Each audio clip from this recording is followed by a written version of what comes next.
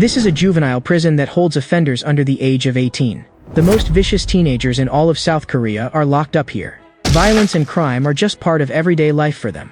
But there was one boy who had suffered a lifetime of abuse from his father. Yet because he finally fought back one day and beat his father into a vegetative state, the judge sentenced him to 3 years in prison. To make money in prison, Cha Ju-young endured every kind of hardship.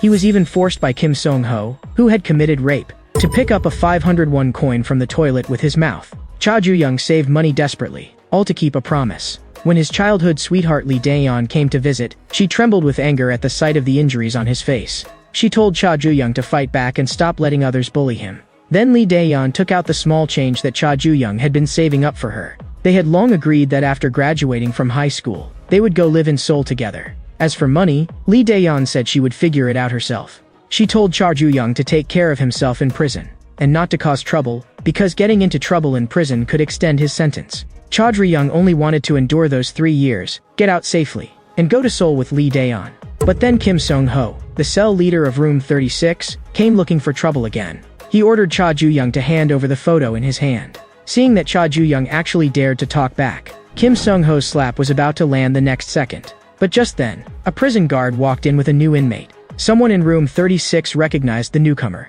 His name was Ma Jae-yum. He had beaten 7 thugs to death and received the maximum juvenile sentence of 20 years. Kim Song-ho said disdainfully, "So what if you killed 7 people? No one who ends up in this prison is a coward." He held out his hand, signaling for Ma Jae-yum to behave himself from now on. But Ma Jae-yum ignored him completely and turned to walk inside. Kim Song-ho flew into a rage on the spot and swung a punch at Ma Jae-yum, but Ma Jae-yum dodged it with ease. His movements were frighteningly fast. Cha Ju-young could tell that this guy who had killed 7 people was fundamentally different from the rest of them. But in the next second, Kim Song-ho's elbow strike landed solidly on Ma Jae-yum. That was completely beyond Cha Ju-young's expectations. As Ma Jae-yum got beaten up, he looked like nothing but a useless weakling. But no matter how others bullied Ma Jae-yum, he still refused to do even small errands like running around for them. And because he drew their attention away, Cha Ju-young ended up suffering much less abuse. In the middle of the night, Cha Ju-young asked Ma Jae-yum, "Is it really that hard to suck up to that bastard of a cell leader? In this room, the cell leader is the president." Cha Ju-young kindly reminded Ma Jae-yum to be more tactful from now on.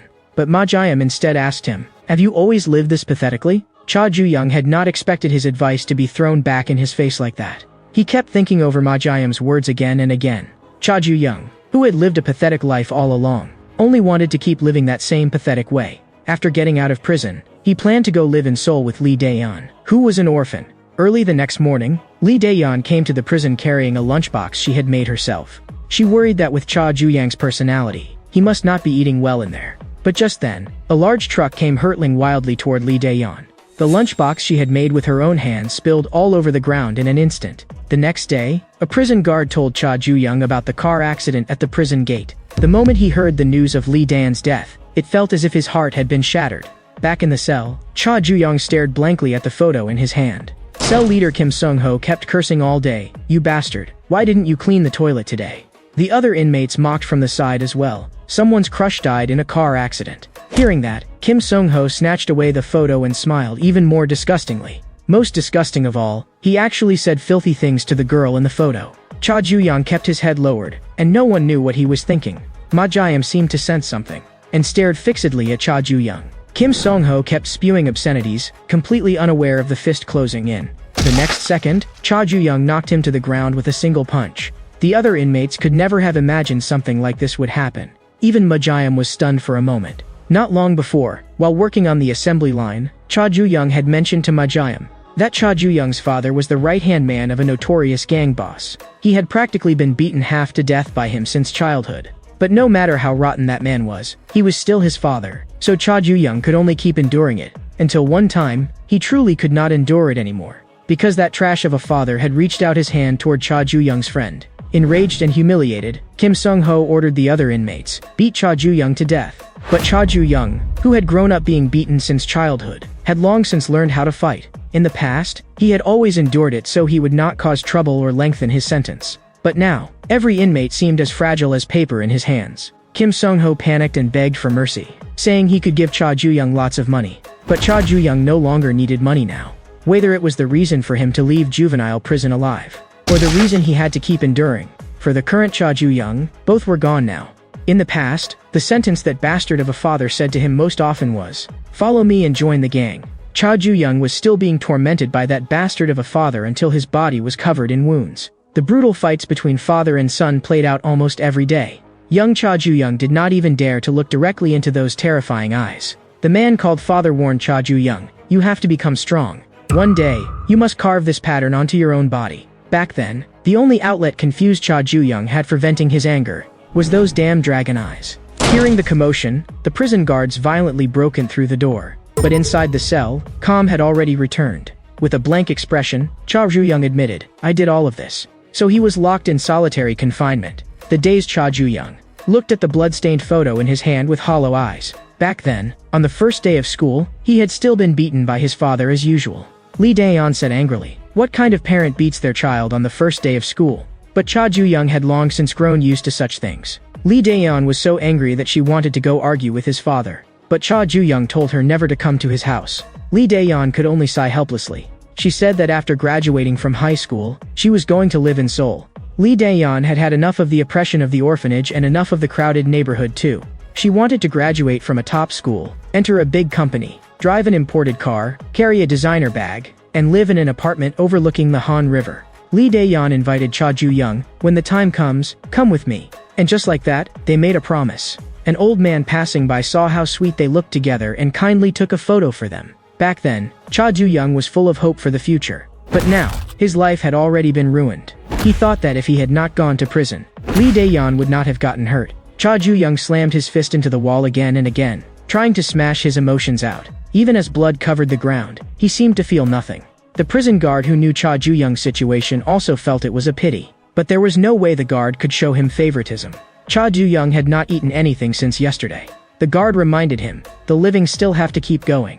The next day, the other inmates were all talking. Cha Ju-young had beaten an entire cell by himself. They all understood that the defeated Kim Sung-ho could no longer keep his position as cell leader. The man who said that was violently shoved face first into his food, because Park Chung-chan, who had come in for aggravated assault, had taken an interest in Cha Ju-young. As a cell leader himself, he warned the people in his room not to challenge his authority. A week later, Cha Ju-young was finally released from solitary, while Kim Sung-ho was still lying in the hospital even now.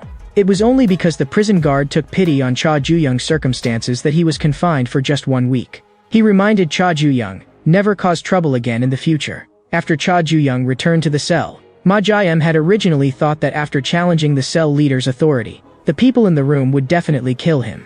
But in reality, the other inmates were instead trying to curry favor with Cha Ju-young. Ma Jae-em finally realized something.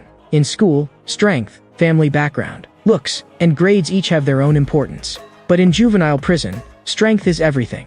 During exercise time the next day, Cha Ju-young called out to Ma Jae-em, because he had a question to ask Ma Jae-em. That day, when Cha Ju-young had nearly beaten the cell leader to death, it was Ma Jae-em who stopped him. Cha Ju-young could not understand it. "You killed 7 people, so why did you stop me from killing someone?"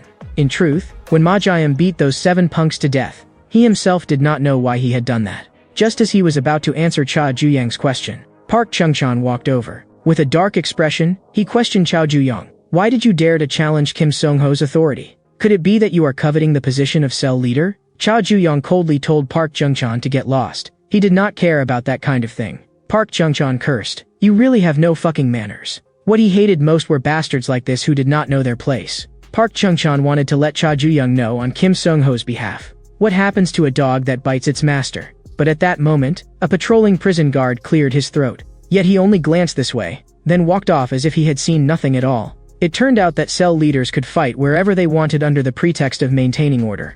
That was the law of this juvenile prison. That was why Park Chung-chan could act without the slightest restraint. But he could not figure out why Cha Ju-young seemed so lifeless, like a stray dog with no strength left. If it was going to be like this, then it would be too boring. But just then, Cha Ju-young saw something familiar. The tattoo on Park Chung-chan's hand was almost exactly the same as the tattoo of that bastard father. Seeing that Park Chung-chan was about to keep attacking, this time Cha Ju-young struck back directly. He slammed Park Chung-chan hard against the wire fence, then seized his wrist and twisted it viciously. Cha Ju-young's attack came down like a rainstorm.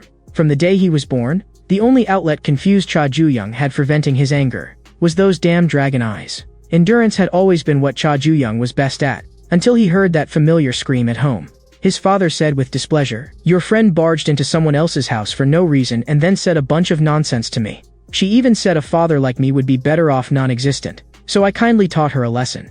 Endurance had originally been what Cha Juyang was best at. But on that very day, he truly reached the end of his endurance. Cha Juyang launched a sneak attack and beat his father into a vegetative state. The doctor said the chance of him waking up was next to none, unless a miracle happened. When Cha Juyang struck again, he almost attracted the attention of all the inmates. None of them had expected that this guy who had just come out of solitary would cause trouble again so soon. Park Jung-chang's tattooed hand had been twisted into the shape of a pretzel. With eyes dark and icy enough to seem blackened, Cha Juyang stared fixedly at that tattoo. Someone upstairs had seen all of this clearly. Kwon Chong-suk, the warden of the juvenile prison, smiled and said, "It is truly a relief that you are unharmed." But he was very curious who exactly this guy who had just been discharged from the hospital had come here to see. After recreation time ended, everyone returned to their cells. Ma Jiam started writing in his notebook again, because no matter how he looked at it, he felt that he seemed to be living with someone extraordinary. At that moment, a prison guard summoned Cha Juyang once again. But this time, someone had come to visit him. Cha Juyang could not figure out who would still come looking for him now. His mother had run away when he was little, and the rest of his relatives had long since cut off contact. Just as Cha Juyang was still wondering who had come, he realized he had been taken into the warden's office. That familiar figure greeted him with a smile. Cha Gangryong was very satisfied with the fierce ruthlessness his son had shown on the yard. Cha Juyang was completely dumbfounded. That trash father of his had actually miraculously woken up. Cha Gangryong himself could hardly believe it. After spending his whole life as a gang lieutenant, he had actually been beaten into this miserable state by his own son. The moment he woke up in the hospital bed and realized all of this, what Cha Gangryong felt was not anger, but trembling excitement. Because this was exactly how his son, Cha Gangryong's son, ought to be. As a father, Cha Gangryong could do anything for his son. So he had no choice but to kill that girl. It turned out that Lee Daeyeon was the one Cha Gangryong had personally run over and killed. At that time, when Lee Daeyeon lay gravely injured on the ground, the face she looked up to see was more terrifying than a ghost's. Cha Gangryong had originally thought Cha Juyang was a hopeless son who only knew how to endure. But on the day Cha Juyang exploded, he saw potential. And that girl was the key that unlocked that potential. During this time, Cha Juyang had already taken too many detours. So Cha Gangryong had to kill that girl and force him back onto the right path. All of this was to make Cha Juyang awaken completely. The warden was suddenly startled. Because Cha Juyang threw a punch and charged at Cha Gangryong with incredible speed. He finally understood what he needed to do. But in the next second, a large number of taser darts were fired directly at Cha Juyang. The violent current instantly engulfed his entire body. Several prison guards immediately raised their tasers and pinned Cha Juyang down completely. Cha Gangryong looked down at him and said, "Want revenge? Do you want to kill me, your father, with your own hands? Then I'll tell you the only way to kill me. There are a few people from our gang in this juvenile prison too. They're just brats who only recently earned their tattoos, but some of them will become core members in the future. You have to prove that you are the strongest among them. I want you to take control of this juvenile prison." As long as Cha Juyang earned the gang's recognition and climbed upwards step by step, one day, he would climb to Cha Gangryong's position and then kill him with his own hands. And in the end, take over the entire Heavenly Dragon gang.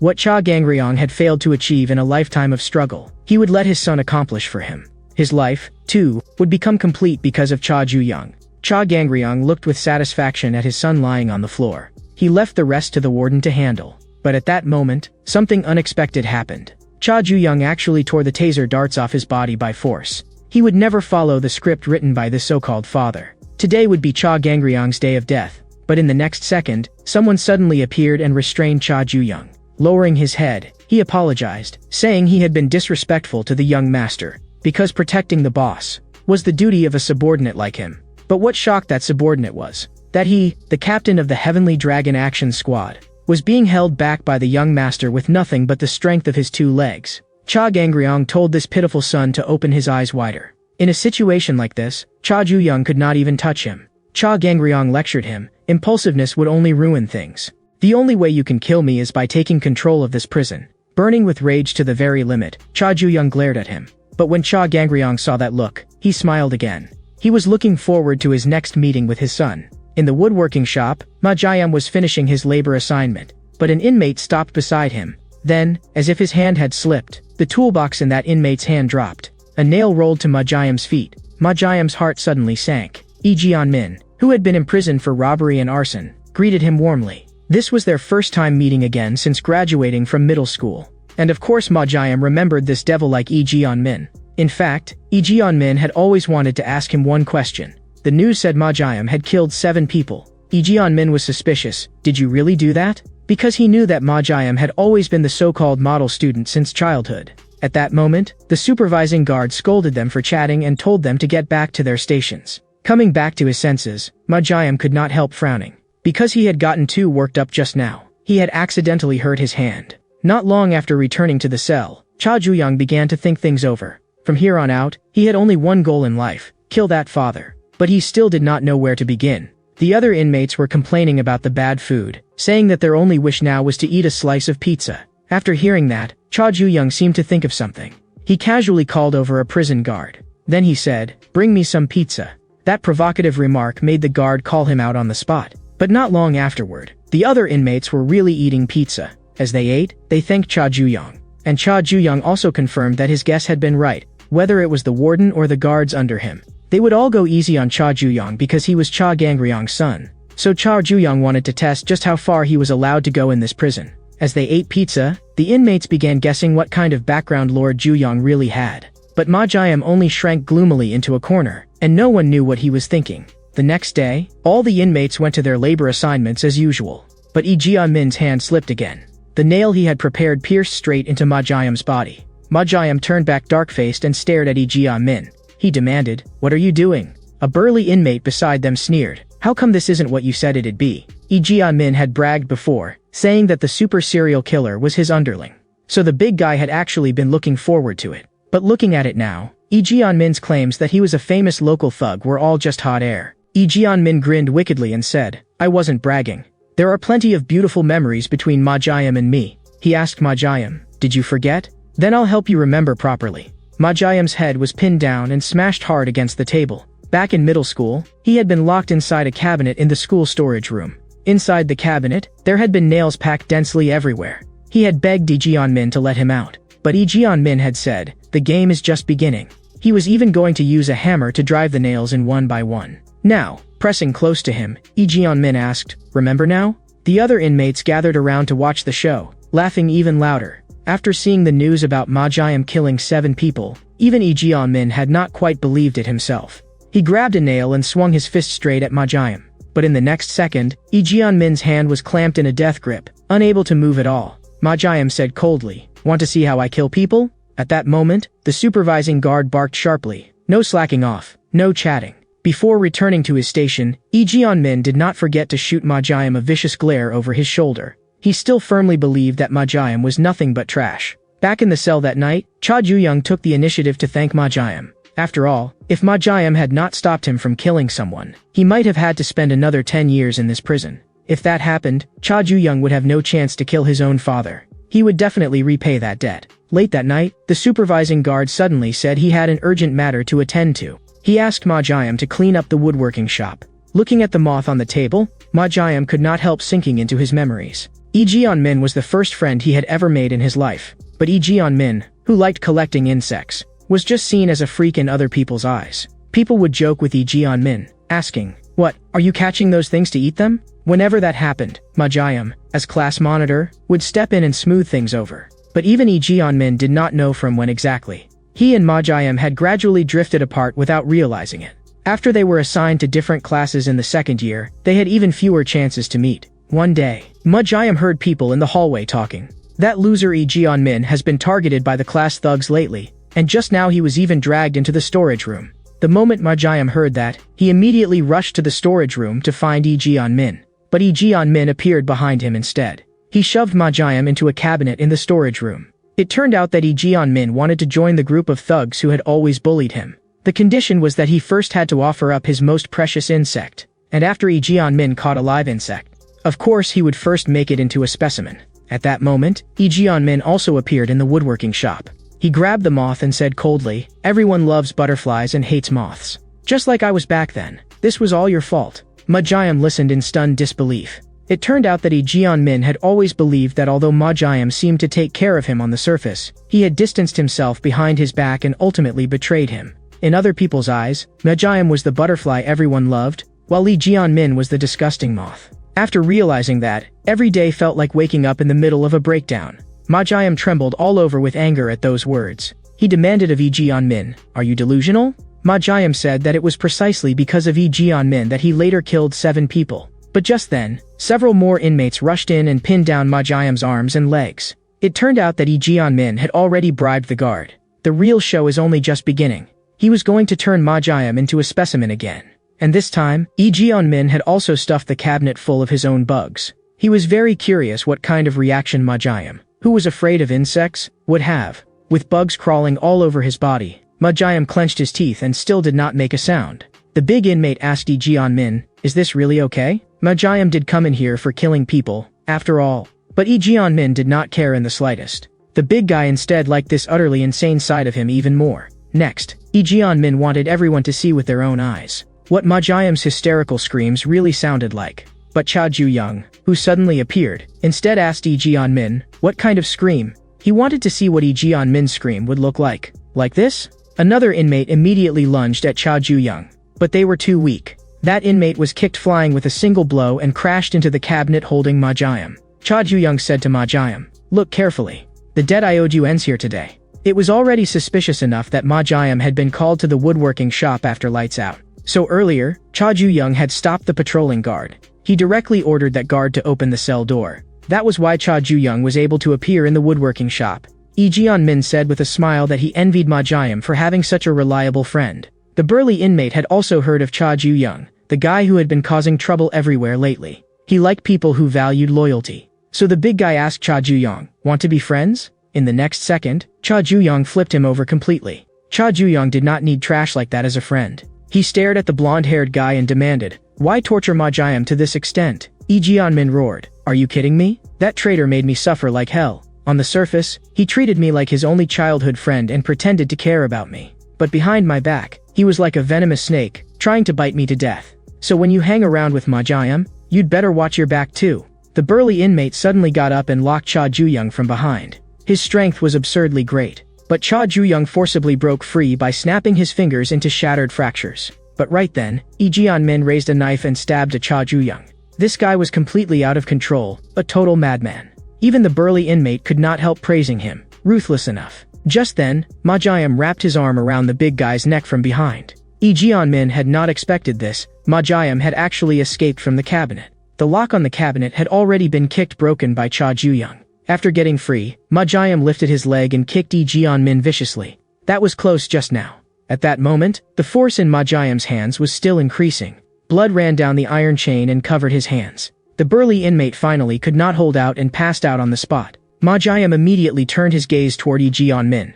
That oppressive presence scared Lee Jian-min so badly that he collapsed onto the floor. He cowed out to Ma Jiam and begged for mercy. "Maybe I just suddenly lost my mind. I'm a useless lunatic to begin with. Please just think of it like I had another episode and let me go." But Ma Jiam had never thought Lee Jian-min was merely having an episode.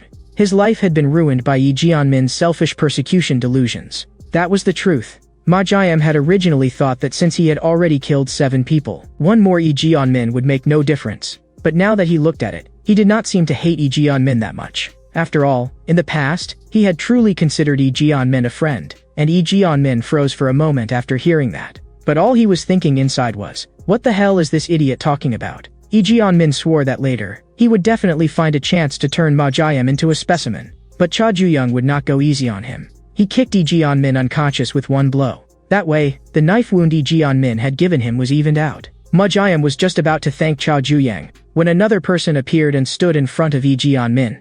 The cell leader of room 23 coldly demanded, "Lee Jian-min, why did you leave the room without permission?" Even though Lee Jian-min had already lost consciousness, the cell leader of room 23 still slammed his fist into Lee Jian-min's face. All because Lee Jian-min had failed to catch a cockroach in time and angered the room 23 cell leader. Cha Ju-young and Ma Jiam both felt a chill run down their backs. Lee Jian-min was beaten until his whole body convulsed. The face of the room 23 cell leader was also splattered with filthy stuff. He actually grabbed Cha Ju-young's clothes and wiped his face with them. Then he asked savagely, "Am I clean now?" Cha Ju-young answered calmly, "No, your face is still filthy." The room 23 cell leader flew into a rage instantly and attacked Cha Ju-young at once. But a prison guard suddenly appeared and shouted, "If you're done working, get back to your rooms now." The room 23 cell leader stared fixedly at Cha Ju-young. He carved Cha Ju-young's number, 7-1-9-9, into his mind. The next day during recreation time, the inmates from room 36, where Cha Ju-young was, all gathered around him. Gu Na-min understood one thing. After Cha Ju-young had snapped someone's hand on the yard last time, he already had enough intimidation. As long as they stayed close to him, no one would dare come looking for trouble. Cha Ju-young did not care about that. He only needed to find the Crimson Fire Dragon, the azure dragon adorned with red flowers. Cha Ju-young had to find the people with that tattoo on their bodies, because they were all subordinates of that damned gang. But there were simply too many inmates in the prison. Gu Na-min proactively said that he was well informed, so Cha Ju-young could ask him anything. Cha Ju-young said, "I'm looking for bastards with tattoos." That evening, the prison started playing anti-school bullying educational films again. Cha Ju-young said coldly, "Criminals like that deserve to rot in prison for the rest of their lives." But at that moment, Gu Na-min said, "Not everyone who ends up in prison is necessarily a bad person." A long time ago, in the neighborhood where he lived, there was a legendary takoyaki shop that was said to be incredibly delicious. Gu Na-min was a regular customer of that shop. But one day, the son of a local congressman went to that shop. That guy abused his father's status and acted wildly, like a madman. Just because the millet rice cakes were not to his taste, he smashed the place to pieces. At that moment, Gu Na-min stepped forward. The self-proclaimed Captain Rice Cake faction made his entrance. In the end, Gu Na-min won that fight, and he became the rice cake hero who protected the takoyaki shop. But he was still sent to prison because of that lunatic who only knew how to rely on his father. The other inmates said disdainfully, "Here you go bragging again?" They all knew that Gu Na-min's nickname was King of Exaggeration. They had even heard that he had previously been beaten by a cell leader for bragging, which was why he had been transferred to a new cell. But Cha Ju-young felt that Gu Na-min's eyes did not look like he was lying. In nature, aphids give ants sugar, and ants protect the aphids. That was like the relationship between Gu Na-min and the delinquents. Having made it this far, Gu Na-min had finally understood. Cha Ju-young, the one in power in room 36, responded well to his approach. Gu Na-min thought, "As long as I become Cha Ju-young's right-hand man, I'll be able to serve out the rest of my sentence comfortably." He loosened the soil while grinning foolishly, carrying out his labor assignment. But the dirt he shoveled accidentally splashed onto the room 23 cell leader. Gu Na-min's heart suddenly sank. Those painful memories instantly came flooding back. He had actually run into his former cell leader again. A demonically insane clean freak. Gu Na-min could not understand why this guy would appear here. The room 23 cell leader asked viciously, "Is your face clean?" Gu Na-min only dared answer, "Super clean." This time, the room 23 cell leader let him off temporarily. But the insecticide still had to be sprayed. The moment the corrosive liquid hit his face, Gu Na-min was immediately driven to tears by the irritation. In agony, he frantically scrubbed his face with dirt. The room 23 cell leader said he had something to ask of Gu Na-min. He had done so much to stay clean, yet that damn number 7-1-9-9 had said he was filthy. The room 23 cell leader wanted Gu Na-min to join him in sterilizing and disinfecting. And on his body was clearly tattooed an azure dragon adorned with red flowers. Back in the cell, Cha Ju-young had just finished doing 100 push-ups on 2 fingers. He was still thinking over and over, where exactly was that damn dragon tattoo?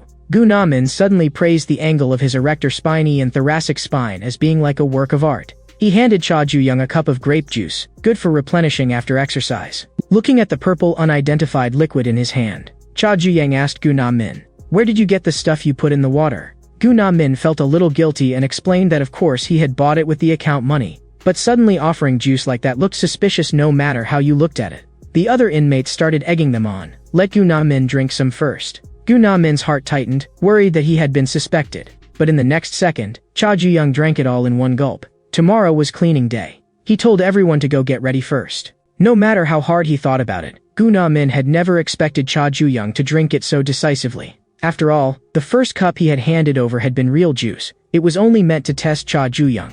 That night, Cha Ju-young began drawing the pattern of the Crimson Fire Dragon.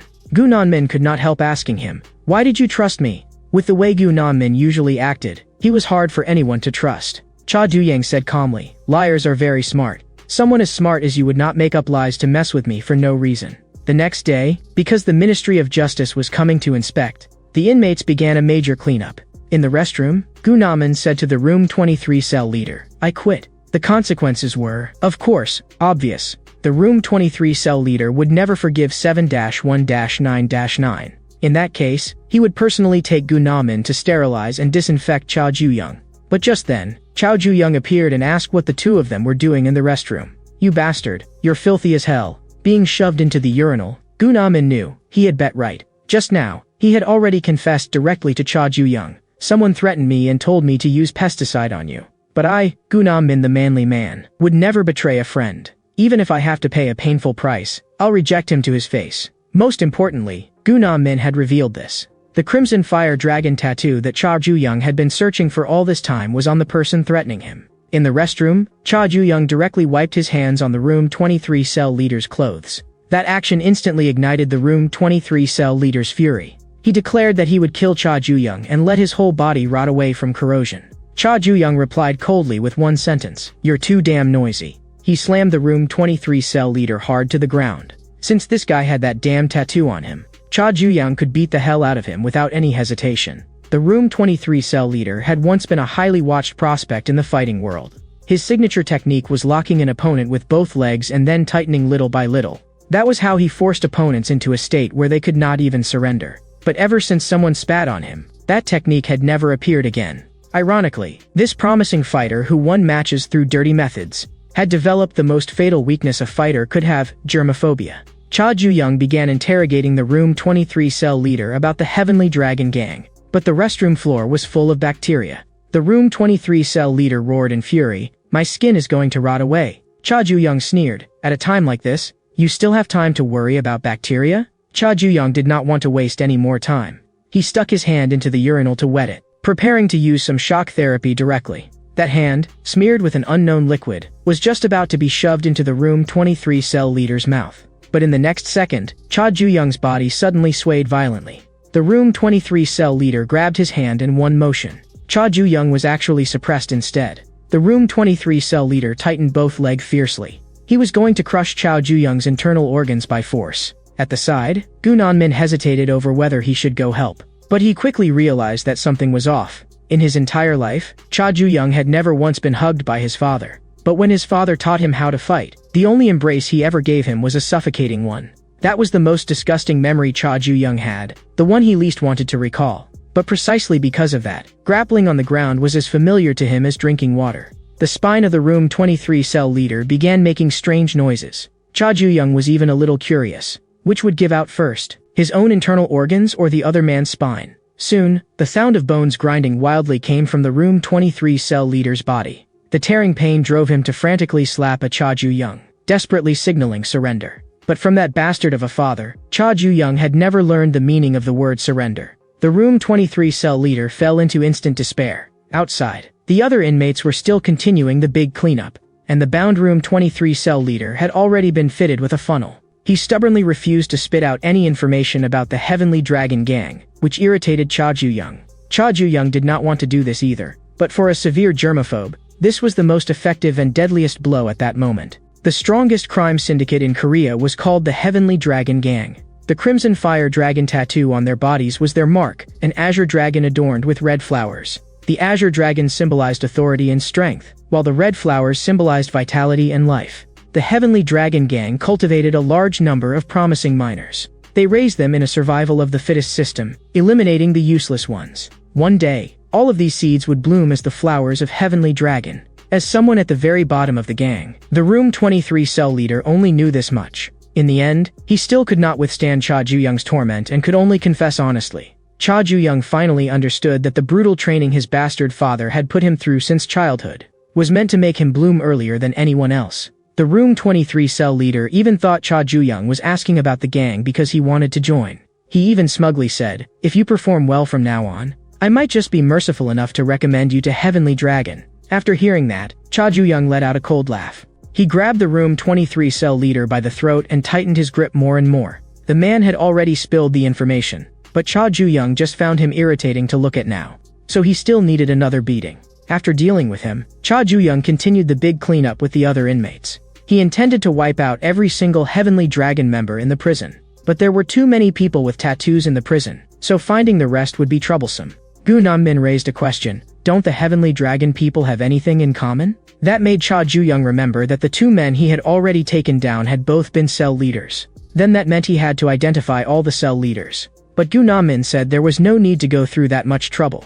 because next week there would be a cell leaders meeting gathering all of them together. It was held once every season, supposedly to strengthen their bonds. In reality, it was where all kinds of illegal transactions were conducted inside the prison. Because of that, it was also called the Criminal Syndicate Conference. Gu Namin warned Cha Juyong to be extremely careful. After all, the people gathered there were the fiercest criminals in the country, and those who could attend the cell leaders meeting were the most dangerous among them, second only to major crime organizations in scale. A week later, the cell leaders meeting was held as scheduled. The cell leaders had all heard that Park Chung-chan and that germaphobe guy had both been made to disappear by someone named Cha Juyong. That kind of arrogance rubbed them the wrong way. Just then, the door slowly opened. Cha Juyong snapped the shovel by the entrance on the spot. Then, at incredible speed, he rushed straight toward the cell leader with the Crimson Fire Dragon tattoo. He was going to crush all of Heavenly Dragon seeds before they could bloom. The other cell leaders watched the scene in confusion. Cha Juyong provoked that Crimson Fire Dragon cell leader. "Come at me." But Park Do-won coldly refused. Because while cell leaders really could use violence in the name of maintaining order, there had to be one prerequisite. Just like the three cell leaders Cha Juyong had recently beaten, there had first been conflicts between them. Park Do-won called that prerequisite justification. And right now, he had no justification to fight a meaningless battle with Cha Juyong. If Cha Juyong still dared to force the issue and disrupt prison order, the other cell leaders would never let him off. And this reckless move by Cha Juyong was only to verify his own judgment. As long as someone acted wantonly, no matter who they were, they would become a thorn in the side of the other cell leaders. Park Do-won had also seen through it. Cha Juyong had never intended to really fight from the start. He could sense Cha Juyong's hostility toward Heavenly Dragon. But in Park Do-won's eyes, that kind of overestimation of himself was only pathetic. With the host's entrance, the cell leaders meeting officially began. At this meeting, aside from the three who had been beaten down by Cha Juyong, all the other cell leaders were present. And Cha Juyong had already become the new cell leader of Room 36. He observed that around 15 cell leaders had come today. Aside from Park Do-won, he still could not tell who else had a Heavenly Dragon tattoo. Any place in the prison run by cell leaders to make money was collectively called a market. A portion of the market's earnings had to be handed over to the warden. The host announced that someone had failed to pay up on time this season. It was Park Do-won's casino. Park Do-won said with a smile, "It was just an oversight." But a white-haired cell leader suddenly brought up a strange rumor that had been spreading recently. That the casino, which claimed to be built on honesty and fairness and allowed high-stakes betting, was actually filled with rigged games. The whole room instantly fell silent. Park Do-won said with a smile, "Everyone knows what happens when cheating at gambling is exposed. If my casino is really rigged, you can do whatever you want with me." After the host finished reading several agenda items, the meeting ended. Park Do-won's casino was located in the Automotive Repair Vocational Training Hall. The casino dealer, Ji-Yoon-ho, asked the other man, "First time here? Then I recommend the simplest game, dice." Cha Juyong felt there was no point dragging things out, since Park Do-won had said, "You need justification before you can make a move." Then Cha Juyong would create that justification with his own hands. He smashed the dice game equipment with one punch, and the magnet inside was exposed on the spot. Cha Juyong said in a low voice, "You people are nothing but a bunch of frauds." People outside believed that a juvenile prison, under strict control and surveillance, was a place aimed at reforming young offenders. But after the 26th warden, Kwon Chong-suk, took office, this place had long since become a den of crime. The prison operated around markets as its core, forming a stable chain of revenue. If cell leaders handed a portion of their profits to the warden, they could obtain privileges and freedoms that ordinary inmates would not even dare dream of. Among them, the casino was the one most capable of driving people into addiction and madness. Even after losing all their chips, ordinary inmates still fantasized about turning it all around in a single game. At times like that, Park Do-won would offer them a solution. As long as they signed a guarantee, they could receive a large amount of chips. And criminals blinded by gambling would dare to do anything for chips. After Cha Juyong pointed out that there was a magnet in the dice tray, the casino immediately erupted into chaos. But the dealer, Ji-Yoon-ho, said, "That's not a magnet. That ball is only a weight-balancing axle." After saying that, Ji-Yoon-ho took out a magnet. Cha Juyong brought the ball close to it, but the ball showed no reaction and simply dropped down. Ji-Yoon-ho then brought out other iron objects to prove that the magnet was real. Seeing that, the other inmates mocked, "What kind of fit is 7-1-9-9?" Throwing all of a sudden, Ji-Yoon-ho also brought over 2 new dice trays, ready to restart the game. Not far away, Park Do-won cast Cha Juyong a glance. There was something unreadable hidden in that look. Cha Juyong quickly lost all his chips. He could not understand what had happened. The odds had clearly been about the same. On the surface, it simply looked like Cha Juyong had bad luck. Ji Yun-ho asked him, "Do you still have any chips?" Cha Ju-young searched his whole body and only threw out a scrap of waste paper. At that moment, another inmate in the casino had also lost all his chips. Unwilling to accept it, he shouted in rage and tried to renege, "You're all frauds. I'll never give money to a bunch of swindlers like you." The hand waving the screwdriver was instantly seized by a large hand. Park Do-won said coldly, "Why didn't I hear you shouting when you were winning? Do you have evidence that we cheated?" But that inmate only felt that the odds were off and could produce no evidence. So Park Do-won told him to stop making trouble and stop disturbing the other customers. As he said that, he cast Cha Ju-young a meaningful glance. Having lost all his chips and found no evidence, Cha Ju-young returned to the cell. But all of this had been part of his plan. At the same time, 2 other people took out props they had swiped from the casino. So it turned out that Cha Ju-young had only been responsible for drawing everyone's attention. That way, Gu Na-min and Ma Jae-im could make their move amid the chaos. If Park Do-won's casino really was rigged, there had to be a flaw in the cards. At the same time, Park Do-won was punishing the inmate who had caused trouble earlier that day. No matter how that inmate apologized and begged for mercy, it was already useless. After a burst of shrill screams, a figure approached. Ji Yun-ho apologized to Park Do-won, saying that Cha Ju-young at his table had caused the disturbance. Park Do-won replied indifferently, "It's not your fault. You just keep doing your job for the casino." Park Do-won did not know why Cha Ju-young's hostility toward Heavenly Dragon was so strong. But if Cha Ju-young dared cause trouble again, he would not mind sending him straight to hell. Back in room 36, Gu Na-min had finally found the flaw. There were hidden circular markings of different sizes on the backs of the casino cards. As long as the dealer looked at the back, he could tell what was on the front. Cha Ju-young had finally obtained his justification. Now it was just a matter of who could send whom to hell first. After inmates who had signed guarantees at the casino were released, there would be people waiting for them outside the prison. Because that guarantee was actually a consent form for organ harvesting. They had already reserved healthy typo organs in advance. So it turned out that Park Do-won was also a broker in the organ trade. But an organ trafficker reminded him, "If you walk the night road long enough, sooner or later you'll meet a ghost." If something went wrong, the warden could walk away clean, but Park Do-won would have to shoulder it all alone. But Park Do-won did not care. He felt that even if the worst happened, it would not matter.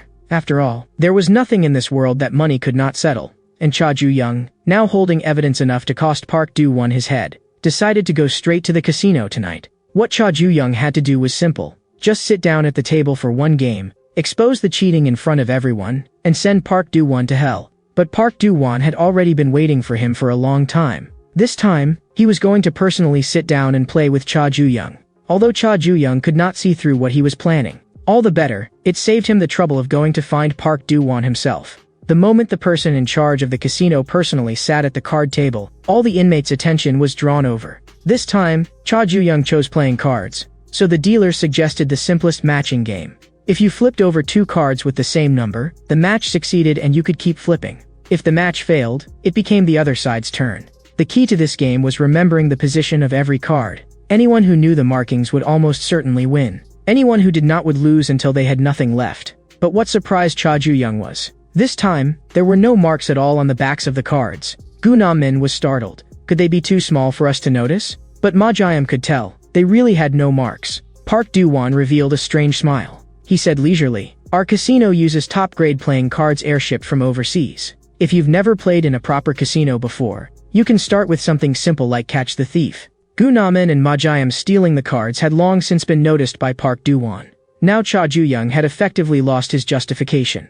Park Do-won directly threw down a huge stack of money as a heavy bet, but Cha Ju-young had not brought any money at all. Seeing that, the dealer once again took out the organ harvesting consent form. Each organ had a different price. Cha Ju-young did not move for a long time. Park Do-won mockingly asked, "What, scared?" Both Gu Na-min and Ma Jae-im understood. This game had to be rigged somehow too. If he stopped now, before placing a bet, it was still not too late. But in the next second, every inmate in the room gasped. Because that madman Cha Ju-young actually went all in with every organ in his body. Gu Na-min and Ma Jae-im could not understand what he was doing at all. Even knowing the other side would cheat, he still dared to bet all his organs. With the betting over, the matching game officially began. Cha Ju-young flipped first. The first card was the 8 of spades, and the second card was the 9 of hearts. The match failed, so it was Park Do-won's turn, and he flipped the 9 of clubs. As long as he flipped back the 9 of hearts Cha Ju-young had just revealed, the match would succeed.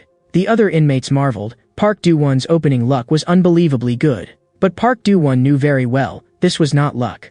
He had already memorized the position of every card, because before the game began, he had already colluded with the dealer. This trick would leave behind no physical evidence at all. The opponent could only sit there and be hollowed out bit by bit. Park Do-won found it laughable. He too had once believed his father was the most dependable man in the world. He had liked that father who worked diligently every day and came home with money. But all of it had been an illusion. Once his father entered a casino, everything changed. He even ended up owing 500 million in loan shark debt. Even more absurdly, until the day he died, his father never knew he had been thoroughly deceived by a rigged machine. Park Do-won did not want to become that kind of fool. He chose to stand on the side of deception. At this moment, Cha Ju-young was already in an absolute disadvantage. The other inmates mocked one after another, "Don't cry when they hollow out your organs." But Cha Ju-young made them see clearly what the cheating method in this game actually was. He flipped over a pair of queens in succession, then flipped over a pair of fives in succession. Even with a streak of luck, there was no way to catch up to the 16 cards Park Do-won had already matched. But the speed at which Cha Ju-young flipped cards grew faster and faster. He did not miss even once. Every flip hit. Park Do-won could not understand it. Only he and the dealer were supposed to know the positions of the cards. But at that moment, the dealer showed him a strange smile. That day, after the casino closed, Ji-Yoon-ho noticed the scrap of paper on the floor. It was the one Cha Ju-young had thrown to him. Written on the paper were a time and a place. Ji-Yoon-ho went to the meeting at the appointed time. Cha Ju-young said plainly, "I've already discovered the problem with your playing cards." But he also knew that once the casino discovered the cards had been stolen, they would definitely switch to new cards without hidden marks. So Cha Ju-young had not called Ji-Yoon-ho out to expose him. He had called him out to save him. Because most dealers worked for Park Do-won only because they owed him money, and they too had borrowed against organ collateral. As long as Ji-Yoon-ho was willing to help, Cha Ju-young promised to pay off his debt for him. But Ji-Yoon-ho did not want to take that risk. Cha Ju-young asked him in return, "Before your release, can you really repay all the money you owe Park Do-won?" A week later, once Ji-Yoon-ho was released carrying that debt, what would happen to him was obvious without thinking. No one wants the moment they regain their freedom to be followed immediately by lying down on a cold operating table. What Cha Ju-young wanted Ji-Yoon-ho to do was simple. Just expose the casino's cheating in front of everyone. Cha Ju-young swept up all the remaining cards in one go and said with a smile, "Should I say I'm lucky? Or should I say that my memory is just too good, because I colluded with the dealer and memorized the position of every card in advance?" Before his words had even finished, the whole room exploded. At that moment, Ji-Yoon-ho also spoke up. "Every game in this casino has been a scam for a long time." He could explain one by one what method had been used in each game. The inmates immediately turned their anger toward the person in charge of the casino. Park Do-won ordered them in a low voice to stop making trouble. But in the next second, Cha Ju-young knocked him to the ground with one punch. There was already more than enough justification. Park Do-won himself had said, if the casino was cheating, the other cell leaders could do whatever they wanted with him. So Cha Ju-young intended to do exactly that, kill him outright. The scene shifted. A man consumed by gambling addiction had fallen into over 100 million in loan shark debt, and his own son had then sold all of his organs to repay it. Park Do-won looked at himself still taking care of his comatose father, silent as iron. The organ trader mockingly asked, "Is this belated filial piety?" But Park Do-won only forced himself to remember one thing. Without money, even your closest family can be sold off. To make money, Park Do-won came to the most brutal juvenile prison in all of South Korea to run a casino. But after he cheated, Cha Ju-young tore off his mask on the spot. By the rules, Park Do-won could now only submit to whatever others did to him. Cha Ju-young raised his hand, about to kill him personally. But Park Do-won moved first and blasted Cha Ju-young away with a single punch. He wanted to make the dealer who had betrayed him pay the price first. The other dealers also took advantage of the chaos and tried to flee with the evidence of the rigged gambling. Ji-Yoon-ho was smashed hard to the ground by Park Do-won. Cha Ju-young immediately rushed toward Park Do-won, but Park Do-won flung Ji-Yoon-ho at him with a backhanded throw. Caught off guard, Cha Ju-young was forced back again. Park Do-won followed up with several heavy punches. The other inmates watched with their scalps tingling. But in the next second, Cha Ju-young's figure vanished, and Park Do-won thought he had fled. But immediately after, Cha Ju-young appeared behind him. Park Do-won was kicked flying and sent crashing far away. Cha Ju-young would not run. And he would not let Park Do-won run either. Park Do-won said coldly, "Don't worry." He would never abandon his money and flee. But after exchanging blows, Cha Ju-young had also seen it. Park Do-won seemed not to know how to fight at all. Just as Cha Ju-young was about to finish him, the retreating Park Do-won asked him, "Is fighting really that important?" In the next second, he drove a knee strike fiercely into Cha Ju-young. Taking advantage of the instant Cha Ju-young froze, Park Do-won turned, gathered force, and blasted Chao Ju-young away with a single punch. Park Do-won looked down on people who only knew how to use brute force. Half of Cha Ju-young's body was slammed into a car. The other inmates had not expected Park Do-won to be this strong. Park Do-won calmly announced, "What happened just now was only a minor incident. Our casino has absolutely no problem." But at that moment, Cha Ju-young spoke again, his voice carrying a trace of madness he could barely suppress. In truth, Cha Ju-young had never needed any justification from the beginning, because a casino was a place for playing games in the first place. Cha Du-young wanted to play hide-and-seek with Park Do-won. If he caught him, he dies. Everything Park Do-won had achieved was piled up inside this casino, so there was no way he could run. Cha Du-young instead found it strange. "How have you still not realized it? Your so-called achievements will all turn to ash tonight. Hide-and-seek was too boring." Cha Du-young wanted to change the game, to dice. He rolled a 3. So Park Do-won would take 3 punches. Park Do-won said disdainfully, "You think a joke like this can wear me down? I'm not like a simple-minded brute with strong limbs like you." Cha Ju-young ignored him and simply kept rolling the dice. Park Do-won's heart jolted. Cha Ju-young said coldly, "That highly developed brain of yours doesn't seem to have brought you much luck." Before Park Do-won could even speak, Cha Ju-young hit him hard 6 times. Park Do-won was beaten into seeing flashes of his life before his eyes. Back then, he had sought out a recruiter from Heavenly Dragon. He pulled out a huge sum of money and wanted to join Heavenly Dragon. Because he wanted to earn money he could never finish spending. But compared to money, the recruiter preferred men who did not fear death. After hearing that, Park Do-won directly snatched the sashimi knife from her hand. For money, he was willing to give up anything. He was even mad enough to slash open his own throat with the knife. That also proved that he was qualified to join Heavenly Dragon. After joining Heavenly Dragon, Park Do-won had even voluntarily asked to enter juvenile prison.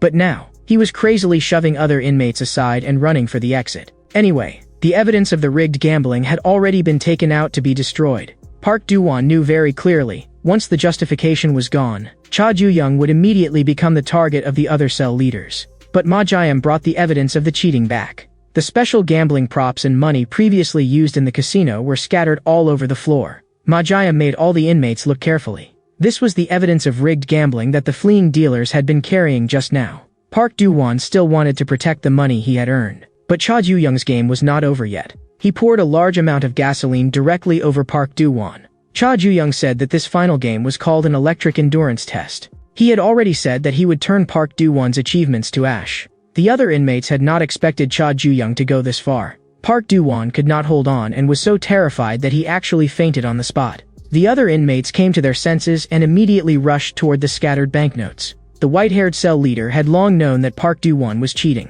With this, Park Do-won's privileges in prison had come to an end as well. 1 year and 2 months later, Park Do-won had just been released from prison. The organ trader had already prepared tofu to welcome him. Park Do-won said that he would rebuild his life outside as soon as possible.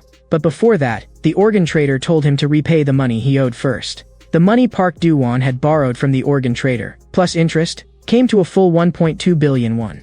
Unable to repay it, Park Do-won ultimately could only end up like the others, with his organs taken out. Time returns to the present. Cha Ju-young had already crushed 3 of Heavenly Dragon seeds. Just as he was thinking about who the next target should be, he discovered that there was actually a stranger standing in cell 36. The white-haired cell leader smiled and asked, "Is this the girl who died in the car accident?" Before the words had even finished, Cha Ju-young had already rushed in front of him. The white-haired cell leader's mouth was covered tightly. Cha Ju-young told Gunamin to bring a pillow. That way, the screams could be muffled and would not carry into the corridor. The white-haired cell leader often got so bored in prison he felt like going mad. He was even so bored at the cell leaders' meeting that he counted the curses left on the walls by those before him. The white-haired cell leader wanted some excitement. He longed for that feeling of dopamine surging through him. And then Cha Ju-young entered his sight. That arrogant and ruthless aura was unforgettable at a glance. The white-haired cell leader's dopamine nearly exploded. But now that his mouth was covered, he could not even explain himself. Seeing Cha Ju-young's fist about to come down, the white-haired cell leader held up the crimson fire dragon drawing Cha Ju-young had made. He had come to help Cha Ju-young. The white-haired cell leader kicked away Cha Ju-young's restraint with 1 foot. He could tell that Cha Ju-young was looking for that dragon tattoo. Before talking, the white-haired guy wanted to clear up the misunderstanding first. He had not meant to do anything with the photo. It had just accidentally fallen out while he was flipping through the sketchbook. The white-haired guy said he really wanted to help Cha Ju-young wipe out all those dragons. But Cha Ju-young bluntly told him to get lost. The white-haired guy said meaningfully, "You're even duller than I thought." Cell leaders really can throw their weight around all over the prison. But if you keep acting this recklessly, other cell leaders might assassinate you. There are far more dangerous people in juvenile prison than you think. Even so, are you still going to refuse me? But even if he made it sound convincing, Cha Ju-young still could not trust an ally who had suddenly appeared out of nowhere. There was clearly nothing in this for the white-haired guy. Cha Ju-young asked him directly, "What exactly do you want to get out of this?" The white-haired guy thought seriously for a moment, and in the end, it was as if he could only come up with one answer, to make himself a little more excited. The next day, Christian believers came to the juvenile prison to preach. The inmates, who had not seen women in a long time, instantly became restless. Looking at the banner that read Sky Church, Cha Ju-young's memories were forcibly dragged back to the past. Back then, he often hid in a small room at the church, simply because it let him avoid that trash father of his. Lee Dae-yeon, who had snuck out of the orphanage, could always find him. Both of them had hard lives. At that moment, Song Eun-ha from the orphanage came to take Lee Dae-yeon back for the nun. Lee Dae-yeon, who had snuck out and was afraid of being punished, could only hide with Cha Ju-young in the small room. But what surprised Cha Ju-young now was that Song Eun-ha had also appeared in this missionary group. At lunchtime, the believers handing out boxed meals all looked displeased, because the inmates here were extremely rude, and often even made offensive moves. At that moment, however, the burly cell leader tearfully thanked them for preparing the food. The believers thought this guy must be Catholic, but after the burly cell leader finished making a Catholic prayer gesture, what came out of his mouth was Namo Umitba. The believers froze on the spot. At that moment, Cha Ju-young met Song Eun-ha in the small room. The three of them had often played together in the past. Song Eun-ha felt sad about Sister Daeun's death. She asked Cha Ju-young, "During this time, you must have felt very lonely." Back when they were still in school, Song Eun-ha often asked Cha Ju-young to come out and hang out. But almost every time, Cha Ju-young already had plans with Lee Dae-yeon. Now Song Eun-ha said to him, "You're not alone. You still have me." At that moment, the voices of prison guards came from outside. They were also about to go get boxed meals and eat. Only then did Song Eun-ha remember that she still had to go hand out meals. Cha Ju-young hoped that after getting out in 3 years, he could still see her again. But Song Eun-ha said she would come again next week, because the church had decided to come to the juvenile prison every Sunday to volunteer. While handing out meals, Song Eun-ha was very kind to every inmate, but the other believers were disgusted by what they thought was her deliberately affected manner. They thought the rumors about Song Eun-ha going in and out of motels with older men were probably true. When Cha Ju-young, who had come to the cafeteria to eat, heard that, he froze completely. After lunch, the nun led everyone in prayer. The inmates listened drowsily. But as soon as the prayer ended, the nun suddenly announced, "No matter who you are, today you can be freed from sin. Only today, everyone is free." The girls walked onto the stage and began to dance provocatively. Some of the inmates watching from below were so worked up they could not hold it and wanted to go to the bathroom. After the performance ended, the girls returned to the changing room to change clothes. The two inmates who had wanted to go to the bathroom earlier were now hiding outside the door, eavesdropping. With nasty grins, they reached out, wanting to push the door open and peep. Cha Ju-young asked coldly, "What are you doing?" In the next second, the force of a punch smashed over. The two peeping inmates were knocked down instantly. But the one who made the move was not Cha Ju-young. The burly cell leader said in a low voice, "The 7th commandment, you shall not commit adultery. God will not forgive your kind of disrespect." The girls in the changing room also heard the commotion. So Moon-ha came out and asked Cha Ju-young, "What happened?" Then it was as if she saw something terrifying. She was so frightened that she immediately hid behind Cha Ju-young.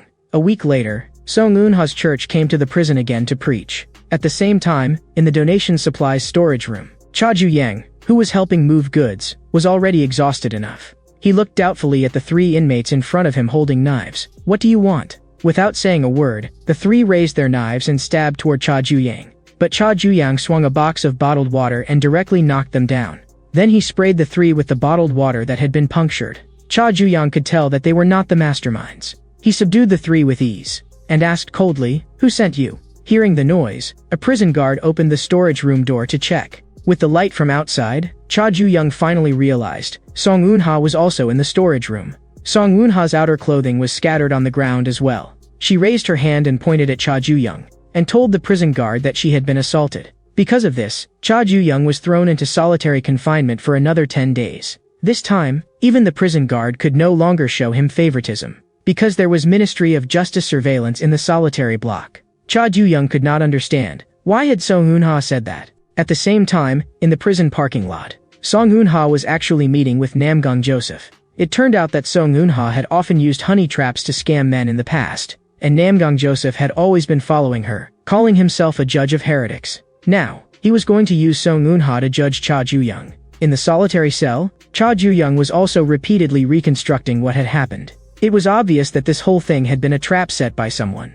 Those 3 attackers had only been there to buy time. The real purpose was to use Song Eun-ha to frame him for rape. But at the very last moment, Song Eun-ha had regretted it. She changed her statement and told the prison guard that Cha Ju-young had saved her. But until the truth was clarified, everyone still had to be taken away first. Cha Ju-young could not understand who exactly had instructed Song Eun-ha, and why had she changed her story at the last moment. Cha Ju-young asked the prison guard, "Help me call someone over." At that moment, Namgung Joseph was gloomily questioning Song Eun-ha. "Why did you give up?" When Song Eun-ha said that she wanted to end the judgment, Namgung Joseph said in a low voice, "I have indecent hidden videos of you in my hands." If Song Eun-ha did not keep working for him as she had before, then something would also happen to her mother. Pushed to the limit, Song Eun-ha roared, "I'm calling the police, and your crimes." Her words were abruptly cut off by a scream. Namgung Joseph had decided that Song Eun-ha had already been infected by heresy. He was going to purify her immediately. And at that hour, there was basically no one in the prison parking lot. But just as Namgung Joseph was about to make his move, for some reason Cha Ju-young appeared there from solitary confinement. Looking at him, Namgung Joseph asked, "Can you wait a moment? I still have something to take care of here." Cha Ju-young directly pressed the bus door close button. Because now, he also had something to take care of. The person Cha Ju-young had asked the guard to call over was precisely that white-haired cell leader who had once said he wanted to help him. The white-haired guy was actually looking around enviously. "Your single solitary cell is pretty nice." But Cha Ju-young had no time to talk nonsense with him. Since the white-haired guy said he wanted to join forces and wipe out those dragons, then prove it first. "Show me whether you're worth using." The white-haired guy fell silent for a moment. He asked Cha Ju-young, "How do you want me to help?" He could hardly wait to have some fun. Inside the bus, Cha Ju-young coldly warned Namgung Joseph, "Stay away from Song Eun-ha." But Namgung Joseph shamelessly said, "This is just a religious ritual." When his massive body pressed down, even the bus seat creaked from the strain. Cha Ju-young exploded forward in an instant. A heavy punch smashed hard into Namgung Joseph. "How dare you do that kind of thing to Song Eun-ha?" In Cha Ju-young's eyes, that kind of crime deserved to be chopped to pieces. But even after taking several punches, Namgung Joseph still stood upright. He sneered and praised Cha Ju-young. "Your punches are really accurate." It was Namgung Joseph's first time seeing someone whose every punch landed on a vital point, and he was even curious who had taught Cha Ju-young. Cha Ju-young kicked out again and replied coldly, "None of your damn business." But even after taking a hit to the chest, Namgung Joseph still did not budge in the slightest. He said in a deep voice, "I never learned how to fight from humans, because I already possess a body blessed by God." After a loud bang, Song Eun-ha covered her mouth in disbelief. Namgung Joseph, who called himself a messenger of God, was about to carry out his mission of judging heretics. During a summer Bible camp, Song Eun-ha had once confided her experiences to others. Because of the debts left behind by her father, she had been forced to separate from her mother. Song Eun-ha's wish was simply that one day she could live together with her mother. Namgung Joseph, who had attended the camp as well, heard all of this. Afterward, he approached Song Eun-ha alone and said that he could solve the debt problem.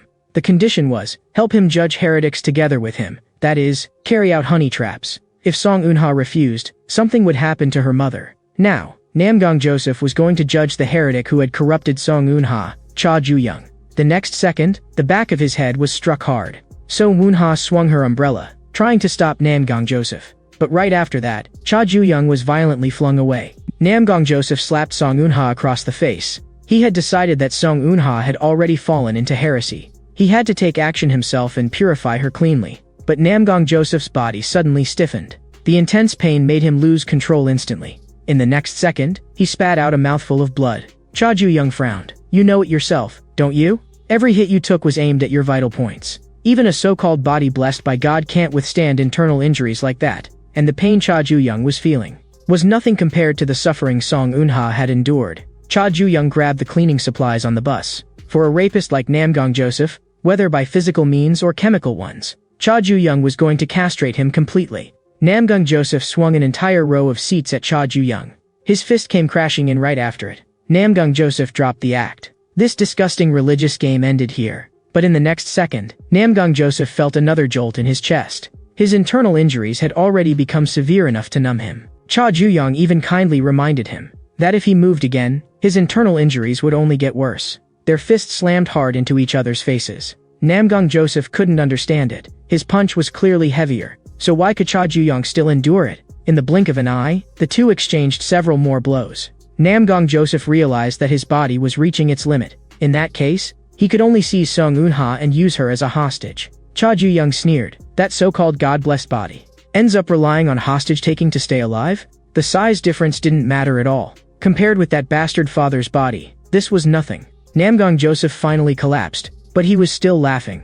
Because he had filmed the entire process of Song Eun-ha helping him with honey traps. He was looking forward to seeing what expression Song Eun-ha's mother would have when she saw the videos. But at that moment, Cha Ju-young calmly recited the crimes Namgang Joseph had not exposed. 5 rapes, 9 attempted rapes, and 4 cases of sexual harassment. If Namgang Joseph dared touch Song Eun-ha's mother, Cha Ju-young would make all of it public. Want to threaten Cha Ju-young? He wasn't qualified. Cha Ju-young raised his hand and fired the taser into Namgang Joseph's crotch. He had already said it. He was going to castrate Namgang Joseph completely. Having been tossed himself, Cha Ju-young knew very well how to make sure a man would never get hard again for the rest of his life. At that moment, Song Eun-ha softly asked, "Are you okay?" Cha Ju-young asked her back, "If you were being threatened, why didn't you say so earlier?" Song Eun-ha hesitated and asked, "How did you know?" Actually, Cha Ju-young had noticed it from the details. Whenever Song Eun-ha wanted to say something but didn't dare, she would unconsciously twirl her hair. Cha Ju-young was annoyed with himself. He should have realized it sooner.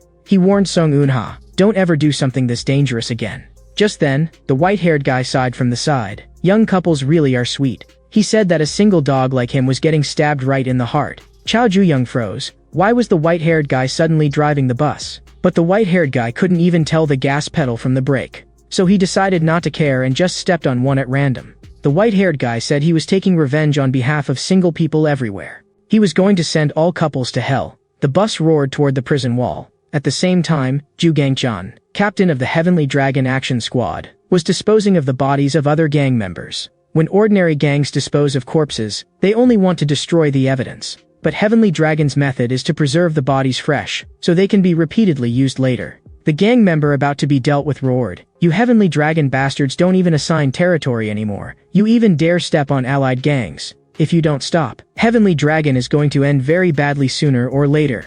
Ju Gang-chan only replied, "Then go watch it happen slowly from hell." After disposing of the body, Ju Gang-chan received a phone call. On the bus, Cha Ju-young couldn't tell what the white-haired guy was doing. If they kept driving forward, that would count as a prison break. But just as they were about to crash into the wall, the white-haired guy suddenly yanked the wheel. The bus fishtailed into a drift and slammed sideways into the wall. After confirming that Song Eun-ha was okay, Cha Ju-young turned and shouted angrily, "White hair, are you insane?" But the white-haired guy told them to run quickly, because with a commotion this big, the guards would be there any second. Afterward, the white-haired guy explained, "This way, everything could be pinned on Namgang Joseph. Since he had left without permission and evaded surveillance, there was no way he could explain himself." Now that the matter was wrapped up, it was time for Savior Whitehair to leave. With a wicked grin, he said, "The little couple should enjoy some time alone." Cha Ju-young told Song Eun-ha to hurry back, or the nun would get worried. But Song Eun-ha began searching through her clothes. She said this was something that should be given to Cha Ju-young. It was a little bear keychain. Not long ago, the three of them had still been fooling around together in front of a claw machine. But aside from the 3 bears Lee Daeon had won, the other 2 hadn't gotten a single one. 3 little bears, just enough for one each. Lee Daeon had once heard a saying, "As long as the token remains, no matter how far apart people are, they can still feel that they are together." And Lee Daeon had said, the more she looked at this little bear, the more it looked like her. Song Eun-ha found it while sorting through Lee Daeon's belongings. She handed the little bear to Cha Ju-young, and then it was time for her to leave too. Song Eun-ha had more she wanted to say, but somehow could not get the words out. But in the end, she still loyally said, "If I confess next time, Sister Daeon, don't be mad." Back in solitary, Cha Ju-young felt a little helpless, because the white-haired guy had actually envied his private cell. So he had deliberately caused trouble and gotten himself sent to solitary too. Taking the opportunity, Cha Ju-young asked him, "How exactly did you get me out of solitary?" The guard had clearly said there were people watching this place. But the white-haired guy had not only obtained a taser, he also knew about Namgang Joseph's crimes. What Cha Ju-young wanted to know even more was, "Who exactly are you?" The white-haired guy said calmly, "That's a secret. Anyway, I've already proven my value." Then, according to their agreement, Cha Ju-young would cooperate with him. The white-haired guy immediately got excited and kept knocking on the wall. Cha Ju-young told him to say it now. "Exactly how are you going to help?" But from the solitary cell next door, only steady breathing could be heard. Cha Juyang was speechless. Don't tell me this white-haired guy already fell asleep. At the same time, Yu Haewon, a heavenly dragon recruiter, arrived deep in the mountains, because Cha Gangryong's villa, Chanhua Pavilion, was located there. Yu Haewon was puzzled. Why would the second-in-command of Heavenly Dragon live in a mountain villa instead of a high-rise in the city center? And Cha Gangryong had just finished exercising. Ju Gangchan was making tea for him at the side. After a brief exchange of pleasantries, Cha Gangryong asked Ju Gangchan, "What is it you need to report?" The moment he heard it was about the young master, Cha Gangryong's gaze instantly turned cold. Chanhua Pavilion was so vast it was like a city. Cha Gangryong walked to the artificial lake and told Ju Gangchan to speak. Ju Gangchan reported, after entering juvenile prison, the young master had clashed one after another with several cell leaders. The outcome was without suspense. The young master won every time and crushed several of Heavenly Dragon seeds. This speed was unprecedented, and Ju Gangchan believed the young master's level was astonishing. Even the person Yu Haewon had taken a liking to had been defeated by the young master. They had thought that as a father, Cha Gangryong would surely be pleased. But Cha Gangryong felt only disappointment. He was waiting for his son to bloom, but right now not even a bud had appeared. Cha Juyang was at most just a sapling desperately growing upward. As Cha Gangryong's son, he should not be only at this level. He had to find a way to make his son bloom ahead of time. In the prison, the inmates responsible for hauling garbage were grumbling nonstop. They said, might as well just burn this rotten prison to the ground. Nearby, Choi Yoon-taek, the cell leader of room 37, let out a cold laugh. He told them, if you've got the guts, then try it. But they were only venting with their mouths. Seeing that these pieces of trash still dared to act so brazenly, Choi Yoon-taek became even more annoyed. He had once personally beaten a teacher so badly he was seriously injured, just because the teacher talked too much. Now he beat up these loudmouth punks too. Someone from his cell reported Cha Juyang's situation to Choi Yoon-taek. Choi Yoon-taek originally didn't want to bother with it, but Cha Juyang was getting more and more arrogant, and it pissed him off. Back in cell 36, the inmates all dropped to their knees in unison to welcome the boss's return. While Cha Juyang had been away, nothing much had happened in the cell. At that moment, he noticed that there was a new inmate in the cell. Gu Namin said, "This newcomer is big, but kind of dumb, not really a bad person." At that moment, a guard informed cell 36, "This afternoon, you're going out for outdoor labor. Raising venomous insects means locking various poisonous bugs in one jar and letting them devour one another. The one that survives at the end becomes the most poisonous bug of all. Juvenile prison is the jar where Heavenly Dragon raises poisonous insects." Cha Gangryong wanted his son to swallow even more and even stronger poison. He had already placed one extremely venomous bug inside. A guy ruthless to the extreme. Choi Yoon-taek heard that Cha Juyang's cell had outdoor labor duty. He had long had enough of Cha Juyang's arrogant attitude. Choi Yoon-taek didn't care about justification or no justification. Kill him first. Not long later, Cha Juyang was lying in a corner covered in blood. Gu Na-min and Ma Jian were both shocked on the spot, but Cha Juyang quickly stood back up again. As if he had merely taken a fall, he frowned and complained, "This red paint splashed on my clothes is too hard to wash out." The inmates of cell 36, having finished their labor assignment, were all exhausted to the point of collapse. But as they walked back toward the cell, they saw the red paint on the ground again. Gu Na-min looked puzzled. Why would there be red wall paint here? But Cha Juyang recognized it at a glance. It wasn't paint, it was blood. The cell leader of room 37, Choi Yoon-taek, was actually lying in the corner drenched in blood. Cha Gangryong would wait for the day his son bloomed. But he also knew that before blooming, his son could die at any moment. If Cha Juyang made even one wrong step, he would be uprooted immediately. That extremely venomous bug Cha Gangryong had put into the prison was now already lurking right beside his precious son. The other inmates were all discussing it. Who on earth did this? But Ma Jiam sharply felt that the newcomer was suspicious, because during the outdoor labor earlier, the new inmate had disappeared for a short while. And when he came back, there had still been a bit of blood stuck to the sole of his shoe. Just then, Gu Na-min cried out and pointed at the newcomer. Because the newcomer's body was covered with bruises and knife scars, the newcomer scratched his head and said softly, "My dad did this." At the side, Cha Juyang's face immediately darkened. Back in school during PE class, every time Cha Juyang changed into gym clothes, it would draw whispers from his classmates. The scars on his body made him endure those contemptuous looks again and again. That feeling was truly disgusting. After labor ended, the people of room 36 were taking showers. When Cha Juyang saw that the new inmate had no shampoo, he handed him his own. The new inmate frowned. "Are you pitying me?" Cha Juyang shot back. "Do you think I've had such a good life that I'm in any position to pity anyone?" The lives of both of them were filthy to begin with, and miserable to begin with too. Cha Juyang urged him, "Hurry up and finish washing." When the new inmate finished, only Cha Ju-young was left in the shower room. Staring at him, Cha Ju-young asked, "Don't you think it's strange? Why would two people who've never met have exactly the same scars?" Before the new inmate could answer, Cha Ju-young grabbed him by the throat. Because Cha Ju-young knew, this absolutely could not be a coincidence. These scars were clearly left by that man. Cha Ju-young demanded coldly, "Cha Gangryong sent you, didn't he?" But the new inmate only stayed silent and stared at him darkly. Cha Ju-young's fingers slowly tightened. He was going to pry that mouth open. Many years ago, Heavenly Dragon recruiter Yu Haewon had once screened out a batch of children with potential for Cha Gangryong, and Heavenly Dragon itself knew nothing about it. So Cha Gangryong could deal with those children however he wanted. But in Cha Gangryong's eyes, they were all trash. What he wanted were vicious dogs that could tear prey apart. He gave the order on the spot, except for that big one. Throw the rest away. Yu Haewon had not expected that the people she had painstakingly selected would all fail to meet Cha Gangryong's standards. At that moment, things suddenly changed. That big kid was actually bitten hard on the neck by another child. Seeing that scene, Cha Gangryong instead looked satisfied. Because that child's eyes were as fierce as a hunting dog's, that was exactly what he wanted. Cha Gangryong told the child that from today on, he was to call him father. And now, facing Cha Ju-young's interrogation, the new inmate coldly replied, "I am only that man's hunting dog." Hearing that, Cha Ju-young froze for a moment. He had originally been wondering why the new inmate had no Crimson Fire Dragon tattoo. Now it seemed the new inmate had never joined Heavenly Dragon at all. He was someone Cha Gangryong had personally raised by his side. Cha Ju-young pressed on, "Why were you lurking beside me? And why did you get rid of that cell leader who wanted to harm me? And even though you clearly had several chances to make a move, you never killed me." Lowering his voice, Cha Ju-young asked, "What exactly was Cha Gangryong's purpose in sending you?"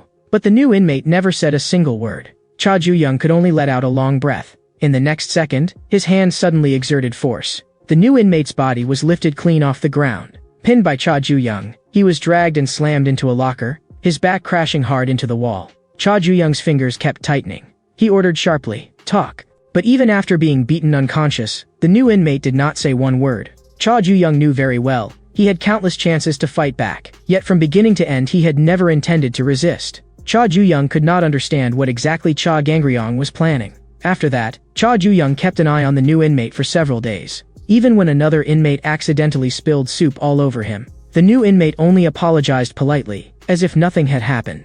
But Cha Ju-young knew that Cha Gangryong could not possibly have sent someone in for no reason. At that moment, Gu Na-min and Ma-jayam were chatting idly beside him. The new inmate silently watched them from not far away. That night, because construction was scheduled on the back hill the next day, the four of them were suddenly called out to cut grass. Cha Ju-young felt even more strongly that something was wrong. The sickles for cutting grass flashed coldly through the weeds. The new inmate suddenly asked Ma-jayam, "Are you close with Cha Ju-young?" Before Ma-jayam could answer, the new inmate stabbed straight at his vital point. Gu Na-min saw that the grass there was too dense and was just about to go help, when in the next second, Cha Ju-young heard a scream. He immediately rushed toward the sound. But Cha Ju-young was still one step too late. Looking at him, the new inmate asked, "Do you understand now? The reason that man sent me to your side." Under Cha Gangryong's training, the new inmate's canine teeth had already become frighteningly sharp. As long as it was for father, he could bite anything to death. And Cha Gangryong had happened to give him 3 tasks. First, enter Cha Ju-young's territory and remove outside interference.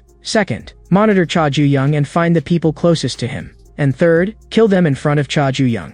The new inmate said coldly, "All of this is to make me, his son, stronger." Cha Ju-young finished for him. At that moment, 2 other voices sounded as well, and the new inmate froze on the spot, because he was certain that he had stabbed both of them in their vital points. It turned out that Ma-jayam and Gu Na-min had long since hidden pigskin padding under their clothes. For the past few days, Cha Ju-young had been thinking through Cha Gangryong's purpose. He had kept forcing himself to think, to make his son stronger, what lengths would that bastard go to? He had not expected that Cha Gangryong would really use such a disgusting method again.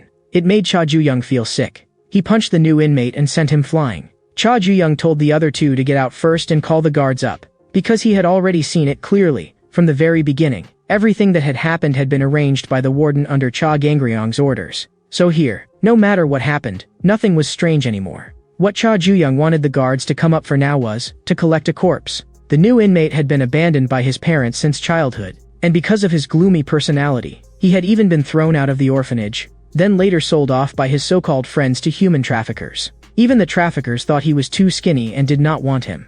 but he escaped by relying on his inborn monstrous strength, and in that moment he made up his mind. As long as you don't abandon me again, I'll do anything. After that, like a stray dog, he was offered up to Cha Gangryong by Yu Haewon.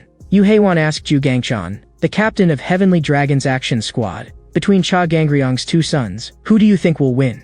Ju Gangchan knew very well that both of them had been personally taught by the boss. So at the beginning, their fighting styles were bound to be very similar. And sure enough, Cha Ju-young and the new inmates' every move almost overlapped. Both of them, trained by Cha Gangryong since childhood, now possessed considerable strength. Yu Haewon frowned. You mean their abilities are about the same? The new inmate thought so too. He smashed another punch hard into Cha Ju-young's abdomen. But after taking that punch head-on, Cha Ju-young understood. They were not the same at all. The new inmate still wanted to keep pressing in, but Cha Ju-young struck back with one punch and forced him back. Even if they had been taught by the same person, their strength could never be exactly identical. Pinned against the wall and beaten, the new inmate gritted his teeth, full of unwillingness. He grabbed Cha Ju-young's arms tightly with both hands. Cha Ju-young could see it clearly. He was outmatched in skill and wanted to rely on brute force to endure. But that path would not work. In the next second, the new inmate suddenly bit down on two of Cha Ju-young's fingers, pain shooting through him. Cha Ju-young kicked him away.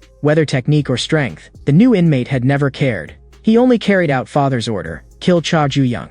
In the next second, his vision was smeared over with blood. Cha Ju-young's fist came down right after it. He warned the new inmate, if you don't want to die too miserably, then don't say that disgusting bastard's name in front of me. After taking a series of heavy blows, the new inmate finally stopped moving. Not far away, two knives lay quietly on the ground. Zhu Gangchan believed that that orphan could never beat the young master. But that was only in a bare-handed fight. If that orphan got hold of a weapon, the result might be different. A lock of Cha Ju-young's hair was sliced away in an instant. Father had once told the new inmate, your talent is a weapon, so raise a blade, fight, and tear into them. The scars all over the new inmate's body were marks left from learning the knife under father. The speed of his blade was frightening.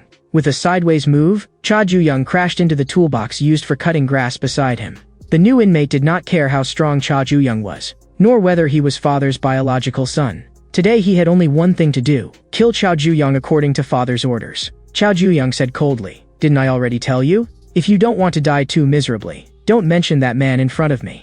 If you learned the knife, how could I, his real son, not have learned it too? A saw can tear a person apart as well. Slowly. You just said father 4 times. So today I'll cut you into 4 pieces. Japan's greatest swordsman was called Miyamoto Musashi, who became famous across the land only after winning more than 60 battles. And the swordsmanship he used originally came from Itoryu. Itoryu, with that absolute killing power, made countless swordsmen fear it. Cha Ju-young saw and the new inmate's blade clashed several times in the blink of an eye. Cha Ju-young recognized the new inmate's style. It was like Itoryu, with extreme speed, plus the pressure of wielding a blade in both hands. It left the opponent unable to guess where the next strike would fall. This guy's blade was more dangerous than Cha Ju-young had expected. Their weapons collided again with a deafening sound. The new inmate sneered, a saw is only a tool for cutting wood, while what they used was something passed down for hundreds, even thousands, of years. True swordsmanship. There was no way something like that could be performed with just a saw. From childhood, the new inmate had honed his swordsmanship with the 2 swords father gave him. Abandoned by everyone since he was young, the new inmate had long since regarded Cha Gangryong as his only father. So even if Cha Gangryong ordered him to assassinate his own biological son, as a hunting dog, the new inmate would still sink his fangs into Cha Ju-young's neck without hesitation.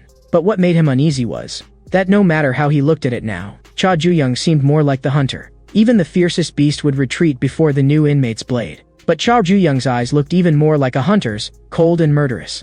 Having been taught the blade by father since childhood, he had carved one sentence into his bones. You only need to avoid the fatal attacks and wait patiently. And the moment your opponent exposes a flaw, you use all your strength to drive the blade in. Cha Gangryong had also made his son remember. Once you raise a blade, you must kill the other person, or that blade will sooner or later pierce your own heart. The new inmate had seen it too. Cha Ju-young had been taking the attacks head-on while waiting for an opening. But it was useless. The new inmate intended to end everything with this one strike. In the next second, the sound of flesh bursting apart exploded. What Cha Ju-young had been waiting for all along was that one big move from the new inmate. If what he had been holding were a knife, the new inmate's head would already have fallen off. The teaching that once you raise a blade, you must kill kept echoing in Cha Ju-young's mind. Cha Ju-young said coldly, using a saw as a weapon has other advantages too. Its uneven teeth can tear the skin open little by little. It forces you to clearly feel the pain of your flesh being peeled apart and your bones being cut through. And the pain of blood vessels and nerves being churned together. Knife wounds can't compare.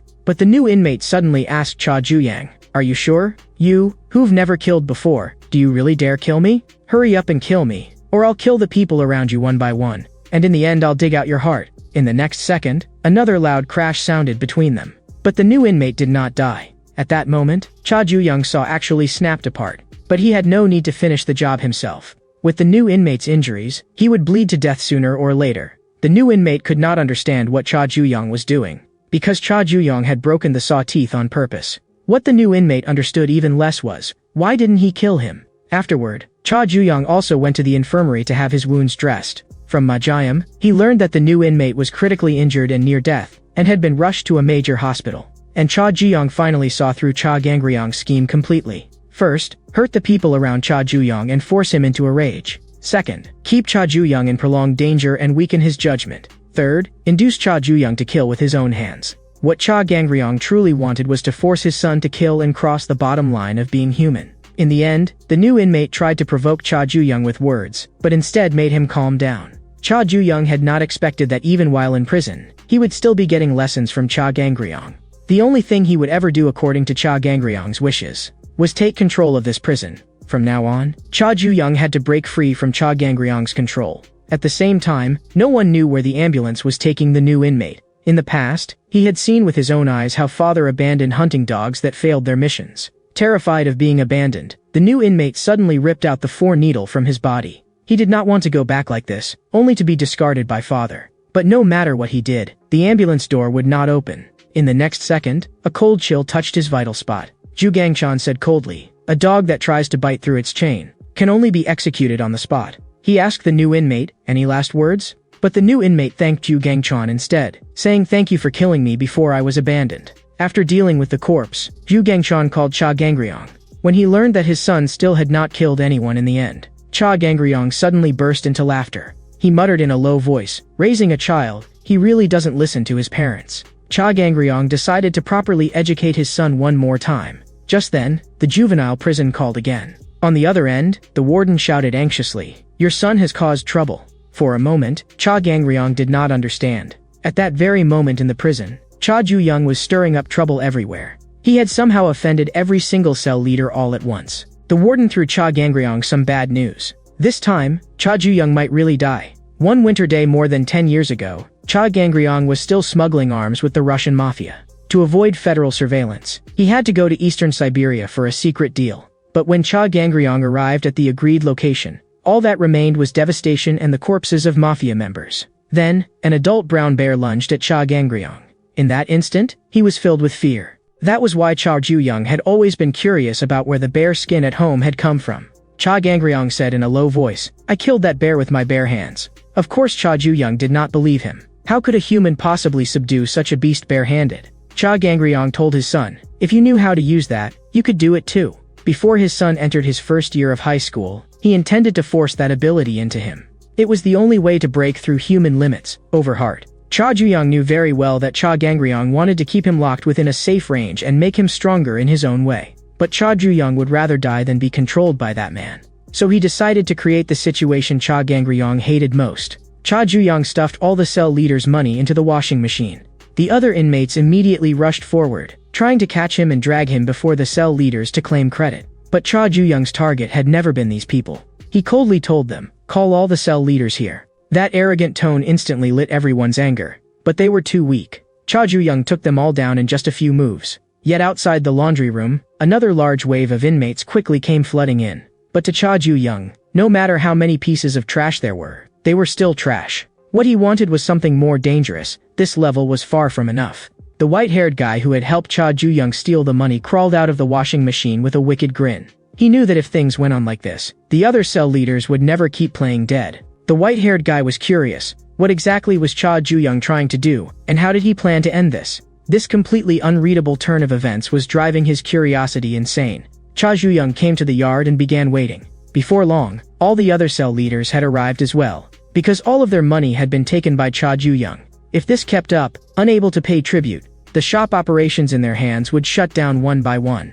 Gu Na Min and Ma Jiam could not understand at all what Cha Ju-young was trying to do, because he was now essentially declaring war on the strongest force in this prison. Kim Min-cheol, the leader of Room 1, gave Cha Ju-young one chance to explain himself. Cha Ju-young only replied calmly, "I don't need one."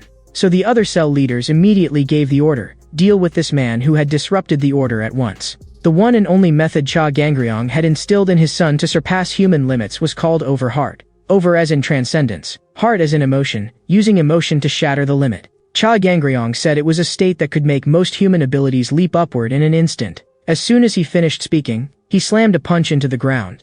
That was the last lesson Cha Gangryong gave his son. At this moment, Cha Ju-young faced the fist smashing toward him. He slowly let out a breath, and in the next second, with a single blow, he smashed the two cell leaders charging at him straight into the ground. Everyone was dumbfounded, because Cha Ju-young had instantly taken down two opponents at the cell leader level. Even the white-haired guy could not help but murmur in astonishment. He had originally been wondering, after making the situation this huge, how was Cha Ju-young going to get out of it? But it turned out Cha Ju-young had never planned to run. He was going to use the very power Cha Gangryong had forced into him to tear himself free from his control. In America in 2003, an ordinary mother lifted an entire car with her bare hands to save her daughter trapped underneath it. In North Korea in 1979, an ordinary person, driven by the desire to escape dictatorship, swam for 12 hours through freezing seawater. In an African tribe in 1732, a warrior kept thrusting his spear for 47 seconds even after his heart had stopped, until the enemy tribe was completely annihilated.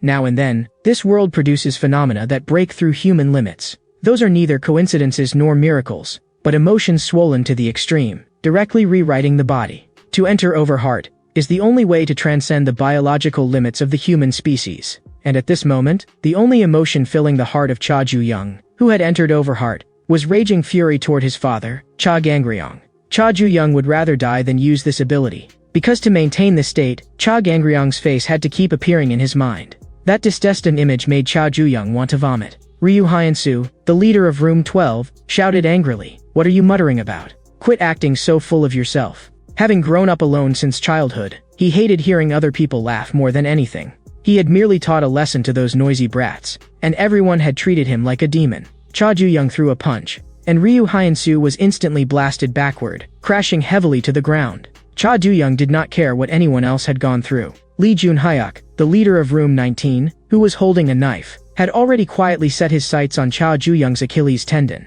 He was obsessed with the sound of tendons tearing and ligaments twisting. The moment that sound rang out, it was enough to make Lee Jun-hyuk tremble with excitement. Ever since childhood, he had been called a genius because of his abnormal sensitivity to sound. But in the next second, that genius was kicked flat by Cha Ju-young, and even the knife in his hand was snapped into two pieces. Cha Ju-young did not want to waste any more time, so Ryu Cheol, the leader of Room 7, stepped forward as he wished. Ryu Cheol intended to end this farce with his own hands. Ryu Cheol had never lost in his life. To protect the people around him, he had no choice but to win. But today, he had to taste defeat. Ryu Cheol was far inferior to Cha Ju-young. The twin leaders of Rooms 12 and 13 immediately lunged at Cha Ju-young next. Even when they were still swaddled infants, they could already see disgust in their mother's eyes. That icy gaze turned into cruel abuse as time passed. Cha Ju-young took down the twins with a single strike. What he hated most was hearing anyone mention family in front of him. From the rooftop, the white-haired guy watched all of it. He had not expected Cha Ju-young to have a hidden trump card like this. Hong Se-jun, the leader of Room 17, charged excitedly toward Cha Ju-young. He swung both ways and was a complete freak, but in the next second, that freak was slammed straight into the ground by Cha Ju-young. The last man praised Cha Ju-young, strong enough for him, a heavenly dragon man, to treat with respect. Cha Ju-young had not expected that the last one standing would actually be someone from Heavenly Dragon. Then let's have a real fight. Sunlight broke through the clouds and shone down. Cha Ju-young had already taken down 9 cell leaders, but even this speed was slower than he had expected. The absurdity of the scene was so great that even the warden wondered if he was watching a movie being filmed. Right now, Cha Gangryong only wanted to confirm one thing. Had his son been hurt? Just then, Cha Ju-young strode viciously up to the warden. He snatched the warden's phone away, then greeted the father he had not spoken to for so long. The white-haired guy on the rooftop could not help applauding. After watching a scene like this, he was worried he might never again feel that kind of dopamine-exploding thrill. Though of course, that only meant not in this prison. On the other end of the phone, when Cha Gangryong heard his son's voice, he actually asked like an ordinary father, "Are you eating well?" Cha Ju-young said lightly. The prison food suits my taste better than I expected. There's hot water here, and they let us exercise on schedule. I'm actually more comfortable in prison than I was at home. I should even thank you for the gift you sent. It's made my unchanging days a little less boring." Cha Gangryong fell silent for a moment before saying, "As long as you're doing well, I'm relieved." But he immediately demanded, "Why did you impulsively cause trouble?" Cha Juyong answered bluntly, he simply wanted to break free from the prison controlled by Cha Gangryong. He already knew about that place. Cha Juyong told his father he had better enjoy life while he still could, before Cha Juyong came looking for him. Afterward, the warden flew into a rage. "What are you guards even for? So many of you, and you still couldn't stop one person?" This incident had grown far too large. There was no way to suppress it. The warden understood that this prison could no longer hold Cha Juyong. He had no choice but to send Cha Juyong to that place. The warden did not want to do that either, because he was afraid Cha Gangryong would go completely mad if he found out. After all, no parent would willingly send their child to a place like that. Back in the cell, Cha Juyong treated the other inmates to a luxurious feast. He gave his books to Gunaman. With Gunaman's brains, if he studied seriously, he might really get into college. Cha Juyong then handed letter paper and a notebook to Ma Jiam. He had seen Ma Jiam crouching in the corner writing every day, so in that case, he might as well write a letter and send it home. Gunaman was stunned. "Why do you sound like you're leaving your last words?" Cha Juyong glanced at him. "You really do know how to read the mood." At that moment, the guards also urged Cha Juyong, "Pack your personal belongings and come out." Cha Juyong said he had long since finished preparing. Cha Juyong still had things he needed to do, and causing a huge disaster was the fastest way. During this time, thanks to Gunamin and Ma Jiam, he had not been so bored. Cha Juyong said that he hoped the next time they met, it would be outside prison. Gunamin told Cha Juyong, "You have to take care of yourself." Ma Jiam said helplessly, "I've got a 20-year sentence. If you get bored, just get arrested again sometime and come back to hang out." Cha Gangryong, who had smashed the Chanawa pavilion apart with his bare hands, was equally helpless. He felt that his son simply did not understand what it felt like for a father to worry about his child. Cha Juyong still could not smash open the jar and escape yet. For a bug that breaks the jar and crawls out, what waits for it is only a bigger jar, crawling with even more poisonous things. A guard was now taking Cha Juyong somewhere. There was no need to keep it hidden from Cha Juyong anymore. In fact, this juvenile prison had another prison that had never been made public. Not long ago, Cha Juyong was still thinking about how he could break free from Cha Gangryong's control. Then the white-haired guy suddenly appeared and told him something interesting. This juvenile prison was actually not just one prison. Beyond that patch of woods, there was another prison, built specifically to hold those who had caused major trouble. At the time, the white-haired guy had even said, "Don't take it seriously. I was just mentioning it casually." But Cha Juyong asked him to do one thing. Steal all the money the cell leaders were supposed to hand over to the warden. The guard leading the way finally stopped. This was the place specially used to hold uncontrollable inmates, Juvenile Prison Second Wing. This was a dangerous place specifically for detaining uncontrollable prisoners. Cha Juyong had already been prepared for a huge fight, but the prisoners inside looked far too ordinary on the surface. A sense that something was wrong rose in Cha Juyong's heart. The guard brought him into the warden's office. The warden of Juvenile Prison Second Wing was named Ma Wenchang. As he looked at the aquarium he had built, complete with a fully functioning ecosystem, it was as if he were admiring a world he had created himself. The inspiration for the system of the second prison came precisely from this aquarium. Even though it gathered uncontrollable inmates, its average annual accident rate was only 0.3%. Ma Wenchang asked Cha Juyong, "Do you know why?" Cha Juyong replied coldly, "I don't." Ma Wenchang continued explaining, "There are many fish in an aquarium, yet they do not tear at each other the way they do in the sea. Because inside it, there is an overwhelmingly dominant apex predator, the shark. It does not need to act. Its mere presence keeps the other fish on guard and prevents needless conflict." And Ma Wenchang had watched the footage. Cha Juyong had single-handedly defeated all the cell leaders in the first prison. So he wanted Cha Juyong to become the new shark in his aquarium. Heavenly Dragon headhunter Yu Haewon knew Ma Wenchang's background very well. He had originally been a famous expert in social criminal psychology in an overseas academic society. One day he suddenly returned to Korea and became the warden of a juvenile prison, shocking everyone. To Heavenly Dragon, Ma Wenchang was also a troublesome figure. Because unlike an ordinary warden, he could not be easily bought off with money or threats. The only thing Ma Wenchang cared about was the prison system he had built as a scholar. It was a study called the Shark Paradox. Yu Haewon could not understand how something like this could be hidden inside a state-level prison. What she wanted to know even more was what exactly the Korean government was doing. Yu Haewon understood that this time, the young master was truly in danger.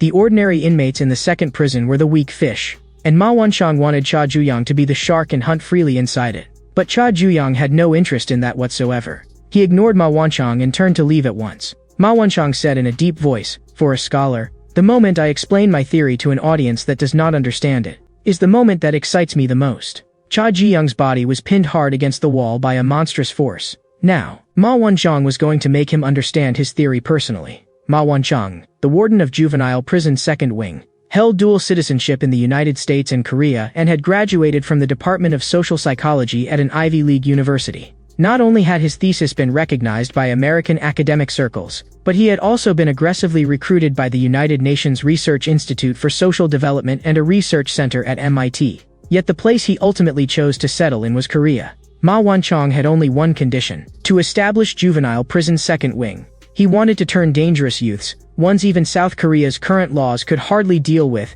into subjects for social correction experiments. This was an extremely dangerous undertaking. And the reason the Korean government approved this absurd plan was not only because of his academic achievements, but also because he had the raw ability to subdue violent criminals with his bare hands in emergencies. Ma Wanchong, who had once served in the United States Army Special Operations Forces, at this moment very much wanted to know what kind of shark Cha Juyang would be. He threw a punch down, and a thunderous crash erupted. Fortunately, Cha Juyang broke free from the restraint in the final second. Ma Wanchong's curiosity could no longer be contained. He wanted to dissect and analyze Cha Juyang personally. There were already 4 sharks imprisoned in this prison, and according to Ma Wanchong's own definitions, he had already assigned each of them a species. So what he wanted to know even more was, what kind of shark the 5th one, Cha Juyang, would be. Ma Wanchong's movement suddenly paused. He could not understand what had just happened, because his fist felt as though it had crashed into an entire sea. Ma Wanchong froze for half a second, then burst into loud laughter. He even unconsciously poured out a string of praise in English. Then he told the guards to bring that thing. He had originally wanted to call the Special Management Class Sharks, but had not received approval from his superiors. And this black name tag was the symbol of the Special Management Class. In this prison, black name tags held absolute authority over ordinary white name tags. Ma Wanchong knew very well that he had attacked 21 times in total, and Cha Juyang had had even more chances to counterattack than that. That attitude of completely not taking Ma Wanchong seriously fascinated him. It was the first time he had ever encountered a case he could not define. Ma Wanchong decided to observe patiently for now and wait for Cha Juyang to reveal his true nature himself. At the same time, the inmates in a certain cell also heard that a new shark was coming in. 2 of the inmates were quietly discussing how to strike first and get rid of the shark. But the moment Cha Juyang stepped into the cell, the inmate Otae-san immediately came over fawning like a dog. Another inmate, Jong Eun-soo, even dropped to his knees on the spot and frantically begged Cha Juyang not to kill him. Cha Juyang frowned. These were the ordinary fish the warden had spoken of. He looked around his new room, and the conditions were fairly decent. Then Cha Juyang heard something else. There was no evening roll call here, and the guards barely interfered. But that only made it stranger. If inmates could move about freely, why was the accident rate still close to 0 under almost no supervision? In the middle of the night, Cha Juyang quietly got out of bed. He wanted to confirm who the other 4 sharks were. But no matter how he pushed, the door would not open. Cha Juyang did not understand. If the guards hardly interfered, then why lock the doors at all? When he woke up the next day, the other 2 inmates were sneaking around with objects in their hands, planning to ambush him. But the moment they met Cha Juyang's eyes, they immediately knelt and greeted him respectfully. Cha Juyang was a little hungry, so he casually asked, "When does the door open?" Otae-san was stunned. The door already opened a long time ago. It turned out that the prison doors opened and closed automatically at fixed times. Once the doors opened, the inmates possessed freedom. At the same time, someone came to the first prison to meet Park Jung-chan. Ever since Park Jung-chan had been brutally beaten by Cha Juyang, he had started keeping an eye on him. He noticed that most of the people Cha Juyang picked fights with and attacked were members of Heavenly Dragon. And during that mass brawl among the cell leaders, Park Jung-chan had even overheard the content of the warden's phone call. He had never expected that Cha Juyang was actually the son of Heavenly Dragon and second in command. At this moment, Heavenly Dragon Executive Director Jong Eun, who was speaking with him, judged that this absolutely could not be a coincidence. In the second prison, no one dared approach Cha Juyang because he wore a black name tag. But what concerned him more was, where were the other 4 black tag guys? Jong Eun-soo hurriedly explained, the remaining 4 sharks lived on different floors. Each floor was its own territory. And the first floor, where Cha Juyang was his territory. Otae-san reminded him, inmates on each floor never trespassed on each other's turf. It was an unwritten rule. This was even more so the default understanding among those with black name tags. And Jana knew very well that people who caused major trouble would all be sent to the second prison. He also knew those 4 sharks were all apex predators raised by Heavenly Dragon. Even if Cha Ju-young was Cha Gangryong's biological son, he could still be torn to pieces. But Cha Ju-young had already stepped onto the stairs leading to the second floor. 2 hours earlier, he had still been thinking it over repeatedly. The warden said he wanted to observe phenomena. But this prison had more than just the warden. Even the guards left the inmates almost completely alone. If that was the case, then how exactly was the warden supposed to observe anything? But in reality, Cha Ju-young's every move was under surveillance. Ma Won-chang was watching and taking notes at the same time. It had been 38 hours and 56 minutes since the new shark entered the aquarium. So far, no abnormal behavior had appeared. This was clearly different from the previous sharks. Cha Ju-young's behavior was excessively ordinary. And it was precisely because he was so ordinary that Ma Won-chang found him special. At that moment, Han Sue, the second prison's administrative manager, looked at the tie stained by coffee and asked whether it should be cleaned. Ma Won-chang told her to take it to be washed, and also to bring him another cup of low-fat milk. At that moment, Han Sue glanced at the desk, where Cha Ju-young's file was lying. At the same time, the other 4 sharks also heard about the appearance of the 5th shark. All of them wanted to know, what kind of trouble had this newcomer caused? Not long after, at the fencing hall outside the prison, Executive Director Jang Eung defeated his opponent with a dazzling offensive display. Han Sue, who was passing by on outside duty, praised him. That was truly a splendid match. As one of Ma Won-chang's trusted aides, she was actually also a member of Heavenly Dragon. Without Ma Won-chang's knowledge, Han Sue had stolen Cha Ju-young's file. The second prison was a place completely cut off from the outside world.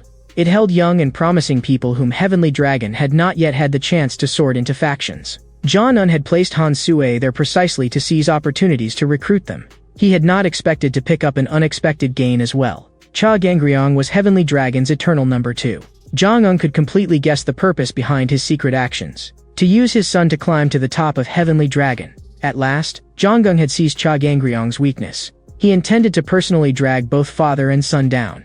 Under normal circumstances, sharks would not kill one another, because even if one fought a bloody battle and swallowed its opponent, it would still be left with fatal wounds and immediately be targeted by the next one. But by the time Cha Ju-young arrived at the broadcasting room, he had already heard from Ote-san that the other 4 sharks were all members of Heavenly Dragon. In the next second, a harsh burst of static rang through the prison broadcast system. Cha Ju-young made sure all the sharks heard him clearly. I'm Cha Ju-young from the 1st floor. Also, I am the son of Cha Gangryong, Heavenly Dragon's second-in-command. That means, as long as you take me down, you'll receive a very high evaluation within Heavenly Dragon. So come on, come hunt me. This aquarium called the second prison looked calm on the surface, but underneath, its tension was maintained by the balance among the sharks. Cha Du-young intended to shatter that calm with his own hands, and he did not care even if he became the prey himself. Even Ma Won-chang had not expected Cha Ju-young to launch a prison-wide provocation against all the sharks. A case like this had never existed in the history of the second prison.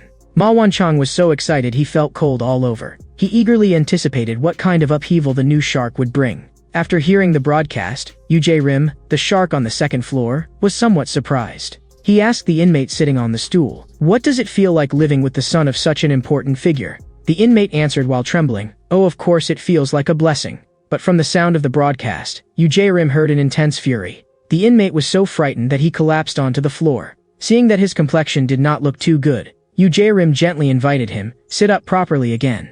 That evening, Jang Eung invited Cha Gangryong to a roadside drinking stall. When they were young, they had practically come here every night for a drink. Cha Gangryong said lightly, "Back then, we were both just newcomers who had just entered the gang." Jang Eung replied with a smile. Who would have thought that newcomer would later become Heavenly Dragon's second-in-command? Of course, also its eternal number 2. He then asked as if casually, "Cha Gangryong, your son is in high school now, right? Before long he'll be preparing for exams and college entrance, so he must be terribly busy." Cha Gangryong told Jang Eung to stop beating around the bush. He knew that the matter of his son being in juvenile prison had already been exposed. Jang Eung mocked. Without anyone noticing, Heavenly Dragon turned into a corporate-style organization. But the chairman still insists, only the strongest deserves that seat. You, Cha Gangryong, must have been thinking, as the eternal number 2, I've got no chance, so I'll let my son give it a try. That's why you secretly trained your son in juvenile prison behind Heavenly Dragon's back. Cha Gangryong asked coldly in return, and if that's true, then what? Jianeng had not expected him to be so unconcerned. Cha Gangryong said disdainfully, "Someone like you, who thinks he's caught me by the weakness, is only fit to remain an executive director for life." Jianeng immediately snapped back, "Your son has already been sent to the second prison. The child you wanted to raise into a dragon has now become prey for the sharks. Before your downfall comes, it wouldn't be bad for me to witness that first." Cha Gangryong fell silent and turned to leave. Jianeng watched his back and laughed triumphantly. But in the next second, a tremendous crash sounded outside. Jianeng rushed out to look, and found that Cha Gangryong had smashed his car to pieces with a single punch. He hurled curses at Cha Gangryong as he drove away. At the same time, in the second prison surveillance room, Han Sue sensed that something was wrong. Because wyrm, the shark from the second floor, had actually come down to the first floor to find Cha Ju-young. In the past, whenever wyrm heard someone sigh, he would invite that person to go find happiness. Now wyrm came to the first floor and first exchanged a few pleasantries with Cha Ju-young. Cha Ju-young grew impatient. "Cut the crap and get to the point." Wyrm said that he hated fighting, because fighting made people unhappy. From the sound of Cha Ju-young's broadcast voice, he had heard all kinds of negative emotions. Wyrm wanted to know, what exactly was it that could make the son of Heavenly Dragon's second-in-command feel unhappy? Cha Ju-young coldly shot back, "You came all the way here just to ask something this boring?" But in that instant, Cha Ju-young felt a strong sense of discomfort from Wyrm. Wyrm apologized for any words that might have offended him. Actually, he had come to invite Cha Ju-young to sit in the chair on the second floor. Wyrm said that Cha Ju-young was someone qualified to obtain happiness. He would wait upstairs for Cha Ju-young. After Wyrm left, Cha Ju-young stood there thinking. He could not understand what that unpleasant feeling had been in the moment they came into contact. Wyrm was different from every opponent he had faced so far. He asked Ote-san and John Un-soo, what exactly was the chair Wyrm had mentioned? Ote-san nervously swallowed and said it was probably the happiness chair. It was a chair that made whoever sat on it smile and feel happy. And it was also the thing the people on the second floor feared most, the most terrifying thing there. At that moment, Ma Wonchang was recording the phenomenon. Cha Ju-young's open rejection of all the sharks was even crazier than he had expected. What surprised Ma Wonchang was that the first one to react was actually the least aggressive shark on the second floor. Han Sue also could not understand Cha Ju-young's intention in publicly provoking the sharks. If he was trying to take control of the second prison, then he was grossly overestimating himself. After all, in this prison, conflict between sharks was practically equivalent to self-destruction. And those prisoners whom Wyrm had brought away to obtain happiness in the past, had all really obtained happiness in the end. Wyrm was very satisfied with that, because Aristotle had once said, that the ultimate purpose of life is happiness. So Wyrm wanted every unhappy person to sit in this chair. This happiness chair radiated a bizarre sense of oppression. After an unhappy person sat on it, Wyrm would force them to go without food, water, and sleep for days. Amid that extreme torment, the unhappy person would instead be driven into a twisted sense of happiness. Not a single prisoner on the second floor was unafraid of this chair. But now, Cha Ju-young sat down on it of his own accord. Wyrm sincerely welcomed his arrival. The other prisoners on the second floor also greeted Cha Ju-young with radiant smiles. Every one of them looked happy to an excessive degree. Yet Ote-san and Jang Un-soo, caught among them, were trembling in fear, because when Wyrm invited Cha Ju-young, he had included them as well. To dare ignore a shark was the same as asking to die. The two of them could not understand at all. What exactly were these people smiling about? Wyrm saw the enormous unhappiness inside Cha Ju-young. Even though Cha Ju-young was venting his anger at that very moment, Wyrm still wanted to know, who was this rage directed at? More than the target, what he wanted to dig out was the root of that anger. In an instant, the scene of Lee Daeun's car accident flashed through Cha Ju-young's mind. Wyrm calmly reminded Cha Ju-young, set those things straight. Because unimportant things would only get in the way of your obtaining happiness. Ote-san thought this was their chance. The shark of the second floor had his back to them. So if they did not run now, they would never get another chance. Ote-san made an agreement with John Un-soo. They would count to 3 and run together. But before they even finished counting to 2, Cha Ju-young had already charged at Wyrm. He swung the happiness chair and smashed it over him with all his might. Thanks to all of Wyrm's useless rambling, Cha Ju-young's fury had already been completely ignited. He activated Overheart once again. Wyrm had suffered from childhood depression ever since he was young. His condition grew more serious as he got older. A doctor once told Wyrm's parents of one possible method, a kind of therapy that made use of psychological suggestion. It would make Wyrm believe that as long as he sat in a specific chair, he could obtain happiness. This method was more effective the younger the child was. Not long afterward, Wyrm received a happiness chair of his own. At this moment, with Cha Ju-young in a fully activated overheart state, he felt only nausea, because Cha Gangryong's face filled his mind. After being struck, Wyrm spoke and told the other prisoners present to leave first. Even if the happiness chair had been smashed to pieces by Cha Ju-young, Wyrm did not care. He knew very well that the chair was only a symbol and that he could simply make another one. Cha Ju-young had not expected him to be this calm. Wyrm said evenly that he would not develop negative emotions over something so trivial. He asked Cha Ju-young in return, "Do you want to try talking to the person who triggered your anger? For example, the things you could not say, or did not have time to say." Cha Ju-young said in a low voice, "Shut up." Wyrm looked at him as if he had understood something. That person was no longer alive? Even so, it did not matter. Wyrm still had other methods. A smile was the symbol of happiness, so he wanted Cha Ju-young to imagine what that person looked like smiling. Think about when you watched movies together, when you ate the things you liked together, when you did the things you enjoyed together. Think about those happy moments you shared. Keep thinking, until the final moment when she was on the verge of death, when her life was about to go out. Wyrm asked Cha Ju-young, "How does it feel? Imagining that happy image of her with a smile, doesn't it make you feel a little better?" Cha Ju-young drove a punch into Wyrm, but Wyrm smiled. "Looks like you still haven't calmed down."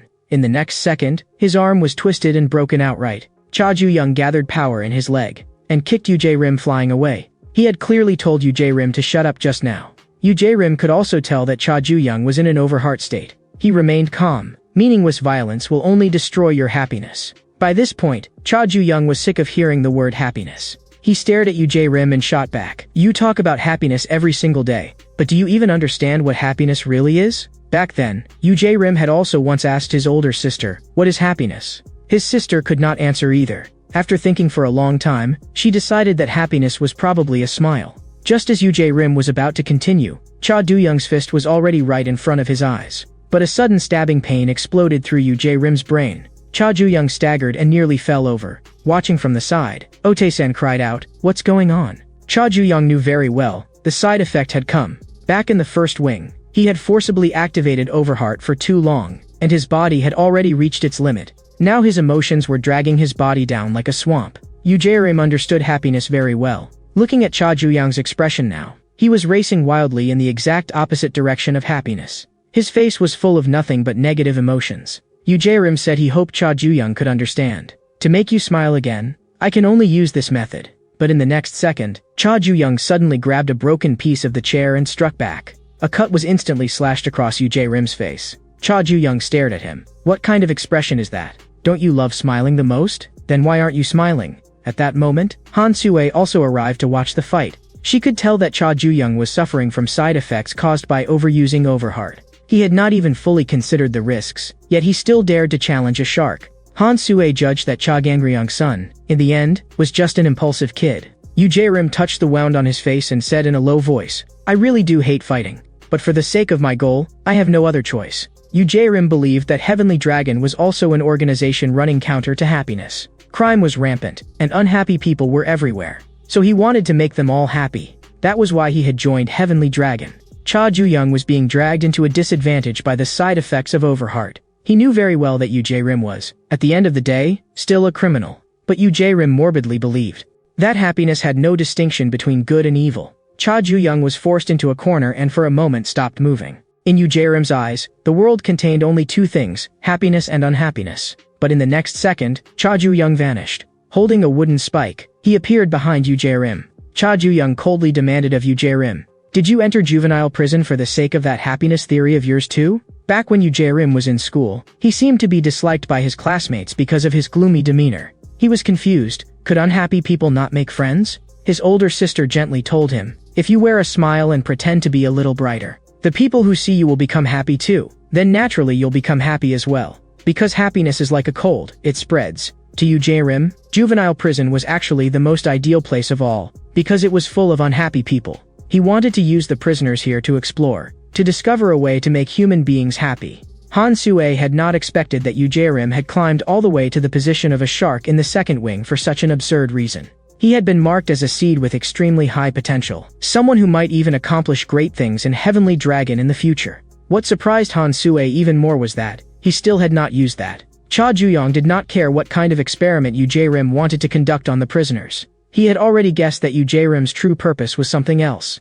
The two of them kept slamming their fists into each other. With his condition in poor shape, Cha Juyang was clearly at a disadvantage. Wyrm prepared to end it all. But his foot slipped, and he stepped on the broken remains of the chair on the floor. This was something Cha Juyang had intentionally guided him into.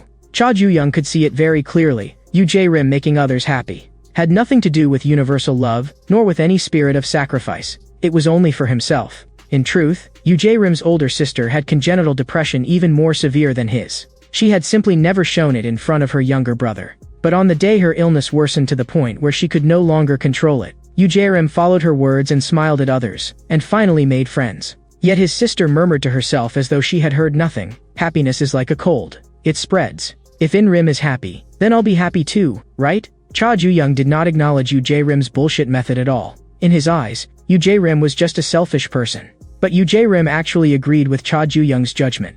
He raised Cha Juyang up with one hand. Wyrm said in a low voice, "My pursuit of happiness was never for the sake of others. Tormented by congenital depression, I have never once felt happiness. From the past until now, there has only ever been unhappiness in my heart." When Wyrm's heart became filled with unhappiness, he too activated Overheart. Watching everything through the surveillance feed, Ma Wenchang understood that the principle behind this concept was not complicated. Overheart causes a phenomenon of surpassing one's limits. In essence, it is the coordination of the nervous, endocrine, and muscular systems. When emotions are pushed to an extreme, the sympathetic nervous system automatically triggers the fight-or-flight response. Hormones such as adrenaline, noradrenaline, and cortisol surge into secretion. Heart rate rises, oxygen delivery is optimized, muscle strength increases, and reactions speed up. At the same time, adrenaline strengthens muscle contraction, weakens the nervous system's inhibition, and promotes the secretion of endorphins and enkephalins, making a person stronger and less able to feel pain. Glycolytic muscle fibers that normally operate at only 40% to 60% can even be mobilized at 100% under extreme conditions. When humans unleash extraordinary strength in extreme situations, it is the result of the inhibitory mechanism being lifted, something that can be explained scientifically. But Ma Wenchang also knew that Overheart was extremely rare and usually appeared only by chance, and those who can awaken Overheart by their own will and make use of it, meet the first condition for becoming a shark. Wyrm, the shark on the second floor, was the most typical example of an unhappy person. Ma Wenchang defined him as a Greenland shark living in the cold, pitch-black deep sea. It moves calmly and slowly, with lifeless eyes, and usually appears to have no interest in prey at all. But once it locks onto a target, it flips in an instant, and begins slaughtering the vast majority of creatures in the sea. In academia, the Greenland shark is regarded as the apex of the North Atlantic food chain.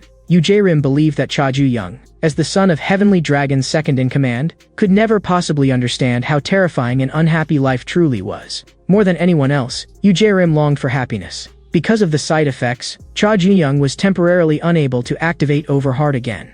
He had to find another way to stay alive. After entering Overheart, Wyrm's strength underwent a qualitative transformation. In his unhappiness, he came to understand that day the reason unhappiness exists, and the method for becoming happy. The homework the teacher assigned that day was to draw the happiest thing in the world. For Wyrm, it was an unsolvable question. He suddenly began to wonder, what did his sister's genuine smile actually look like? Not long afterward, Wyrm wanted to show his drawing to his sister and see her smile, but he discovered that her hands were as cold as ice. A pile of medicine was scattered all over the floor. Wyrm would never forget that scene for the rest of his life. His sister sitting in the happiness chair, her body gradually turning cold.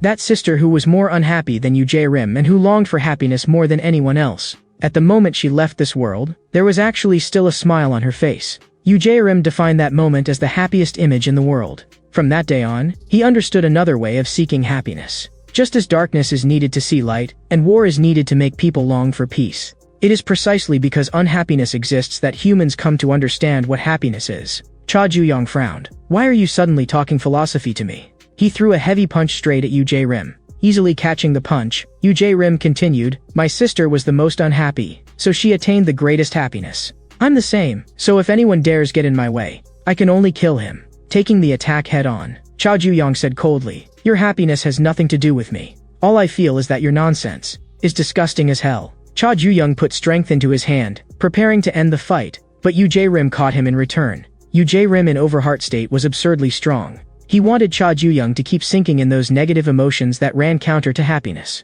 As Cha Juyang passed out, his consciousness fell into a space filled with inertia. His body could not move, had no sensation. and even his consciousness was gradually growing blurry. Cha Ji-young asked himself, am I just going to keep sinking like this? At that moment, he suddenly felt a burst of warmth. Lee Daeon actually appeared in the depths of his consciousness. Ma Wanchong watched the entire fight through the monitor. The duel truly was shocking, but it held no research value whatsoever. What Ma Wanchong had originally hoped for was an astonishing scene that could break the framework. Cha Ju-young's performance left him quite disappointed. Ma Wanchong began to suspect, maybe that guy did not even qualify as a shark. Deep within his consciousness, Cha Ji-young saw Lee Daeon again. Like an old friend reunited after a long separation, Lee Daeon asked him whether he had been doing well lately. Cha Ju-young's nose stung. He still forced a smile and said, I've been doing well. But Lee Daeon's expression instantly changed, and she coldly demanded to know what right he had to be doing well. I'm shivering all alone underground in the cold and the dark. What gives you the right to still be doing so well?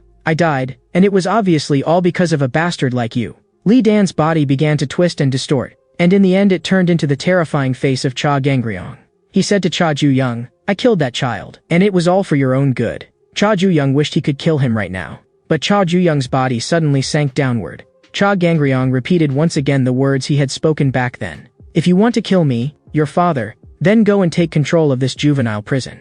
Just as Ma Wanchong was about to get off work, he was suddenly stopped by a voice. He could not believe it. Cha Ju-young had actually stood up again. Wyrm could not understand what Cha Ju-young was doing. By all logic, the risks of overheart combined with accumulated injuries should already have drained Cha Ju-young's stamina dry. Staring at him, Wyrm could not help but ask, what is letting you keep standing?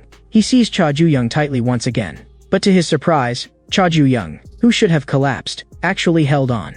In the next second, Wyrm took a heavy blow to the jaw. Cha Ju-young still had things to do, so he absolutely could not fall here. He entered the anger-driven overheart state once more. Wyrm did not have time to react at all before his waist was struck by another punch. The terrifying force sent his whole body spinning as he flew backward. Ma Wanchong had never seen this phenomenon in any paper or report. A shark whose body had been bitten apart and left on the verge of death had actually begun hunting again. It practically defied the laws of nature. Ma Wanchong began to look forward to just how far Cha Ju-young could go. Wyrm also could not fall here. Until he found true happiness, he would never stop. He entered the unhappiness over heart state again. But the Cha Ju-young who had stood back up was terrifyingly powerful in both speed and strength. Wyrm was stomped straight down into the floor. But Wyrm did not want it to end like this. He had to push Cha Ju-young to the very end of unhappiness. But at that moment, Wyrm suddenly felt an emotional pressure so terrifying it reached the extreme. The immense pressure nearly suffocated him. Even so, Wyrm refused to give up. He violently threw off Cha Ju-young's foot. But Cha Ju-young used the momentum to begin charging power. He did not want to waste any more time. Then, a tremendous crash resounded through the entire prison. Wyrm had said he would push Cha Ju-young to the very end of unhappiness. But in truth, there was no need at all, because Cha Ju-young had long since been standing at that very end. Ote-san had long expected a death match between sharks, but the traces this battle left behind looked as if a war had been fought. John Eun-soo was so terrified that he wanted to break out of prison. Because as long as boss Cha Ju-young was around, there would definitely be fights, and sooner or later he would get caught up in them. Han Sue had known all along, bloodline does not lie. Cha Ju-young was even more dangerous than she had expected. The inmates on the first floor were all discussing this battle. A shark being slaughtered was an earth-shattering event, and it meant that the long-maintained balance had been shattered. A new situation would come crashing and drenched in blood. Little fish like them could only survive by hiding well. The change in the prison's power structure made Ma Wanchong tremble with excitement. As a scholar, he could not wait to define Cha Ju-young. But even after searching through every species of shark in his books, he still could not find one that matched Cha Ju-young. Ever since obtaining his doctorate, this was the first time he had been so curious he was almost going mad. The aquarium that had once been calm had begun to stir with waves, and a new wave required new individuals to maintain the ecosystem. The more individuals there were, the higher the probability that Ma Wanchong would observe diverse phenomena.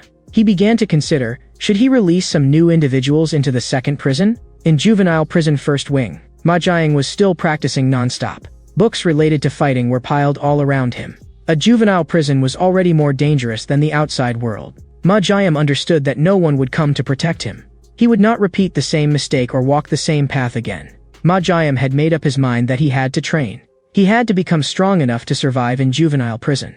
But training was never something achieved overnight. When Ma Jiang practiced techniques, failure was unavoidable. Gu Namen told him to think it through carefully. A weakling like you who'd shatter at a touch thinks a few kicks can change your life? Don't waste your strength. Come enjoy yourself with me instead. After Cha Ju-young left, Gu Nam-min became the cell leader of room 36. He did not understand why Ma Jiam was pushing himself so hard, especially since after Cha Ju-young had beaten all the cell leaders into the hospital, the prison had instead entered a peaceful era. Still, Gu Nam-min was also curious. Where exactly had Cha Ju-young gone? Ma Jiam vaguely felt that Cha Ju-young knew certain things beyond this prison. Just as they were thinking about it, the sound of goats bleating suddenly came from outside. It turned out the warden was raising a flock of black goats, and rumor had it they were going to be made into stew. At that moment, the white-haired guy was bored out of his mind. Ever since Cha Ju-young had swept through the prison once, even the cell leaders' meeting, the only thing he had found interesting was gone. The white-haired guy wanted to find something that would make his heart race. At that moment, he noticed a bizarre scene unfolding not far away. The corners of his mouth lifted into a wicked grin. Meanwhile, Cha Ju-young was lying in the infirmary of the second wing. After waking up, he thought back on the previous battle. Cha Ju-young realized that the side effects of overheart absolutely could not be ignored. By now, his emotions had also mostly cooled down. Just then, Han Sue walked into the infirmary. She told Cha Ju-young to lie still obediently, because next came happy time. At that time, the church had come to Juvenile prison first wing as usual to preach. So Manhwa was among them. She had heard that Cha Ju-young had been transferred somewhere else, but had no idea where he had been sent. So Manhwa was a little worried. Nothing had happened to Cha Ju-young, had it? In the second wing, Han Sue told Cha Ju-young not to be shy. Because he had injuries, it would not be convenient for him to wash his clothes. So Han Sue was going to help him take off his clothes and wash them for him. A patient recovers faster if he stays clean. Cha Ju-young could not understand what Han Sue was trying to do. Washing clothes was not a guard's job, and there was no way a female guard would personally help someone undress. At that moment, Han Sue asked in return, "My behavior seems suspicious, doesn't it?" Then she smiled and said, "The second wing is special to begin with, and the guards only handle miscellaneous chores." Cha Ju-young thought maybe he was overthinking it, but Han Sue continued, "I saw you fight wyrm. You're more violent than you look. But even so, compared with your father, you're still gentle." After hearing that, Cha Ju-young's pupils shrank. He wanted to rush out and demand why Han Sue knew Cha Gangryong, but the intense pain all over his body left him completely unable to move. Outside the ward, Han Sue made a judgment in her heart. Cha Gangryong's dream of raising his son to become the strongest in the world might not be a delusion after all. But now it was all too late, because the smell of blood on Cha Ju-young had already spread through the entire prison. The hungry sharks had long since caught the scent. On the third floor of the second wing, the shark Moon Sang-woo was toying with a rat. Again and again he let it go, giving it hope, and again he reached out and caught it back. Moon Sang-woo had originally thought that Four Eyes Wyrm from the second floor looked pretty decent, and had wanted to find a chance to have some fun with him. But Wyrm had been taken out because he was too arrogant. Moon Sang-woo found it all boring. Now he decided, he would go play with the one who had bored him. Just thinking about the possible fun ahead made Moon Sang-woo tremble with excitement. He knew that Cha Ju-young, having just finished fighting Wyrm, had to be physically weakened right now. Perfect, he could play with him slowly. At this moment, John Eun-soo was curled up on the bed, trembling non-stop. Before the boss came back, he was planning to dig a 500-meter tunnel with a spoon and escape. But just then, Oh-tae-san told him even worse news. Behind that wall was the next cell. At that moment, he suddenly heard a commotion outside. The other inmates all thought they were seeing things, because over by the 5th floor, there was actually someone hanging in midair. Moon Sang-woo was now excited to the extreme, because Cha Gangryong's son had fallen into his hands while weakened. As long as Moon Sang-woo let go, Cha Ju-young would fall into the wire mesh and be sliced in two. What Moon Sang-woo looked forward to was the terrified expression of prey caught while weak. That expression alone was enough to make him so excited he lost control. But at that moment, Cha Ju-young coldly ordered him to let go. "I'm telling you, idiot, stop just shouting with your mouth. The fish in the deep sea are always killing each other just to survive." Just now, after a hammerhead shark fought to the death, it was still mercilessly swallowed by a sharp-nosed shark. But waiting for the sharp-nosed shark was an even fiercer and crueler predator. Because the smell of blood spreading through the sea had completely stimulated the hungry shark's sense of smell. The white-haired guy who watched science documentaries every day was already bored out of his mind. He needed stronger dopamine to stimulate his brain. The white-haired guy invited the little goat to escape with him. But at that moment, a guard called the white-haired guy out. Just a moment ago, Cha Ju-young had still been resting in the infirmary. Then someone on the other side of the curtain remarked, "The smell of disinfectant is really nice." Before Cha Ju-young could even react, the other person's attack had already come down viciously. Moon Sang-woo stared at Cha Ju-young. "You're pretty badly hurt." "Perfect, Then, you're just right to eat. He would never let weak prey go. Moon Sang-woo wanted Cha Ju-young, in order to survive, to struggle with all his might, to keep struggling until his body completely collapsed. Badly injured, Cha Ju-young had no strength left to fight, but for Moon Sang-woo, the enjoyment had only just begun. He said softly, "Struggle a little more." Heavenly Dragon Executive Director John Un had not expected Yu Jae-rim to be hunted down so quickly by Cha Gang-ryong's son. He knew very well, this was an extremely impulsive act. Because in that kind of situation, Moon Sang-woo would definitely make a move. That guy was ruthless to the extreme.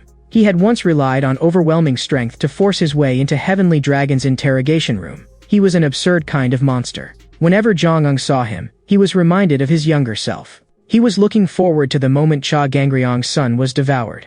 The sight of prey desperately struggling before death excited Moon Sang-woo to the verge of losing control. But Cha Ju-young only coldly told him to let go. Moon Sang-woo could not understand. What exactly did that look on his face mean?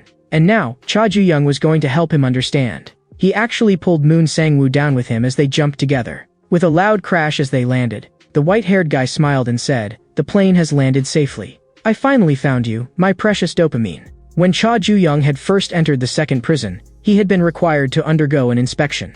A guard asked him, "What is this note in your luggage?" But Cha Ju-young did not know where that note had come from either. And written on the note was exactly that the flight was expected to land at 6:30 that day. Cha Ju-young had not expected the white-haired guy to really come.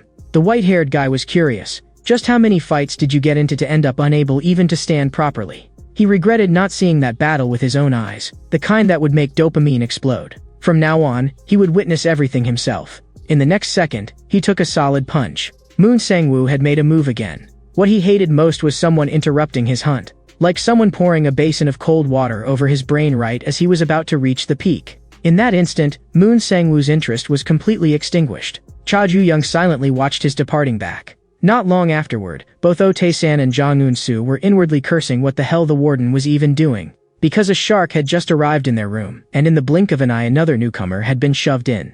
And on top of that, the white-haired guy had rescued the little one who had been about to become goat stew. Cha Ju-young also could not figure out what exactly the white-haired guy was trying to do. Cha Ju-young could understand why the white-haired guy had come to the second wing. After all, he was the one who had taught Cha Ju-young how to get in. But no matter how much he thought about it, Cha Ju-young could not understand why the white-haired guy had appeared exactly on time as foretold, and why he had ended up in the same room with him. Cha Ju-young knew this was absolutely not a coincidence. But as usual, the white-haired guy only said, "It's a secret." As long as Cha Ju-young could fill up his dopamine, maybe he would be in such a good mood that he'd tell him. Cha Du-young was speechless, again with this damn dopamine. Oh Tae-san asked in confusion, "Boss, your body's still weak, so why not stay in the infirmary a few more days?" But Cha Ju-young knew very well, the infirmary was not safe. That pervert from the third floor could break in at any moment. But this room was different. Moon Sang-woo, unable to sleep late at night, was crazily guzzling water. Ever since he had tasted Cha Ju-young, his hunger could no longer be satisfied. Not long afterward, Moon Sang-woo walked into a certain room. The woman inside had already been tortured by him until she was covered in wounds. Moon Sang-woo's desire had already reached the point of extreme starvation. He wanted this older sister to take responsibility. In the next second, blood splattered all over the room.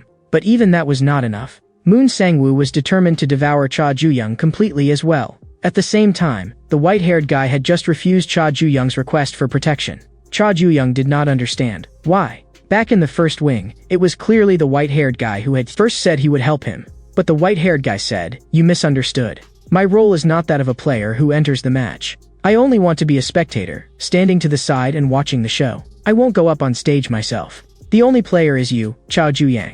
Cha Ju-young said helplessly, "In my current state, forget fighting, I can barely even walk straight." But at that moment, the white-haired guy said that he had a way to hunt the shark on the third floor. On the other side, Moon Sang-woo was also close to reaching his limit. He had to make sure Cha Ju-young would have absolutely nowhere to escape. He broke into a wild sprint straight toward Cha Ju-young's room. His craving burned inside him like fire, making him unable to wait to devour Cha Ju-young.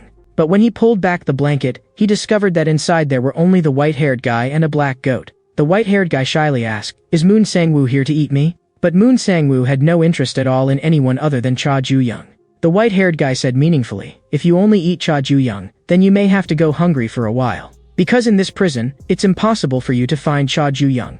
Moon Sang-woo turned back and shot the white-haired guy a vicious glare. From that point on, he tore through every floor of the prison searching for Cha Ju-young. But several days passed. Even after checking every toilet, Moon Sang-woo still could not find Cha Ju-young. He could not understand, where exactly was Cha Ju-young hiding? The only thing he managed to find was a pair of underwear in Cha Ju-young's locker. He was reaching his limit. If he did not stuff something into his mouth soon, he really would go insane. Ma Wanchong watched the scene through the monitor. A shark eating underwear, what a strange habit. At that moment, Han Sue mentioned the ghost story that had recently been spreading among the inmates. The rumor now was, the warden had secretly let Cha Ju-young go. But Ma Wanchong said seriously, he would never interfere with the aquarium's ecosystem. This was the first rule of the experiment. And it was absolutely impossible for a prisoner to escape this prison by his own power. So Ma Wanchong's conclusion was, Cha Ju-young was still somewhere in the prison. After so many days had passed, even Ote-san was almost unable to resist the urge to cook black goat stew. Even he and Jang Gun-soo had no idea where Boss Ju-young had gone. They could not help asking Big Bro Whitehair that question. But as usual, the white-haired guy answered, secret. At that moment, Cha Ju-young was hiding in a rather dark place. Late at night in the prison cafeteria, Moon Sang-woo was desperately stuffing food into his mouth. But no matter how much he ate, he could not feel full. At that moment, a familiar voice rang out again. Moon Sang-woo turned around in disbelief. Cha Ju-young, the one he called prey, felt only revulsion at this moment. That familiar smell of disinfectant instantly excited Moon Sang-woo. But when he lunged forward, his attack missed completely. Cha Ju-young frowned. Where is that disinfectant smell coming from? I already recovered a long time ago. Moon Sang-woo had waited too long for this moment. He had almost actually starved to death. Cha Ju-young's elbow strike smashed brutally into a vital point. Fortunately, he had listened to the white-haired guy's suggestion. Cha Ju-young had not expected that there would be a place like that inside the prison. Moon Sang-woo, knocked to the ground, refused to believe that Cha Ju-young had already recovered. Moon Sang-woo stubbornly insisted that Cha Ju-young was only bluffing. But Cha Ju-young, who had been beaten since childhood, naturally recovered far faster than ordinary people. Cha Ju-young really had already recovered, and now there was no way he could be devoured by Moon Sang-woo anymore. But as a loud crash exploded, Moon Sang-woo, dodging the attack, muttered, I waited so long, and this isn't the result I wanted. Actually, Cha Ju-young had also waited a long time, for this very moment when he could crush Moon Sang-woo with his own hands. But now that his desire had fallen through, Moon Sang-woo could no longer get excited. Cha Ju-young knew, this bastard was a complete pervert who got satisfaction from tormenting the weak. But so what? Cha Ju-young could simply use his fists to beat him into an even more miserable state. But Moon Sang-woo felt, that would make it meaningless. What he wanted was pure, natural, uncontaminated organic prey. Then Cha Ju-young would make him obediently take the beating. In the past, Moon Sang-woo had once interrogated the person who stole Heavenly Dragon's hospitality list. He tied the thief to a railroad track and tortured him. When the train was about to arrive, the thief finally broke under the pressure and confessed. But Moon Sang-woo had never intended to let him go. Even if the thief had somehow survived, Moon Sang-woo would have unhesitatingly delivered the final blow. That thrill of hunting made his whole body go numb. Guy Jong-hoo, head of Heavenly Dragon's Risk Management Division, heard that a reckless monster had recently joined the organization. He was curious, Moon Sang-woo, who only targeted the weak, who hardly ever fought and had almost no interest in fighting. So how exactly had he gotten into Heavenly Dragon? Because to enter Heavenly Dragon, one had to defeat countless powerful enemies. Moon Sang-woo said with disgust, fighting healthy people felt like chewing tires. So disgusting it made him nauseous. But even if it's hard to swallow, as long as he keeps struggling and giving off that stink, I can only grit my teeth and swallow him down. Cha Ju-young's fist instantly closed in on Moon Sang-woo, but Moon Sang-woo kicked it away with one foot. At this moment, Moon Sang-woo felt only extreme disgust. Since Cha Ju-young was clinging on so stubbornly, then no matter how bad he tasted, he would just have to force himself to swallow him. But that would definitely not be as simple as letting stomach acid digest him. Moon Sang-woo was just about to keep moving. But in truth his leg had already been broken by Cha Ju-young earlier. Looking at Moon Sang-woo, Cha Ju-young said coldly, I really can't tell. Which one of us is the prey, and which one is the predator? The Risk Management Division was one of Heavenly Dragon's core departments. And this place was specifically the torture chamber used to interrogate traitors within Heavenly Dragon. No one could stay silent to the very end here. Guy Jong-ho asked Moon Sang-woo, do you know why? Because the key to torture is never physical pain, but rather human imagination. What comes after your nails are ripped out? What comes after your skin is flayed? What comes after you're burned with fire? The questions keep extending, endlessly. No one can withstand that kind of pressure. Driving a prisoner's imagination to its limit is the interrogator's job. Moon Sang-woo absolutely loved this job. and the expression enjoyed by the interrogator was itself a catalyst for the victim's imagination. To Moon Sang-woo, the torture chamber was practically heaven. But right now, all he felt was nausea. Grinding his teeth, Moon Sang-woo forcibly shoved his broken leg bone back into place. He had to throw Cha Ju-young into the food waste bin. But before Moon Sang-woo could recover his bearings, Cha Ju-young's fists came down on him like a rainstorm. Moon Sang-woo seized an opening, however, and grabbed Cha Ju-young in return.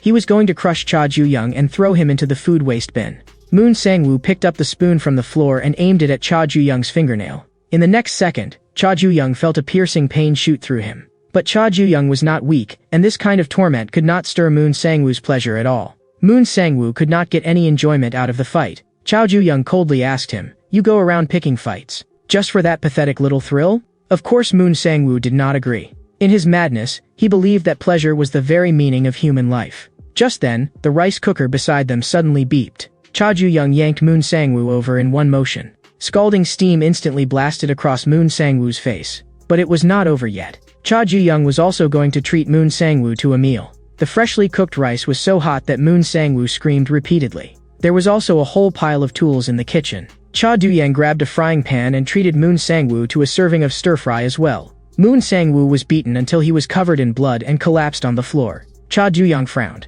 Could emotions affect this guy's combat strength? Because Moon Sang-woo's current strength was not even half of what it had been in the infirmary. But Cha Du-young did not care about that. Then he unexpectedly noticed that some unknown liquid was running down between Moon Sang-woo's legs. Moon Sang-woo trembled all over, aroused from being beaten. In the past, he would even torture prisoners to death before they confessed. So Gai Jong-ho wanted Moon Sang-woo to experience personally what real torture actually meant. Gai Jong-ho's fist, wearing brass knuckles, slammed brutally into Moon Sang-woo's body. Gai Jong-ho said coldly, "Imagine it to your heart's content, how much more it will hurt next." But at that moment, Moon Sang-woo began muttering to himself. Gai Jong-ho leaned closer to hear what he was saying.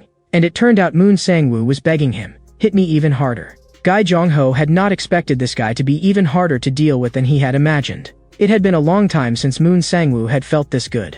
In the midst of that pleasure, he forcibly entered the 7 over heart state. His surging power sent Cha Ju-young flying. Moon Sang-woo liked the look of being tortured, even if the one being tortured was himself. He opened his mouth and laughed. "Cha Ju-young, come devour me." Cha Ju-young frowned. "Don't you know? The one who pulls out the ultimate move first is the one who loses first." At that moment, Cha Ju-yang also drew on his anger. The cookie-cutter shark of the deep sea does not feed in order to survive. It bites to torment other fish and gain pleasure. It always takes one bite out of every creature and then quickly flees. That is why the cookie-cutter shark is also called the sadist of the deep sea. But Ma Wanchong knew that this sadist actually had another side. The way it bites once and runs looks more like it is waiting for the other side to bite back, turning pain into pleasure, and enjoying even becoming prey itself. That attitude was practically the embodiment of masochism. In the cafeteria, Moon Sang-woo was blasted away again by Cha Ju-young. This was the first time Cha Ju-young had encountered an enemy who became happier the more he was beaten, and it was indeed a bit troublesome. Moon Sang-woo felt as though every bone in his body was about to shatter. It felt unbelievably good. He begged Cha Ju-young to continue. He had never experienced this kind of intense stimulation even in Heavenly Dragon's torture chamber. On the surface, that place was where traitors were interrogated, but in reality it had another use. Cha Ju-young did not understand. "Why are you suddenly bringing this up in the middle of a fight?" Moon Sang-woo teasingly shot back. "You don't know what Cha Gangryong did in the torture chamber? For the sake of his only son, he really did?" Moon Sang-woo suddenly shut his mouth halfway through. Cha Ju-young ordered him in a low voice to continue. But Moon Sang-woo knew he could not say it, because the moment he said it aloud, Gai Jong-ho would hunt him down. Cha Ju-young pressed him again, "Speak." But right now, all Moon Sang-woo wanted was to keep doing interesting things. And at this moment, all Cha Ju-young wanted to know was what exactly Cha Gangryong had done. The intense pain only made Moon Sang-woo more excited. He wanted to taste each other together with Cha Ju-young.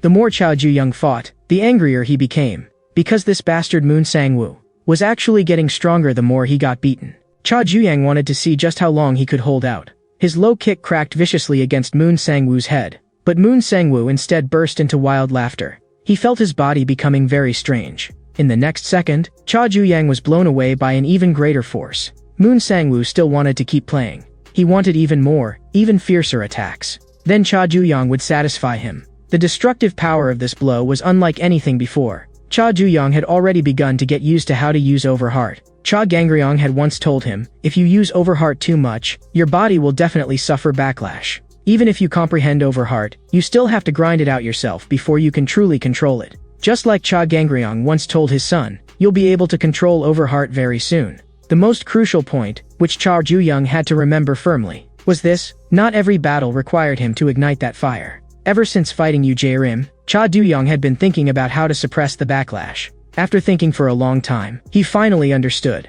Hide that fire away under normal circumstances, and only ignite it when it is truly necessary. Moon Sang-woo's chest took another heavy punch from Cha Ju-young, but to him, it still felt delicious. Cha Ju-young's fist lashed out viciously once again. Moon Sang-woo cried out even more excitedly. Cha Ju-young stopped paying attention to him and simply kept punching.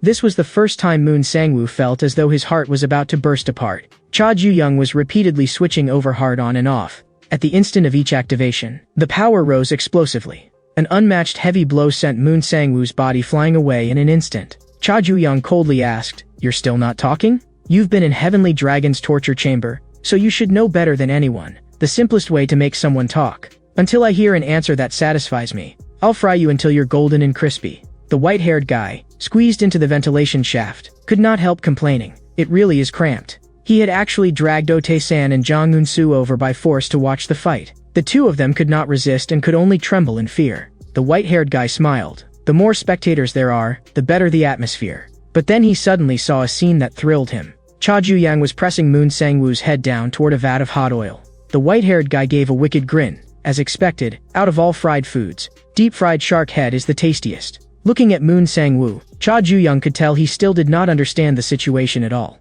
He began putting more strength into his hand. Only then did Moon Sang-woo realize in shock. Cha Ju-young was serious. In the next second, his hand was shoved straight into the hot oil. A pig-slaughtering scream exploded instantly. Cha Ju-young was not joking with him.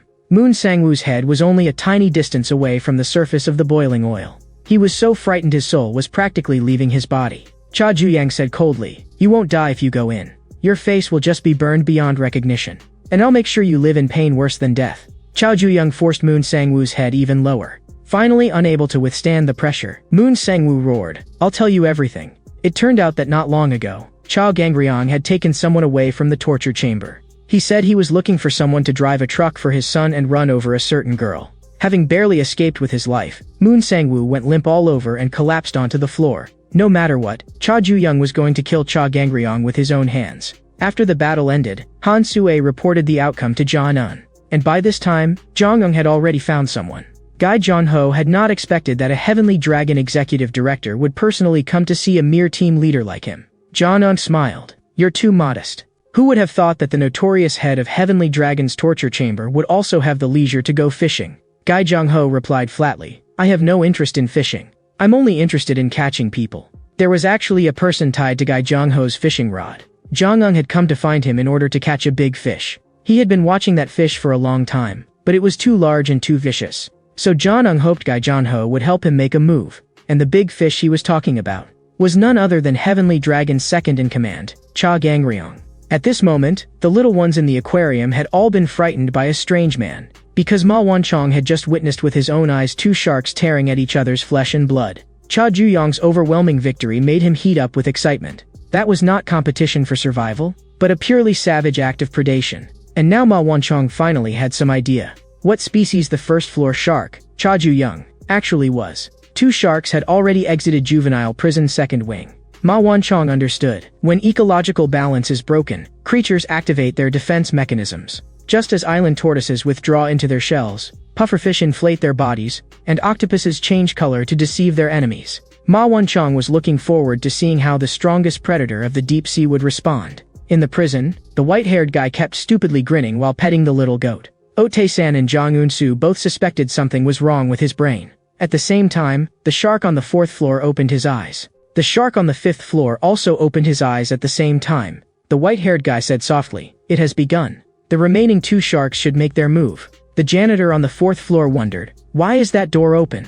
After all, a shark's door was almost never opened under normal circumstances. In the next second, the janitor was nailed in place by a terrifying pressure. He had not expected it. The shark on the fourth floor had actually walked out of his room. At the same time, on the fifth floor, the inmates by the stairs wondered, who came down from the fifth floor? In the next second their pupils contracted, because the shark from the 5th floor had actually come downstairs. In the surveillance room, the alarms were already blaring everywhere. At this moment, in that hospital specially for treating juvenile prison inmates, wyrm, who had been defeated by Cha Ju-young, still needed 3 more weeks before he could be discharged. He stared at the happiness poster on the wall, grinding his teeth so hard he almost ground them apart. In his pursuit of happiness, wyrm had instead fallen into the abyss of unhappiness. The moment he thought of Cha Ju-young stepping upward on top of his broken body, he wanted nothing more than to skin him alive and devour him whole. On the other side of the hospital, Moon Sang-woo only felt unbearably hungry. He could not help guessing, was Cha Ju-young's target the shark on the next floor?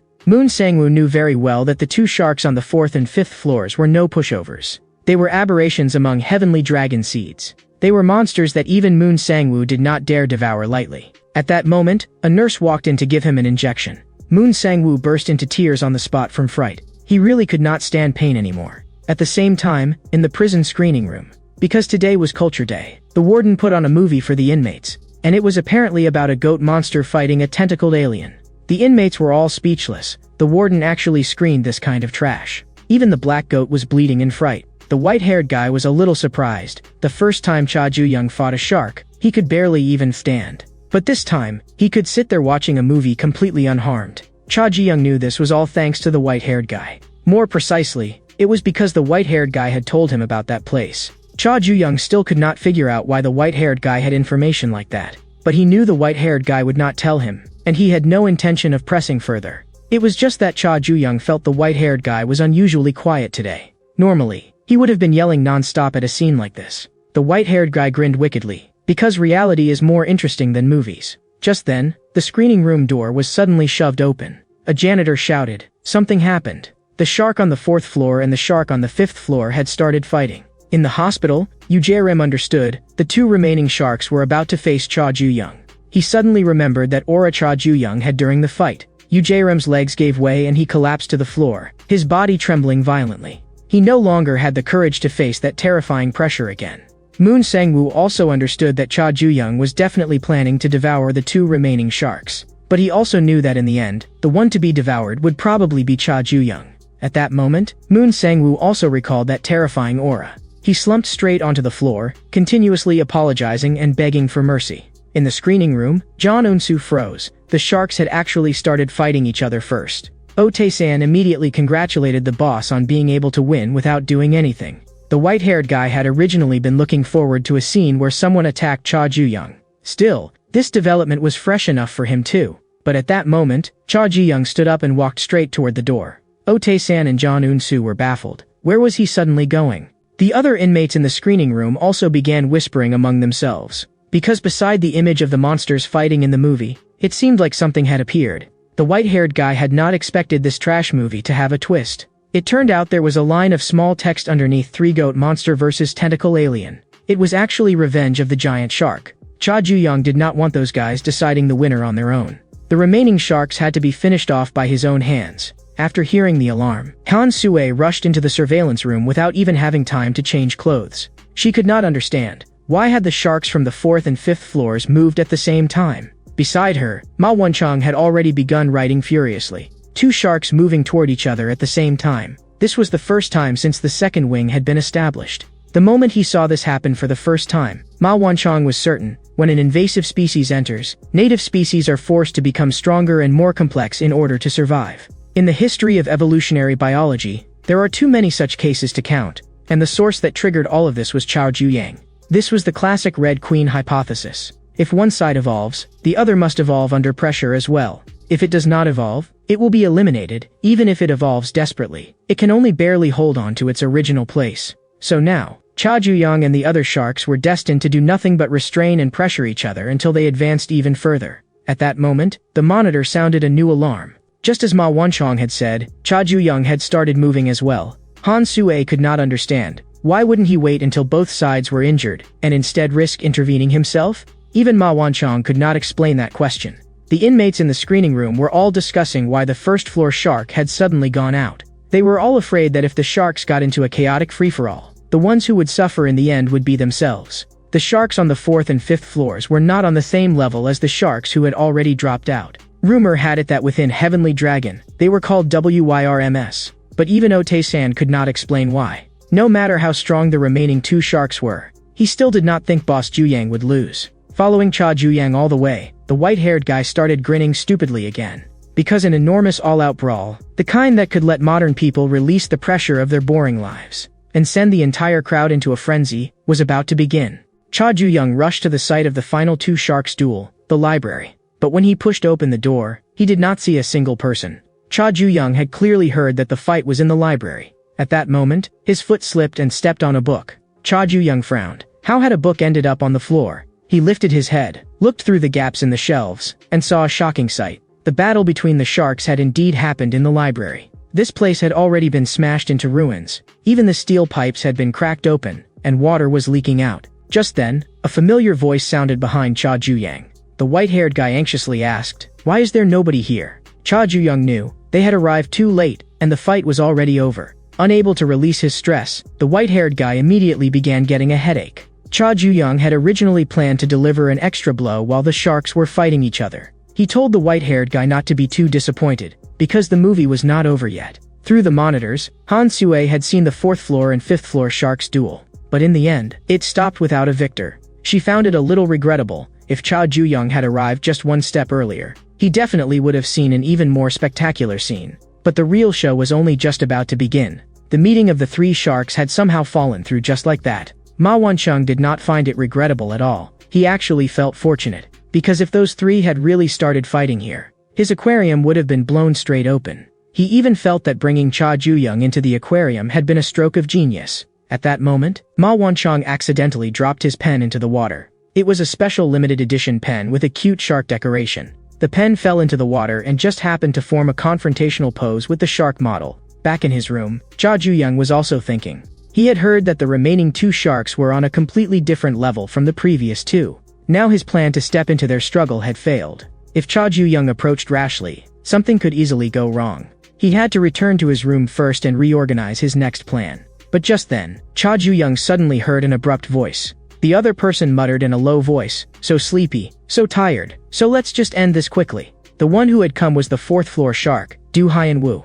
Han Sue watched the 2 sharks facing each other through the monitor. She knew that Du Hyanwu was one of Heavenly Dragon's elite Azure WYRM rookies, the type who normally kept himself buried under the covers all day. She had not expected that a guy like that would make a move too. She only hoped Cha Juyang would not disturb Du Hyanwu's nap. Because once you wake a sleeping monster, you may never wake up yourself again. Cha Juyang was already prepared to fight, but Du Hyanwu raised both hands and surrendered. Cha Juyang froze on the spot. Du Hyanwu continued, "I'm really too sleepy. Recently I've been especially tired, my blood sugar is up, I don't exercise enough, my thyroid function is low, and I don't even want to move." Cha Juyang warned him coldly, "Stop joking around, what are you saying this for?" But Du Hyanwu continued, "I didn't just come to find you. I also went to find the shark on the 5th floor. I asked him to fight you before you came up to the 4th floor. But the 5th floor shark did not say a single word and just started hitting him."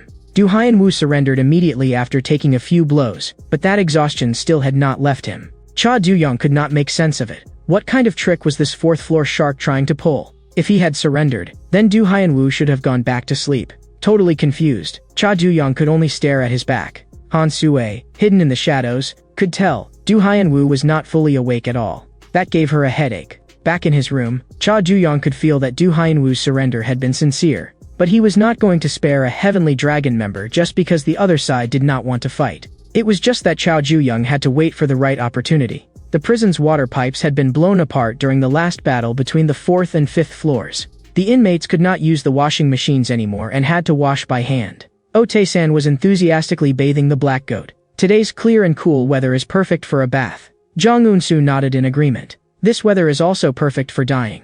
Even if he had to hang himself, he was going to escape this hellish prison. But Ote-san kindly put on a helpful face and casually tightened the rope for him. Jang Eun-soo, who had nearly actually been strangled to death, suddenly regained his will to survive. Back when he first heard that the 1st floor shark was coming to their room, he had truly wanted to die. But after spending time with Boss Juyang, both Ote-san and Jang Eun-soo discovered he actually was not a bad person.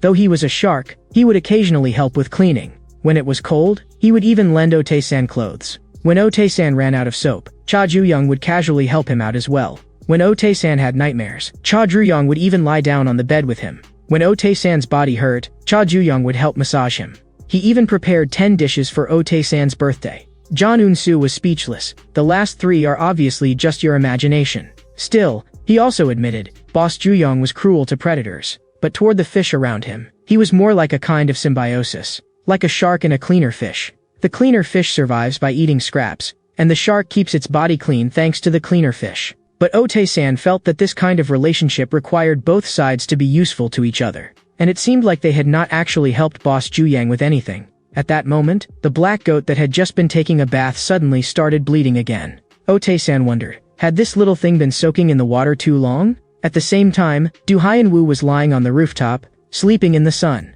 humming a tune. Han Sue forcibly woke him up. She asked in confusion, "You have a bed, so why sleep in a place like this?" Du Hyun-woo shot back, "Then as a prison guard, why are you privately contacting inmates?" Han Sue smiled and praised him. Azure WYRMs really are sharp.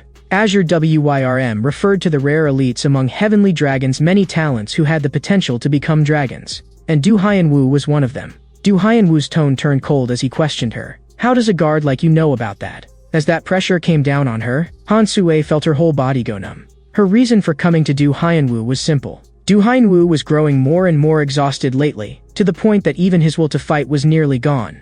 Han Sue was going to reignite his fire. Because they had been on the same side from the start, Han Sue lifted the hem of her clothes and revealed the Crimson Fire Dragon tattoo, proving her identity. Not long ago, she had met Jong Un again. Things were progressing even faster than Jong Un had expected. He knew very well that Yu Jae-rim and Moon Sang-woo were still some distance away from maturity. But the two on the 4th and 5th floors were Azure WYRMs close to maturity. They were elites selected through Heavenly Dragon's strictest screening. Fruits ripened to perfection. Jong Un knew that the time for harvesting was about right. That was also why Han Sue had infiltrated the prison. She had originally intended to go find those 2 sharks and speed things up. But Jong Un had told her not to rush. What moves human nature is never power or strength, but crimson desire. There was almost no information at all about the 5th floor shark, so his desire was hard to grasp. But the 4th floor shark's desire was very clear, and that was also why he had joined Heavenly Dragon. Jong Un wanted Han Sue to put that crimson apple into Du Hyun-woo's mouth. Du Hyun-woo had not expected that there would also be someone from Heavenly Dragon among the prison guards. For the sake of this meeting, Han Sue had tampered with the monitors in advance. But that would not last long, so she spoke plainly. Han Sue had something she wanted to ask Du Hyun-woo to help with. But Du Hyun-woo refused without hesitation. Han Sue was not qualified to order him around, and besides, he was tired right now. Han Sue had known this would be the result. Just as Jong Un had said, what drives human nature is crimson desire. That lifeless gaze, the dark circles drooping to his jaw, and that body heavy as wet cotton. Han Sue understood, no matter how much Du Hyun-woo slept, he could not shake off this exhaustion. He had already fallen into severe chronic fatigue. Han Sue was going to wake Du Hyun-woo up completely. After a moment of silence, Du Hyun-woo asked her, "Can you guarantee it?" Han Sue knew. Du Hyun-woo was finally tempted. Just as she was about to reveal the plan, the door behind her suddenly made a sound. Han Sue froze. Had that door originally been open? At this moment, in the dim corridor, Jong Un-soo had only gone to the rooftop to dry clothes, but he saw something he should not have seen.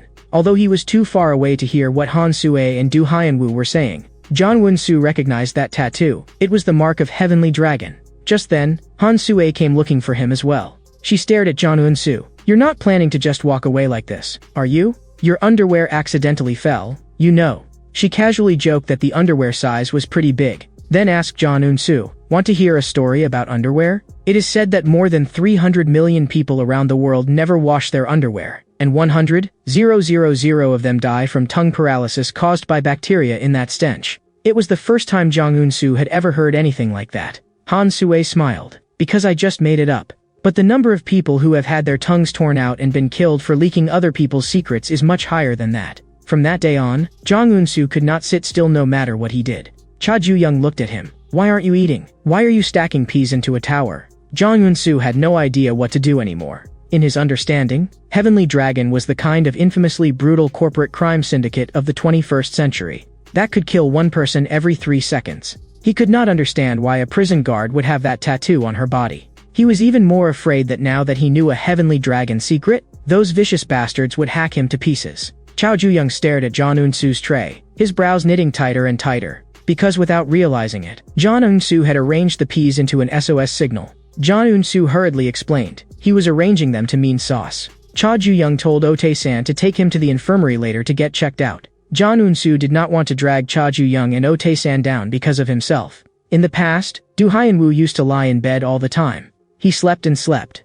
But no matter how much he slept, Do Hyun-woo was still too sleepy to keep his eyes open. Later, he finally found a way to wake himself up. That day, Han Sue had originally wanted to ask Do Hyun-woo for help, but after discovering that someone was peeping, she first asked Do Hyun-woo to deal with a little fish. That day, Jang Eun-soo had fled down from the rooftop in a panic, without even having time to hang his clothes, and they had long since started to stink. He only hoped the people from Heavenly Dragon would really spare him. But just then, someone appeared behind Jang Eun-soo. At the same time, another person was standing by the window of the room. Cha Ju-young was also staring at Jang Eun-soo. Jang Eun-soo, who used to study beauty and hairdressing, had once been responsible for cutting Otae-san's hair. Otae-san marveled. Your skills are really not bad. All men should try this. The white-haired guy laughed. This isn't hair. It's a bird's nest. There are probably 3 eggs hatching in it. Then Jang Eun-soo asked Boss Ju-yang too, want a haircut? At its current length, it really was about time for one. In the past, Cha Ji-young's hair had always been cut by Lee Dae-yeon.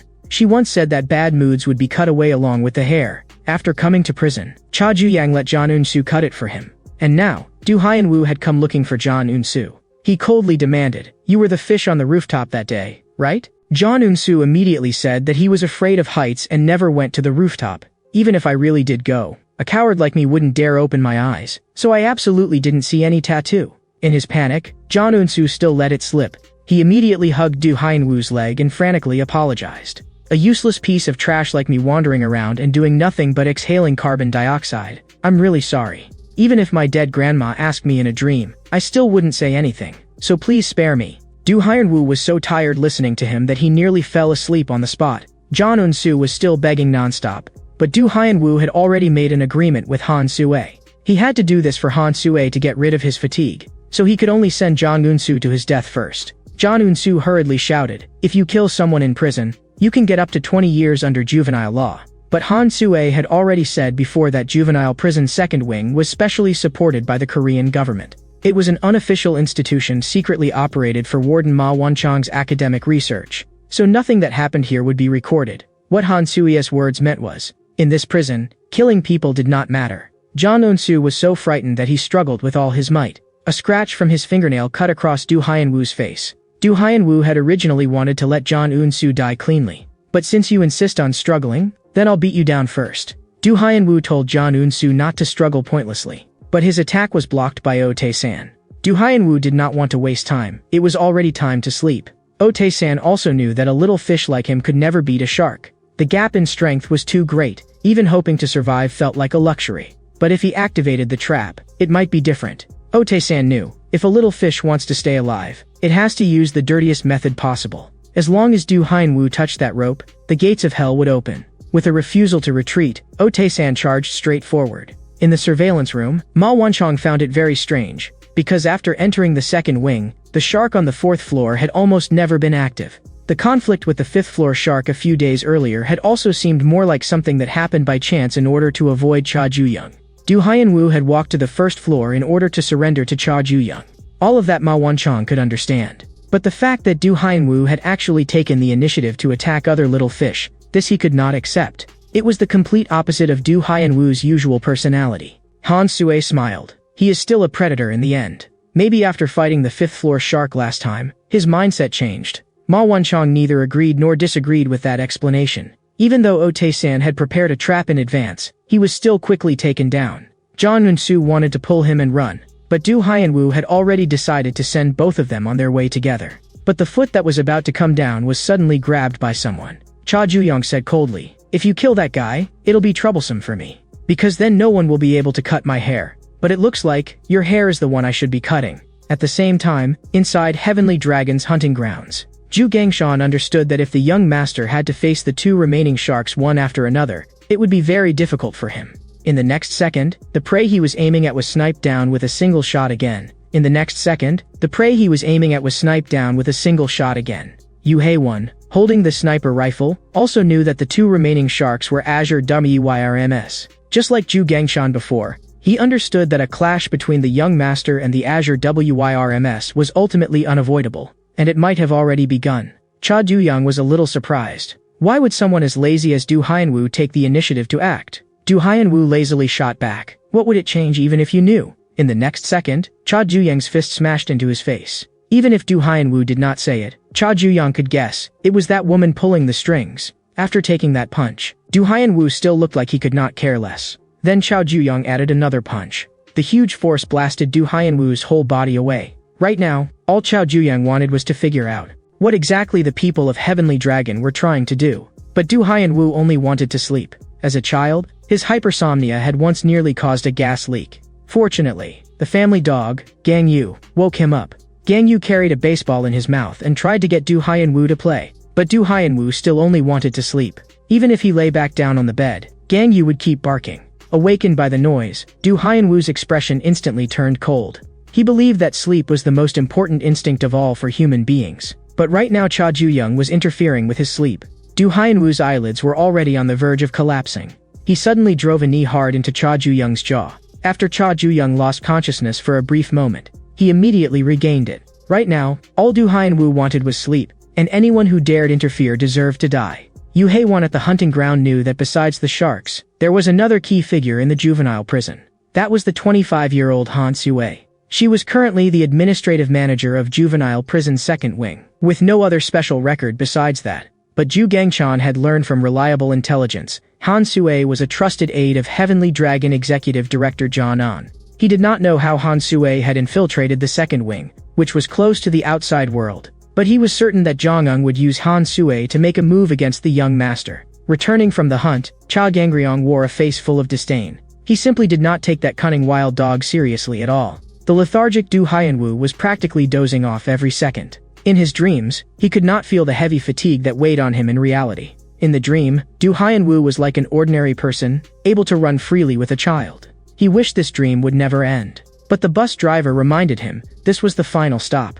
Hurry and take the puppy home, or your parents will worry. Woken up by the disturbance, Du Hyenwoo immediately flared up. The driver was still trying to hurry home to his wife and children. But Du Hyenwoo, full of pent-up anger, directly grabbed a fire extinguisher and smashed it over him. Back in the prison, Cha Du-young had been knocked down by Du Hyenwoo. With the nuisance down, Du Hyenwoo could continue dealing with things. Once he finished off John Un-soo, he could still get another 10 minutes of sleep. Cha Du-young coldly asked Du Hyenwoo, is 10 minutes enough? Do you want me to let you sleep forever? Du Hyenwoo only begged Cha Du-young to stop interfering with him. If Cha Du-young had not been getting in the way, he would already be lying comfortably back in bed. After being knocked back again, Cha Du-young felt that something was off. Because he realized that from beginning to end, Du Hyenwoo had fought using only his legs. A suspicion vaguely surfaced in Cha Du-young's mind. Du Hyenwoo had planned to lull Cha Du-young to sleep first, but Cha Du-young wanted to confirm his suspicion first. First restrict Du Hyenwoo's lower body movement, then force him to fight using his upper body. But Du Hyenwoo still counterattacked using only his legs, and even told Cha Du-young not to waste his energy. That only made Cha Du-young even more certain. Du Hyenwoo really could only use his legs. A phone hidden in the shadows recorded the entire battle from start to finish. Han Sue thought she actually had quite a talent for filming. It was the first time John Eng saw Cha Du-young through photographs alone. He felt Cha Du-young did not resemble Cha Gangryong very much. For someone like Cha Gangryong to send his own son to prison for selfish desire, his methods were truly ruthless. But Gai John-ho felt that was exactly Cha Gangryong's style. Jong Eng snatched the branding iron from his hand. To achieve his goals, Cha Gangryong had never cared about the means. This time, Jong Eng intended to try it personally too. At the same time, Cha Gangryong was skinning a wolf. He wanted to know what that bastard John Eng was plotting again. Ju Gangchan had been keeping a close watch on Executive Director John Eng's movements. Recently, he discovered that John Eng had been contacting the Risk Management Division far too often. Cha Gangryong almost instantly guessed John Eng's intentions. Yu Hae-won had also already begun moving according to Cha Gangryong's instructions. In Cha Gangryong's eyes, Jong Eng was nothing more than a wild dog. If a wild dog dreams of becoming a dragon, it deserves to be crushed. The fight in the prison was still ongoing. Du Hyenwoo only had 5 minutes of sleep time left. Cha Ju-yang was very concerned. Was he deliberately only using his legs? For Cha Ju-yang, that was actually a good thing. Compared to an opponent who used both hands and feet, Du Hyenwoo's movements were too easy to read. Whether dodging or attacking, Cha Ju-yang could predict Du Hyenwoo's next move. He understood that a master at Du Hanwu's level would definitely know this too. That was why Chao Juyang found it even harder to understand. Why exactly was Du Hanwu refusing to use his hands? Chao Juyang's performance was even better than Han Sue had expected. Now, things were progressing according to plan. Han Sue had successfully dragged Du Hanwu into a fight with Chao Juyang. She thought to herself, as long as this succeeds, as Zhang Eng's trusted aide, becoming a senior executive in Heavenly Dragon should only be a matter of time. But what Han Sue did not know was that a heavy sniper rifle in the distance had already locked onto her. Not long ago, Yu Haewon had been sent by Cha Gangryong to the second wing to carry out a mission. Zhang Eng's group thought there was always someone stronger and a sky beyond the sky. But on Cha Gangryong's side, they would even dare to shoot down whatever was in the sky. Yu Haewon confirmed the dust cover, the feel, and the wind direction. Everything was just right. Before her was a second opportunity that absolutely could not be missed. But just as Yu Haewon was about to pull the trigger, a toad blocked her scope. That cunning prey also vanished at once. But Yu Haewon had not come here to shoot rabbits. Now, it was time for her to take care of real business. The instant Han Sue sensed something wrong, she hid behind the door. She did not know who had been peeping at her back, but it really was an unpleasant feeling. In the surveillance room, Ma Wanchong frowned. Why had the rooftop monitor suddenly malfunctioned? But he had something even more important to focus on right now. The fourth-floor shark, who normally only slept, was now not only attacking the fish, but had even started fighting the first-floor shark, Chao Juyang. For an observer, a dramatic ecological shift should have been exciting. But this time, Ma Wanchong felt that something was off, as if someone were deliberately muddying the water. But no matter what, he had to first play his role as observer properly. With his weakness seen through, Du Hanwu began to fall into a disadvantage. In an instant, Cha Juyang circled around behind him. This originally had nothing to do with Cha Juyang, but he still had to ask, why are you only using your legs? It is as if someone tied up your hands. If a person only uses part of the upper body or lower body, the number of techniques available becomes fewer. Attack patterns become easier to read. Defense also becomes restricted, and the opponent can keep widening the offensive. Using that momentum, Cha Juyang activated Overheart. His fist closed in on Du Hanwu once again, carrying a shrill rush of wind. Du Hanwu was blasted flying backward, and only stopped when he crashed through a prison faucet. The spray of water in the air made Du Hanwu recall a terrible memory. That day, he had forgotten to turn off the gas again and had planned to sleep the entire day away in one stretch. Because as long as he was in a dream, that wet, heavy body of his felt a little lighter. But the puppy came again to play with him. Du Hanwu told Gang Yu to wait a little longer and that they could play together after he got better. But just as he was about to sink into sleep, Gang Yu kept barking and woke him up again. Du Hanwu gripped Gang Yu's neck tightly. He would not allow anything to interfere with his sleep. Cha Juyang asked Du Hanwu, "Are you still fighting?" He sat on top of Du Hanwu, locking down his legs. Now Du Hanwu should have simply surrendered, but at that moment he grabbed Cha Juyang with his hands. By now, Du Hanwu was already 30 minutes past his sleep time. He stared at Cha Juyang and said, "I've always used my legs, because my hands are for killing people." And now, Du Hanwu was going to kill Cha Juyang. He actually entered an overheart state through lethargy. Ma Wanchong stared at the monitor, watching the scene without breathing. He defined Du Hanwu as an ambush predator of the deep sea, the angel shark. It is one of the few creatures that can sleep peacefully in the peril-filled deep sea. It normally looks as though it is sleeping, but once it wakes, its true predatory instincts erupt. But at that moment, Ma Wanchong noticed something abnormal. Du Hanwu was clearly strangling Cha Juyang's neck tightly, trying to make Cha Juyang sleep forever. But a terrifying aura suddenly burst out from Cha Juyang. Du Hanwu blurted out, "What is this?" Right now, all he wanted to know was who Cha Juyang really was. The white-haired guy's daily routine in the second wing was walking the goat around. Once, he happened to pass by the place Cha Juyang went whenever he had free time. The white-haired guy had heard that it was used for overheart training. That place looked as if it had been swept by machine gun fire. He knew that the style of repeatedly switching overheart on and off had an upper limit. It could achieve chained attacks, but it was hard to end things in one strike. But the goat suddenly seemed startled and trembled all over. The white-haired guy instead felt relieved. Cha Juyang had found a way to break through that limit. The place looked as if it had been blasted by rockets. After unleashing his aura, Cha Juyang forced Du Hanwu back once again.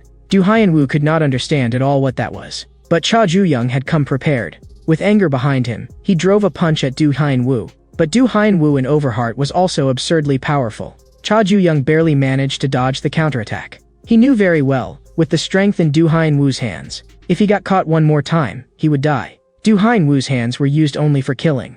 After he killed Gang Yu back then, The family held a very grand funeral for Ganyu, because Ganyu was Du Hyenwoo's only younger brother. The story told to outsiders was that a gas leak had caused a fire. The young Ganyu had failed to escape. The family all comforted Du Hyenwoo, "Don't be too sad." But Du Hyenwoo suddenly remembered Ganyu's struggle before death, and that final big brother before he stopped breathing. He could not understand what exactly he had done.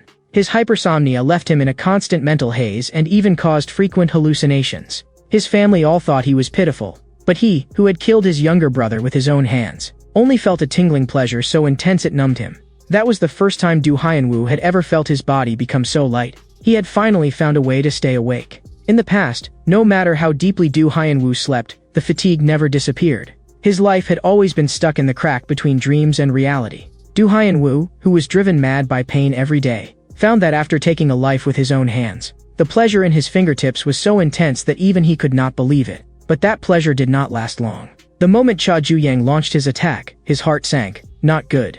Du Hyenwoo grabbed his leg and asked in a low voice, "Do you know why I joined Heavenly Dragon? Because a criminal group as large as Heavenly Dragon lets me kill whenever I want." At that moment, Du Hyenwoo's hand gripping Cha Juyang suddenly slipped. It turned out Cha Juyang had smeared cleanser on his own neck. Du Hyenwoo did not understand. What is the point of all your dodging around? But Cha Juyang knew very well. He only needed to create a flaw for a single instant. What Du Hyenwoo hated most was people wasting time. He was going to use his last method and end the fight immediately. Cha Juyang instantly felt a suffocating pressure of overwhelming force. Du Hyenwoo had originally not wanted to use this move at all, because after using it, he would be too exhausted to get up for 3 days and nights. But now, he had to kill Cha Juyang. Cha Juyang could feel it. He could not dodge this move. But just then, Du Hyenwoo's body suddenly jerked to a halt, because Otae-san and John Eun-soo had grabbed one of his legs. Even so, they could only hold him for an instant. But for Cha Juyang, that instant was enough. Overheart, by definition, is forcing yourself beyond your limits. But the time one can maintain that state is limited in the end. Cha Juyang's method was simple. At the exact instant a perfect opening appeared, pour all the power that he normally released only when necessary into a single strike and let it explode completely. In the next second, a tremendous crash shook the entire prison. After unleashing that full power blow, Cha Juyang was gasping uncontrollably. At that moment, Du Hyenwoo had completely lost consciousness. Jang Eun-soo apologized to the boss, saying it was all his fault for dragging things out like this. Cha Juyang smiled faintly. "Let's go, let's head back together." At the same time, inside the warden's office, Ma Wonchong was exercising his authority as warden over Han Sue.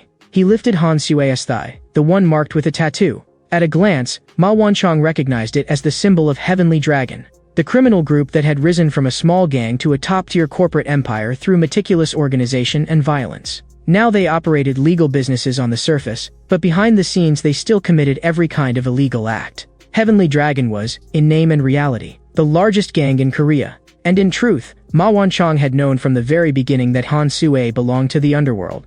He had left her untouched only because, as an administrative manager, she truly handled things cleanly and efficiently. Whether Han Sue was a gangster, the president, or even an alien, Ma Wonchong did not care. The only thing he cared about was his aquarium, namely Juvenile Prison's second wing. But this time, Han Sue's contact with the fourth-floor shark had already disturbed the aquarium's ecology. So Ma Wonchong could no longer pretend not to see it. He warned Han Sue, if she dared interfere with the ecology of his aquarium again, what happened then would be impossible for anyone to predict. Ma Wonchong wanted Han Sue to be like a beautiful coral, quietly decorating one corner of the aquarium and nothing more. Not long afterward, as usual, the inmates of the second wing convened their prisoner human rights improvement meeting. Each of the 5 floors sent one representative to attend on behalf of the fish. The representative from the first floor, where Cha Juyang was Otae-san. What the representatives discussed were all daily trivialities. For example, the toilet on the 3rd floor was clogged, so someone from the 2nd floor who understood plumbing needed to deal with it. And there was also the faucet that had been broken during Cha Juyang's fight with Du Hyenwoo a few days earlier. But the most important topic of this meeting was the conflict among the sharks. Ordinary fish like them had to predict the upcoming situation in the second wing and make plans in advance.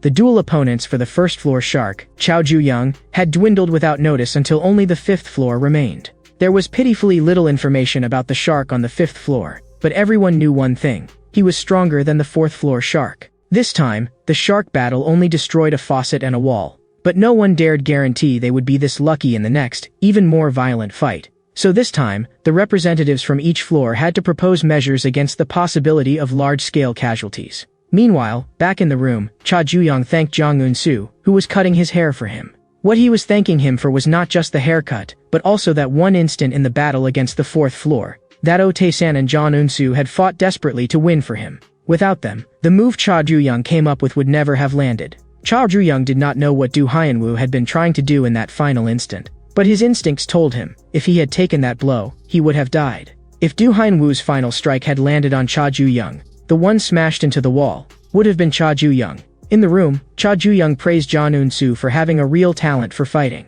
Starting tomorrow, he would train Jang Un-soo personally. It would be hard, so tonight he should get a good rest first. Just then, Oh Tae-san brought back explosive information he had heard at the meeting. He asked Boss Ju-young, have you ever heard the name Azure Wyrm? At the same time, Heavenly Dragon Operations Captain Ju Gangchong arrived at a children's cafe in Gangnam District. Not long ago, he had still been meditating at a temple. But then an order suddenly came down from above, recover an item. The location was that children's cafe in Gangnam District. The only thing he was told was, the item to be recovered was red. But the moment Ju Gangchong arrived on site, he sensed something was off. Because it seemed that some other gang was also here looking for that red thing. Ju Gangchong simply showed himself, ready to have a talk with them. He could tell from their accents that they sounded like they were from Busan. If a Busan gang had come all the way to Seoul to look for something, someone had to be directing them from behind. The other side told Ju Gangchong to get lost within 3 seconds. Before the words had even finished, that man pulled a knife and launched a sneak attack at Ju Gangchong. In the next second, a spray of blood burst from the artery in his neck. The others all froze when they saw it. Ju Gangchong decided, anyone who got in the way of his mission would be spared no one. Not long ago, a certain Heavenly Dragon member went to Busan. He approached the Glory faction, once a force that had dominated Busan. But the Glory faction of today had already fallen into a small gang surviving on loan sharking. Gang leader Park Young-gwang frowned. Why would a Seoul gang specifically come all the way to a small place like Busan? Matters from Seoul should be handled by Seoul people themselves. The Heavenly Dragon member said, this matter was better suited to people who had nothing to do with Seoul. He had also prepared enough money to cover the trouble. When Park Young-gwang saw that thick stack of cash, he froze for half a second. Because he understood, local thugs like them were not worth that price. So this is life money, then. The Heavenly Dragon member said flatly, the mission was only to retrieve an item. It was just that dangerous people might appear during the job. That was why the price was so high. If Park Young-gwang wanted to take the money, he had to stake his life on it. And at that moment, he recognized it too. Ju Gangchong was the dangerous person in the file. The Glory faction people still wanted to keep fighting, but Ju Gangchong killed them as easily as chickens. One of them still held a knife and tried to sneak up from behind. Ju Gangchong said coldly, brandishing a knife can scare people. But if you really want to kill someone, you stab. The man who got stabbed grabbed Ju Gangchong on the spot. Another Glory faction member immediately followed up with a slash. But Ju Gangchong vanished in an instant. He casually gave a compliment. That attack from behind was not bad. But if you're that slow, it's useless. The last man still tried to attack from behind. But in the next second, his body was cut into countless pieces. Now the only one left in the Glory faction was that useless boss. Park Young-gwang hid inside the slide, trembling like a leaf. Ju Gangchong walked toward him step by step with a dark expression. In the next second, however, his body suddenly halted, because one Glory faction member had been hiding under the toy balls from the very beginning. That man swung a heavy blow and sent Ju Gangchong flying. Park Young-gwang shouted excitedly, as expected of our adorable youngest, Young Pal. With a build that big, nobody can do anything to you. When Park Young-gwang accepted the job, the Heavenly Dragon member had told him, Azure WYRMS were all battle-hardened veterans. They were born to become the sharpest blades, and their strength was absolutely extraordinary. Park Young-gwang was confused. If a monster like Ju Gangchong showed up at the scene, why not just kill him directly? But that Heavenly Dragon member specifically wanted to see whether the fallen Glory faction could be his match. But in the next second, Park Young-gwang was dumbfounded. Several knives had appeared stuck in Young Pal's body, and he fell straight to the ground, motionless. Ju Gangchong coldly pressed Park Young-gwang. Still not planning to tell me who was backing you? But at that moment, Park Young-gwang burst out laughing. The whole territory of Busan belonged to him. Even if Park Young-gwang died, he still needed to save face. So he had brought all of Glory faction's men to Seoul. Ju Gangchong estimated roughly that there were about 40 of them. Park Young-gwang became arrogant again. But Ju Gangchong still had a mission to complete and had no time to play with them. He actually loosened his hand and dropped the knife he was holding. A chill ran down Park Young-gwang's spine. because this meant Zhu Gangchan was about to draw his real knife. 15 years ago at Incheon Port, Zhu Gangchan, only 17 years old then, was already an Azure wyrm carrying out missions everywhere. But suddenly, a low voice asked, "Did you kill all these people?" Zhu Gangchang instantly raised his hand to strike. Cha Gangryong, however, smiled and praised him. "Your reaction really is fast." Cha Gangryong said he had heard of Zhu Gangchang, both an Azure wyrm talent and a troublesome figure. At 17, Zhu Gangchan had torn apart dozens of enemies with his bare hands, without so much as blinking. Cha Gangryong was very satisfied. Zhu Gangchan told Cha Gangryong to get lost if he was only going to spout nonsense. Cha Gangryong warned him, "If you cannot control your temper, then even the sharpest blade will be broken." Cha Gangryong wanted Zhu Gangchan to enter his scabbard, and let him swing the blade on Zhu Gangchan's behalf. Now it was time for Zhu Gangchan to draw his real blade. Hearing that, Park Youngwang could not help laughing again. After all, the Glory faction was no pushover either. 15 years ago, the Glory faction was the underground emperor of Busan. Anyone who dared provoke them was sunk to the bottom of the sea to feed the fish. Back then, the ferocious reputation of Busan Glory had even shaken the waters before the Pacific. But no matter how hard Park Youngwang tried, he could not understand it. How could they, who had once been so glorious, be wiped out like this today? Zhu Gangchan taking down more than 40 knife-wielding men barehanded. How could that not be absurd? Zhu Gangchan pressed again. "Who exactly sent you?" Park Youngwang hurriedly said that he also did not know who the other party was. He had only taken money to do the job. To save his life, he was willing to hand over all the money. But Zhu Gangchan had never intended to kill Park Youngwang in the first place, because cleanup time had arrived. Heavenly Dragon Scene Cleanup Team 3 also arrived at that moment to handle the aftermath. Team 3 leader Gu Pengil loved the smell of blood far too much. Those neatly severed arms looked like works of art in his eyes. Zhu Gangchan had not expected the cleanup team to arrive so quickly. Gu Pengil instead found it strange. "Why are you different from before? Why have you become so quiet?"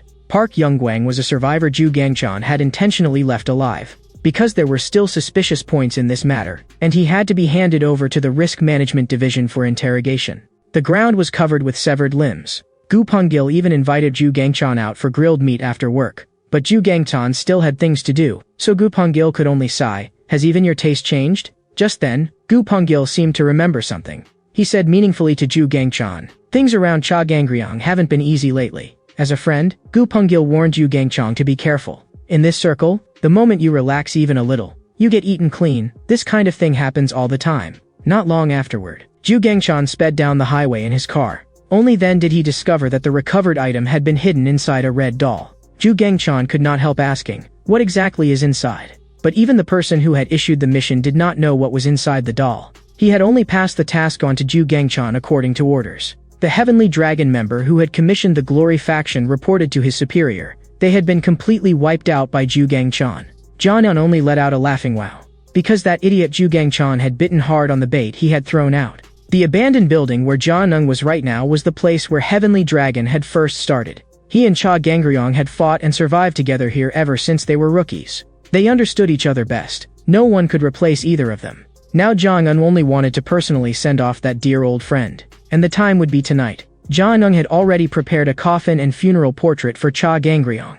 12 hours before Zhu Gangchan fought the Glory faction, the White Dragon Council, Heavenly Dragon's Council of Elder Directors, had been urgently convened within Heavenly Dragon by Jian'an. The elders seated at the head frowned. "The chairman is absent, so why are you calling an emergency council?" Jian'an replied calmly, "Because I had no choice. A traitor has appeared within Heavenly Dragon, and that traitor is none other than Heavenly Dragon's current number 2, Cha Gangryong, widely acknowledged as the strongest dragon." The moment those words fell, the whole room erupted. The man at the head coldly told him to produce evidence before speaking further. Jian'an remained unhurried and continued. "Cha Gangryong's private villa, Chanhua Pavilion, is home to a group of unidentified people, and every one of them is trained like someone raised in a special forces system. Simply put, Cha Gangryong has been secretly raising his own army right under Heavenly Dragon's nose." The elders murmured among themselves, most of them believing that this alone was not enough to label him a traitor. Jian'an naturally knew that, so he continued. "Not long ago, someone was arrested by the Risk Management Division on suspicion of embezzling Heavenly Dragon funds. We tracked his transfer records to overseas accounts, and eventually found that the money had flowed into a Swiss bank, and the account holder has been confirmed to be Cha Gangryong. After multiple rounds of interrogation, that man confessed. The money was used to maintain Cha Gangryong's army, And all of it was for the sake of rebelling against Heavenly Dragon. In reality, Jong-un had indeed obtained those confessions, but only after torturing the man until he said the answer Jong-un wanted to hear. To achieve that, he had even pulled the first team leader of the risk management division over to his own side. After he said all this, the conference room fell into dead silence. But the man at the head still shook his head. This still does not count as critical evidence. A confession forced out by torture cannot be fully trusted. Jong-un's head ached from dealing with this stubborn old fool, so he could only throw out the decisive evidence, Cha Ju-young. The man at the head knew Cha Gang-ryong had a son, but he had not expected that child to actually be locked up in juvenile prison. Jong-un said coldly, Cha Gang-ryong's son has recently displayed a large number of abnormal actions, especially in how he keeps crashing head-on with Heavenly Dragon's new power. It looks exactly as if someone is pushing him from behind. Cha Gang-ryong ordering his own son to do this has only one purpose: to push his own flesh and blood to the very top of Heavenly Dragon. The room fell so silent it was as if death itself had settled there. All the elders felt that this claim was too absurd. Jong-un muttered in a low voice, a bunch of senile old fools who still can't see the situation. Cha Gang-ryong wanted to control Heavenly Dragon's upper ranks and elevate his son, so he built his own private force. To maintain that force and also suppress the company's shares, he needed money. And his son suppressing Heavenly Dragon's rising talents in juvenile prison was to seize the title of the strongest rising talent of the next generation. All the evidence and suspicions pointed to one single purpose. Cha Gang-ryong had spent his whole life wanting to sit at the top of Heavenly Dragon and failed. So he wanted his son to sit in that place instead. This evidence was already enough to make the elders begin to doubt. Jong-un knew his goal had been achieved. Not long after, he walked out of the conference room in complete composure. At that time, Ju Gang-chan was on his way to the designated location to recover the item. Back to the present, the more Ju Gang-chan thought about it after completing the mission, the more wrong it felt. A Busan gang unrelated to Heavenly Dragon had not only been directed to seize a Heavenly Dragon item, they had even received the same instructions he had. That was far too much of a coincidence. Ju Gang-chan took the USB drive out of the doll. He had to confirm what this thing actually was. After the computer loaded briefly, what popped up was nothing but a meaningless stock advertisement. Ju Gang-chan understood instantly. This was a trap. Then, remembering Gu Pengil's meaningful remark, he fully understood. This mission had only been a pretext, meant to lure him away from Changhua Pavilion. Ju Gang-chan immediately turned the car around and sped straight toward Changhua Pavilion. At the same time, inside Changhua Pavilion, Cha Gang-ryong's private villa. Cha Gang-ryong entered that place again. Whenever he could not sleep and did not want to drink, he came here. But this time, the atmosphere was different. Cha Gang-ryong was extremely irritated by these pests in his way. He wondered, was Jong-un behind this? After all, if someone wanted to catch him, they would at least have to prepare to this extent. But Cha Gang-ryong only said coldly, shoot. If you can really hit me. The professional assassins who had come to kill him had not expected that they had already been seen through. They were respectively, the monkey who sees no evil, blind and unable to see, the monkey who hears no evil, deaf and unable to hear, and the monkey who speaks no evil, mute and unable to speak. Specializing in assassinating national-level figures, they were known in the assassin world as the three no-evil monkeys. In the next second, a poison needle shot toward Cha Gang-ryong. Cha Gang-ryong dodged it easily and sneered, same old tricks as ever. The figures of the three no-evil monkeys immediately disappeared into the woods. The monkey who hears no evil pulled up a silver wire and mocked. How can a classic trick be called outdated? Cha Gang-ryong yanked hard, trying to snap the silver wire wrapped around him. But that was exactly the trap of the monkey who hears no evil. Cha Gang-ryong flashed aside instantly, avoiding the giant log crashing in from the other end of the wire. The monkey who hears no evil seized the chance and closed in behind him with a dagger. Cha Gang-ryong grabbed him with one hand. But the other two monkeys also stabbed at him with their blades at the same time. At the same time, Ju Gang-chan, who was hurrying back to Changhua Pavilion, was stopped. Ryu Jin-hyuk, captain of Heavenly Dragon's Ceremonial Security Team 2, said coldly, "You were speeding." The moment Ju Gang-chan saw him, he understood, Jong-un had made his move. Ryu Jin-hyuk said, Cha Gang-ryong and his close aides have already been branded traitors. Top assassins have also accepted a commission and are currently hunting Cha Gang-ryong. By this hour, the operation should be nearly finished. Ju Gang-chan's protection had already failed long ago. But he asked in return, do you really think Cha Gang-ryong needs that kind of protection? What Ju Gang-chan had to do was never protection, but stopping Cha Gang-ryong once he entered his inertial state, stopping the slaughter he was about to unleash. Ryu Jin-hyuk said coldly, the captain of Ceremonial Security Team 3, failing to perform his duty. Then let me teach you what protection really means. The two figures vanished from where they stood at the same time. This was the direct clash between Cha Gangryong's trusted man and Jong Eung's trusted man. Inside Chanhua Pavilion, Cha Gangryong had already taken down 3 monkeys. He was just about to exert force and crush the filthy monkey in his hand, when his body suddenly sank and he dropped to one knee. The monkey who sees no evil mocked, "Is it because your body is too big? The poison is only taking effect now?" It turned out the poison needle had been coated with atropine to cause blindness. The silver wire had been smeared with quinine to cause deafness, and the short blade carried curare to paralyze the vocal cord muscles. That way, Cha Gangryong would enter a state of blindness, deafness, and even the inability to roar. In the end, he would slowly die amid the fear and loneliness of his senses disappearing one by one. That was the true meaning behind the name 3 No Evil Monkeys. A dense volley of poison needles shot at Cha Gangryong again, and silver wire immediately wrapped around his body as well. Tonight, after killing a top figure of the underworld, the 3 No Evil Monkeys would step onto the summit of the criminal world. But Cha Gangryong charged straight at them. The 3 No Evil Monkeys were shocked. The poison should already have spread through your whole body. But for Cha Gangryong to have climbed to this height, he had already undergone anti-poison training countless times. Along the way, he had seen too many enemies who used poison. This little bit from the 3 No Evil Monkeys did not even feel as potent to him as hard liquor. Cha Gangryong's heavy punch came down. A rain of blood exploded on the spot. One of the 3 No Evil Monkeys had his head blown apart by a single punch. Cha Gangryong did not agree with their talk of dying alone. Because death is lonely to begin with, whether you have friends or not. 25 years ago, Cha Gangryong and Jong Eung had still been close friends fighting side by side. After every mission, they would sit together and drink soju. At the time, Jong Eung was determined to climb to the top of Heavenly Dragon and enjoy glory and wealth. And Cha Gangryong fought his way upward, only to confirm that he was still alive. Jong Eung felt that being ahead alone was too boring. He decided to climb together with his only friend, Cha Gangryong. Cha Gangryong asked Jong Eung, "Don't you think this is ridiculous? Once close friends, now drawing blades against each other." He picked up the earpiece from one of the 3 No Evil Monkeys and directly spoke to Jong Eung. Cha Gangryong told Jong Eung to come out, so they could have one final, all-out fight. At the same time, inspectors from the Ministry of Justice arrived at Juvenile Prison Second Wing.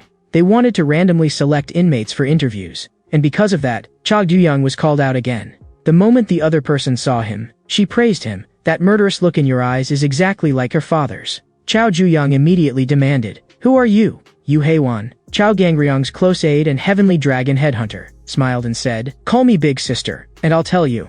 In the warden's office, Ma Wanchong found it strange. Why had these busy civil servants come running to this small prison that was operating normally again? The other side smiled apologetically. It was only a routine inmate human rights survey. But the higher-ups had suddenly moved up the report deadline. Ma Wanchong was even more puzzled. If it was only a formal report, why suddenly change the deadline?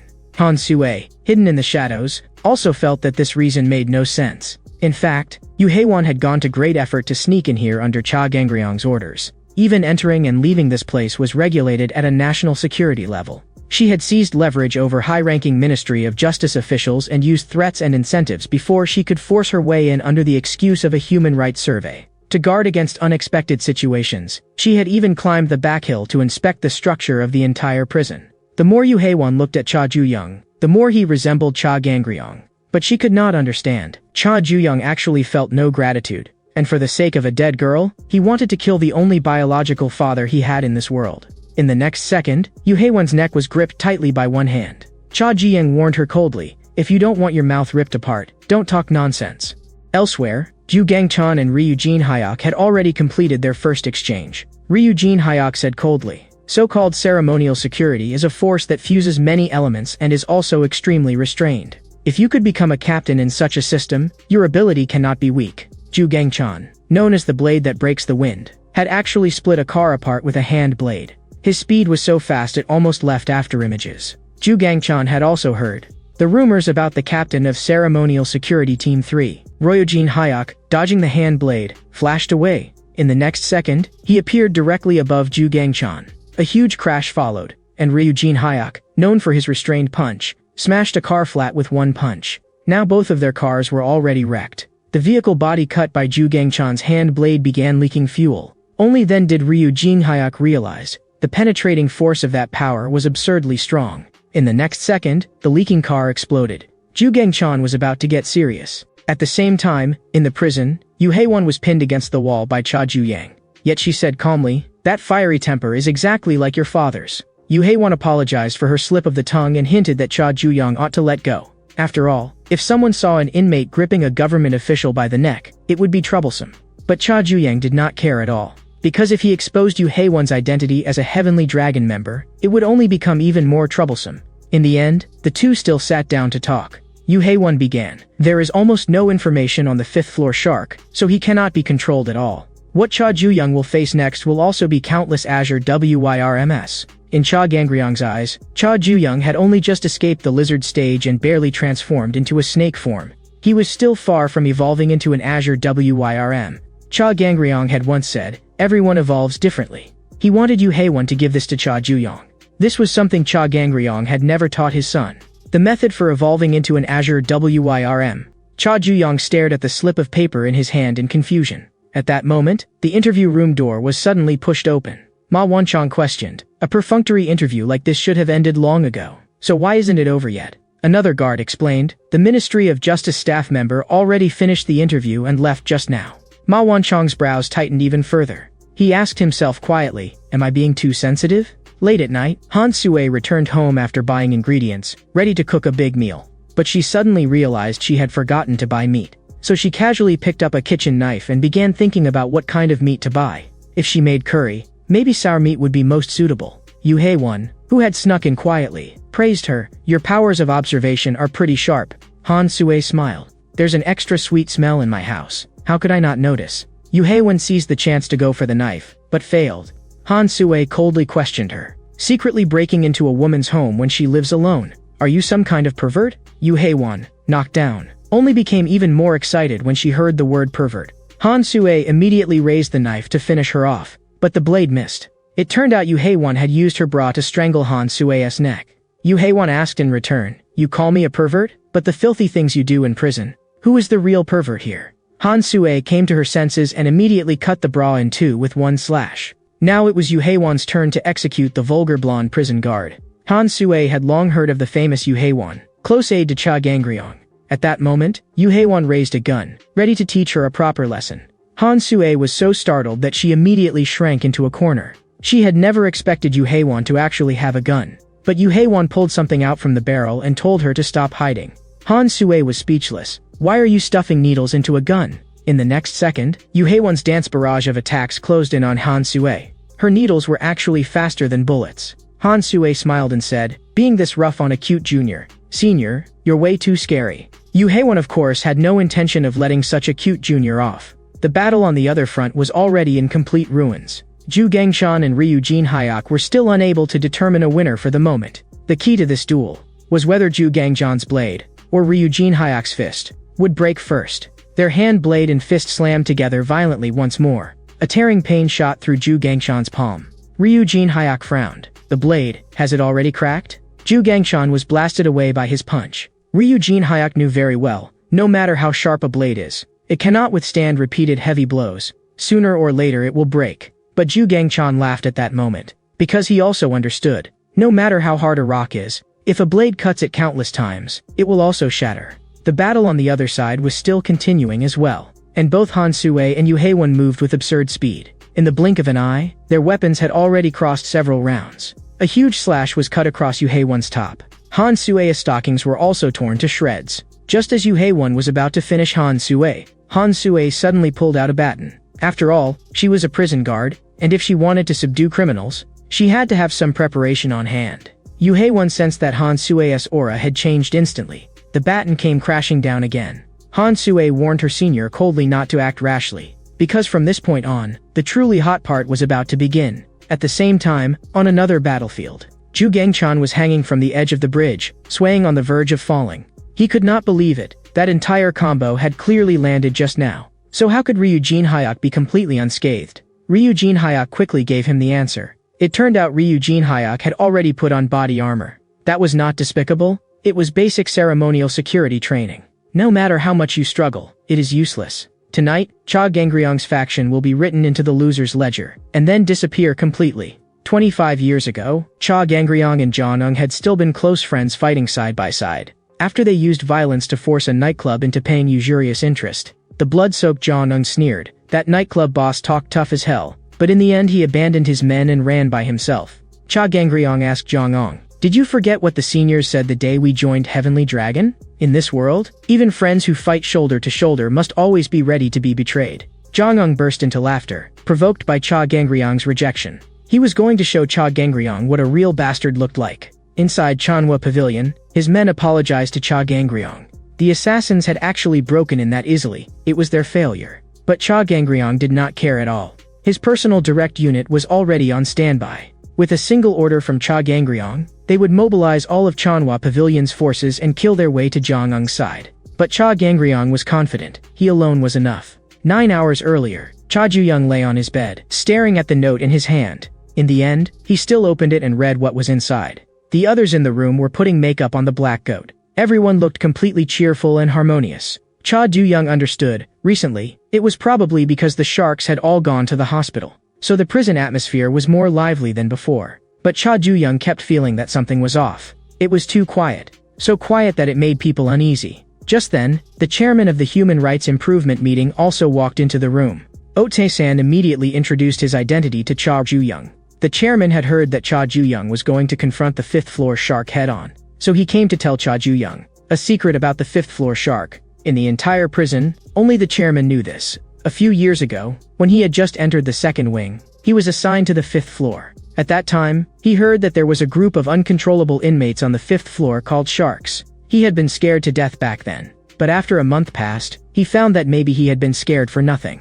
Because after all that time, he had not even seen a single hair of the fifth floor shark. One day, unable to suppress his curiosity, the chairman secretly went to look at the shark's room.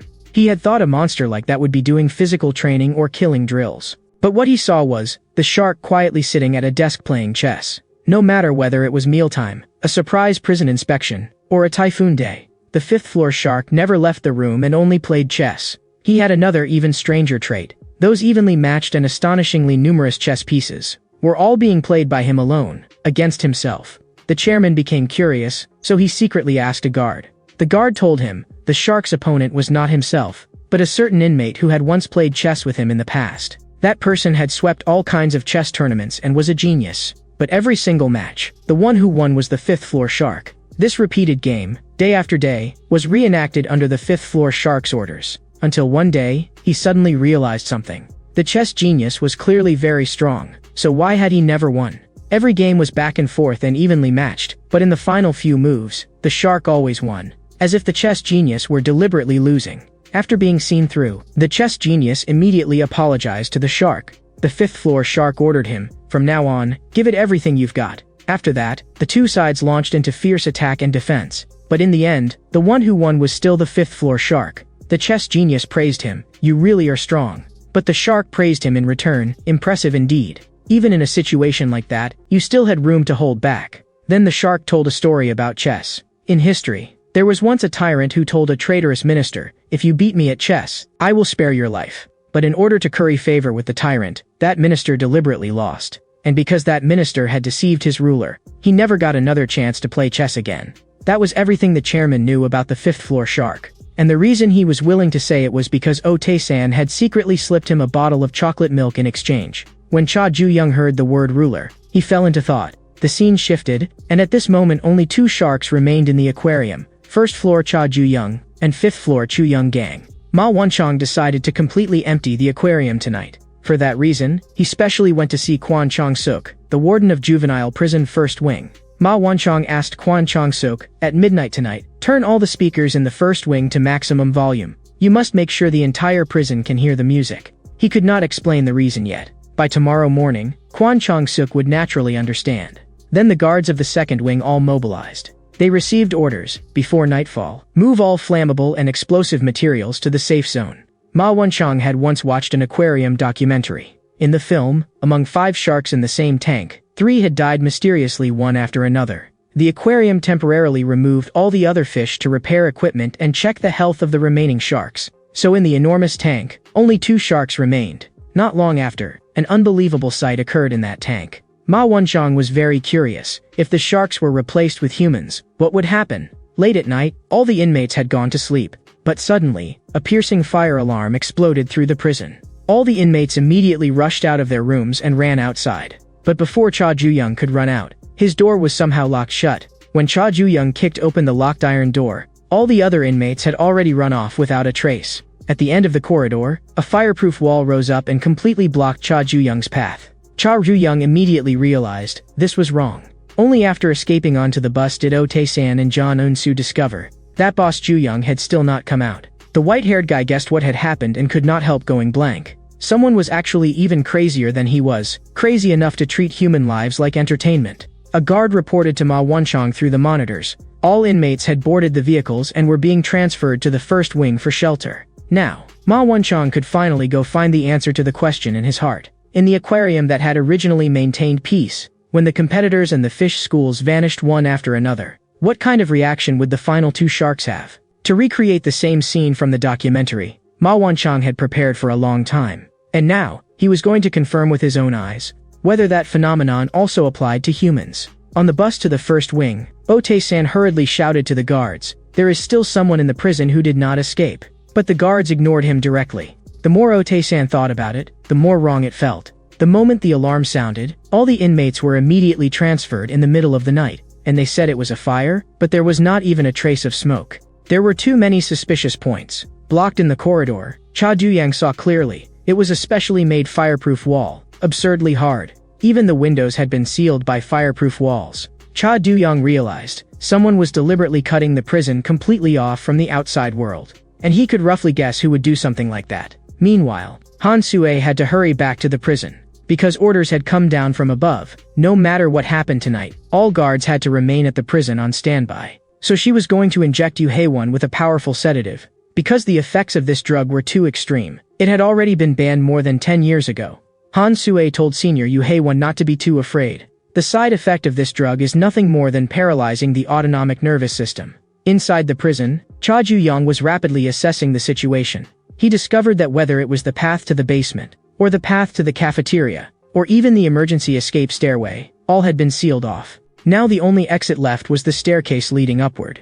But all the exits on the second floor were sealed as well. Although Cha Ju-young did not know the reason, he could now only keep going upward, all the way to the highest floor of this prison, the 5th floor. At that moment, the broadcast announced, a total blackout is now in effect. But Cha Ju-young's every move was still being captured clearly from every angle by the monitors. Ma Wonchong was trembling with excitement. To him, tonight was a feast. Cha Ju-young could not understand what that strange warden was trying to do. In the deathly still darkness, sudden intermittent knocking sounds echoed. Following the sound, Cha Ju-young found that room, pushed open the door, and found someone inside playing chess. The moment he saw the chessboard, Cha Ju-young immediately knew. The other man was the 5th floor shark, Chu Young-gang. Cha Ju-young had not expected that even at a moment like this, he was still playing chess. Chu Young-gang raised his hand to cut Cha Ju-young off, because he had never permitted anyone to step into his room. Cha Ju-young asked calmly, "Do I need your permission just to enter a room?" Chu Young-gang said coldly, "Here, without my permission, you can do nothing,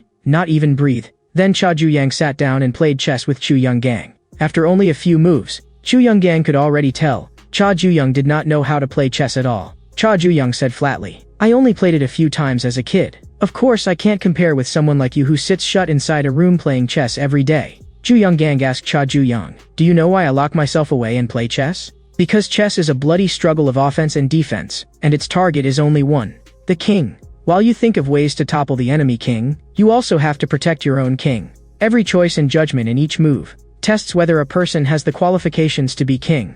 On the other side of the monitor, Ma Wonchong could not make sense of it. What exactly was this scene? The Cha Ju-young he knew should have already pounced on Chu Young-gang and beat the hell out of him. He had not expected him to actually sit down and calmly play a game with the man. Ma Wonchong thought through many possibilities. In the end, he arrived at an absurd but simple answer. It was Chu Young-gang's calm and restrained aura that had in turn suppressed Cha Ju-young. The game in the room quickly ended. No matter how one looked at it, Cha Ju-young had lost. Cha Ju-young asked Chu Young-gang, "Do I have the qualifications of a king you spoke of? After all, I took every move seriously." Chu Young-gang reacted as if hearing a joke. "A king is never someone who reaches the throne through effort. That fate is decided the moment you are born. Other than me, everyone else is born a mere pawn.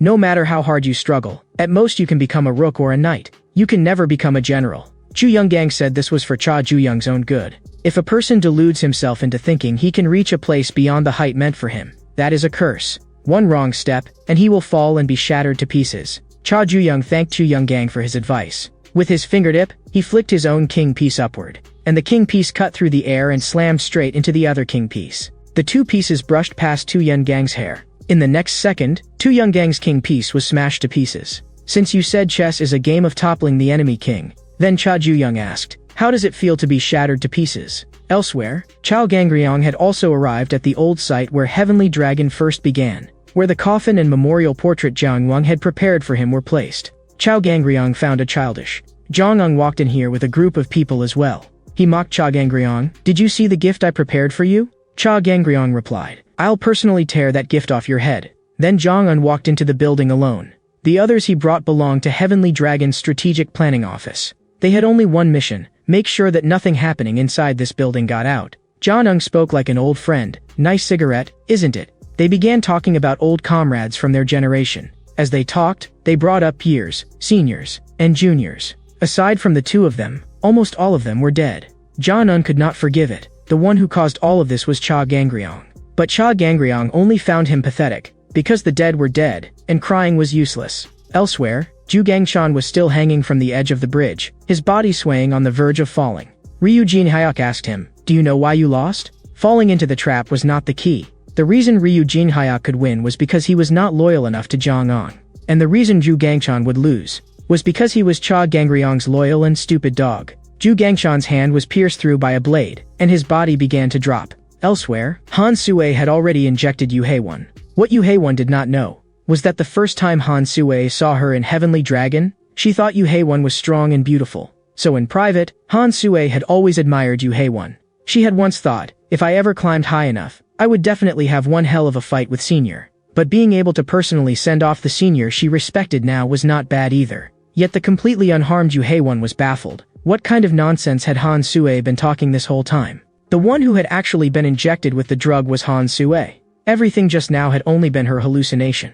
Yu Haewon had not expected to hear such a blunt confession from her junior. Next time they met, Yu Haewon would grant her wish and have one hell of a fight. Ryu Jinhyuk, having dealt with Zhu Gangshan, should now head back as well. According to his agreement with Jiang Wang, starting tomorrow he would be able to take the position of captain of Ceremonial Security Team 2. Zhu Gangshan sneered. For the mere position of captain of Team 2, you were willing to join hands with Jiang Wang? It turned out that as he fell, he had grabbed a swinging rope and forcibly climbed back up. Now Zhu Gangshan was going to show Ryu Jinhyuk the killer move he had trained for many years. What Zhu Gangshan had originally excelled at was a special kind of one versus many attack. But this move had been practiced for one purpose only, a one-hit kill. 10 years of training, and the strike took only 0.001 seconds. Ryu Jinhyuk did not even have time to react before he was cut in half at the waist. Zhu Gangshan threw his corpse off the bridge. To outsiders, he might have been nothing more than Cha Gangryong's stupid dog. But that sure-kill strike was exactly what Cha Gangryong himself had taught him back then. Outside Heavenly Dragon's old site, the people from the strategic planning office suddenly heard a loud crash. Because inside the building, Cha Gangryong had thrown a punch. He told Jiang Wang to stop talking about dead people and get straight to the point. A long time ago, a married couple came to an orphanage to adopt a child. The staff recommended the best child in the orphanage to them. This child had the best grades and excelled in sports, art, and creativity. The man had originally wanted to adopt Chu Young-gang as his son, but the moment he saw Chu Young-gang for the first time, he turned around at once to look at other children. His wife asked him, was there something wrong with that child? Even now, the man still felt lingering fear, because it was the first time he had ever seen a child with such a terrifying gaze. In the fairy tale book Chu Young-gang read, it said, once upon a time, there was a child abandoned all alone under a bridge. The villagers all thought the child's gaze was too frightening, so no one dared adopt him. Until one day, a fortune teller came to the village. He said, your gaze is excellent. Your eyes can see through everything. You will soon understand that people avoid your eyes, because you yourself are a special existence. After shattering Chu Young-gang's king piece, Cha Ju-young asked, that means I win now, right? Chu Young-gang praised him. Your idea is fresh, at least. But you still cannot become king. Cha Ju-young frowned. Winning still isn't enough? Chu Young-gang said calmly. A true king, even while looking down on all things and ruling the world, must remain forever noble, forever elegant. Only then did Cha Ju-young understand. So as long as your posture is elegant enough, that makes you king? Even while getting beaten, you still have to keep up that act? Chu Young-gang calmly spread his hands. If you have the ability, then come at me. Inside Heavenly Dragon's old site, Jiang Wang smiled. Your temper hasn't changed one bit. Normally you act as if you don't care about the world. But once you move, you lunge forward like a wild dog. Whether Jeonnung lived or died did not matter. But Cha Gangryong still had an only son cast from the exact same mold as himself. Jeonnung was very curious. Do you really know nothing at all? About what Cha Juyong would face tonight? Cha Gangryong threw another punch. He ordered Jeonnung to explain immediately. What happened to my son? In the room? Tu Younggang provoked Cha Juyong again. If you have the ability, then come at me. Then Cha Juyong did not hold back. He flipped the chess table in one motion. Since the king had opened his arms to fight, Cha Juyong had no reason to refuse. But Chu Younggang kindly reminded him, the more you try to touch me, the farther away from me you become. That arrogant tone made Cha Juyong want to throw up. But after several collisions, Cha Juyong still could not even touch the hem of Chu Younggang's clothes. Chu Younggang said calmly, I did not dodge. It is your petty little tricks that are useless against me. Chu Younggang placed 2 fingers on Cha Juyong, and in the next second, it was time for him to make his move. Cha Juyong collapsed to the floor on the spot. His legs suddenly lost all strength. Chu Younggang looked down from above, kneeling and looking up at me. Fits the identity of an insect like you much better. But Cha Juyong quickly recovered and suddenly grabbed Chu Younggang's leg. He had finally touched him. Since you say a king is a being who looks down upon all things, then Cha Juyong would show you who exactly is looking down on whom. Stepped on, Chu Younggang suddenly laughed out loud. It had been a long time since he had last been hit, but this was still far from a checkmate situation. After being touched by Chu Younggang, Cha Juyong dropped to his knees again. He could not understand it. Why had his legs gone weak again? Chu Younggang admitted, Cha Juyong was no ordinary man. Because even when Cha Juyong looked directly into his eyes, there was not the slightest trace of awe. But that was not especially remarkable either. In the past, Guang Haiyan, commander of Heavenly Dragon's Azure WYRMS, had once gone to Changsu Technical High School, only to see a bunch of delinquents catching ants. That was an order given by a transfer student. Chu Younggang ordered the delinquents, catch every ant in the neighborhood and bring them all back. And they had really gone to absurd lengths to catch every ant. Chu Younggang had even praised them. But the delinquents could not understand at all. Why suddenly catch ants? Because catching ants itself had no meaning at all. Chu Younggang was merely fulfilling the duty of a king by giving his subjects something to do. Then he ordered the delinquents again, catch every dragonfly in the neighborhood and bring them all back. Guang Haiyan thought this duty of a king was laughable to the extreme. He could not understand why those big louts obeyed such bullshit orders. Chu Younggang was very displeased that someone was looking down at him from above. As commander of the Azure WYRMS, Guang Haiyan had long since read Chu Younggang's file. He asked Chu Younggang, aren't you curious about how far your kind of special can actually go? But just as Cha Juyong threw a punch, Chu Younggang had somehow already gone around behind him. He rewarded Cha Juyong once again. At the moment of contact, Cha Juyong's body suddenly sank. Cha Juyong tried many times in succession to counterattack, but he still could not touch Chu Younggang. Chu Younggang reminded him that dragging out an exploratory fight for too long was not a good thing. Cha Juyong was blown away by one strike and sent flying straight out of the room. Chu Younggang took back what he had said about Cha Juyong being ordinary, because this was the first time someone had managed to interest him, and even make him walk out of his room of his own accord.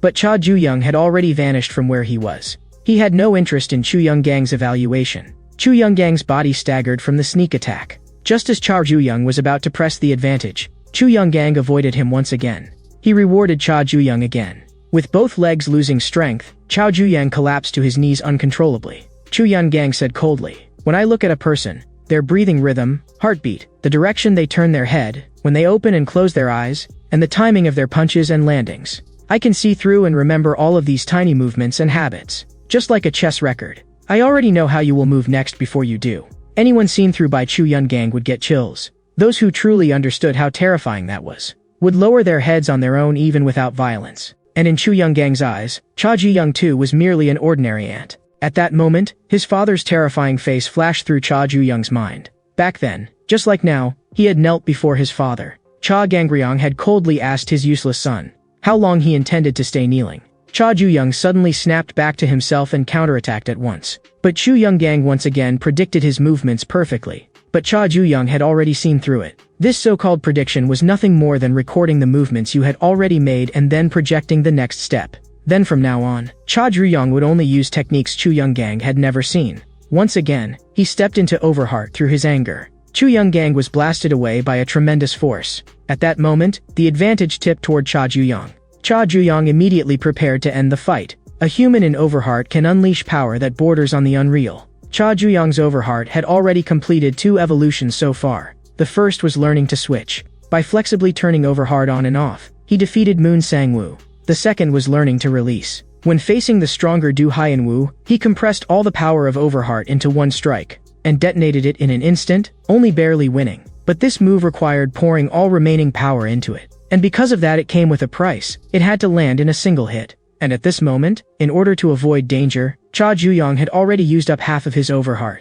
So this attack against Tu Young-gang had to land. At that moment, Tu Young-gang's eyes suddenly widened. He actually dodged Cha Juyong's attack again.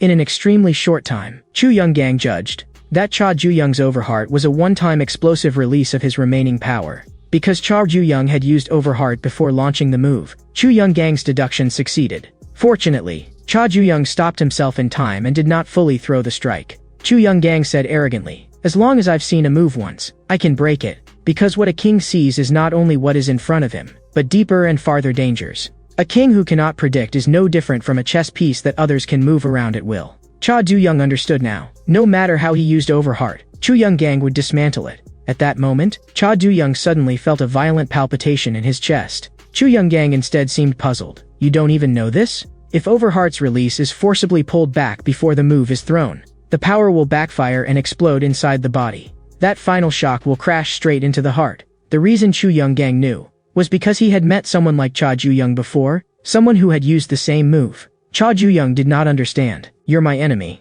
so why are you telling me this?" Chu Young-gang let out a light laugh and said coldly, "A king, even while standing on the battlefield, must still bestow mercy. Only by bestowing mercy to that extent can this barely be called a duel." Chu Young-gang entered overheart through his arrogance. As Cha Juyong was pressed to his knees again, for the first time he began to wonder whether he might lose. Inside Heavenly Dragon's old site, Cha Gangryong was still demanding to know what exactly happened to his son. John mocked him. Even a cold-blooded man like Cha Gangryong worries about his son? But at this point, what could you even do if you knew? Cha Gangryong threw another punch. John told him not to struggle uselessly. "Tonight, you and your son will be sent on your way together." Cha Gangryong's pupils contracted. Did that mean his son was already dead? John sneered. Cha Gangryong's ridiculous dream of pushing his son to the top would be utterly shattered tonight. Cha Gangryong had originally still planned to hold back, but now, that was no longer possible. But at that moment, Jong suddenly struck out with a palm.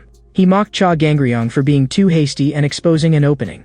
Although Cha Gangryong was injured, Jong, who specialized in drawn-out battles, had also paid no small price for that strike. Staring at Cha Gangryong, Jong gave the answer. "Your son's opponent is Azure Wyrm, Chu Young-gang. Among a group of heavenly dragon prodigies overflowing with arrogance, he alone can still suppress the whole field with the bearing of a king. He is called the Tyrant, because those who resist the king have only one road left, death." Inside the prison, Chu Young-gang had already beaten Cha Juyong until he could no longer lift his head. He was very satisfied with Cha Juyong's performance, because unlike that chess genius, Cha Juyong never kept holding back against him. So as a reward, Chu Young-gang would also use his full strength to send Cha Juyong on his final journey. But at that moment, Cha Juyong's heart began beating wildly. Cha Gangryong had always dismissed the kind of king Jong spoke of, because that was only being king on the ground. Cha Gangryong had already told his son everything, including the method of ascending to heaven.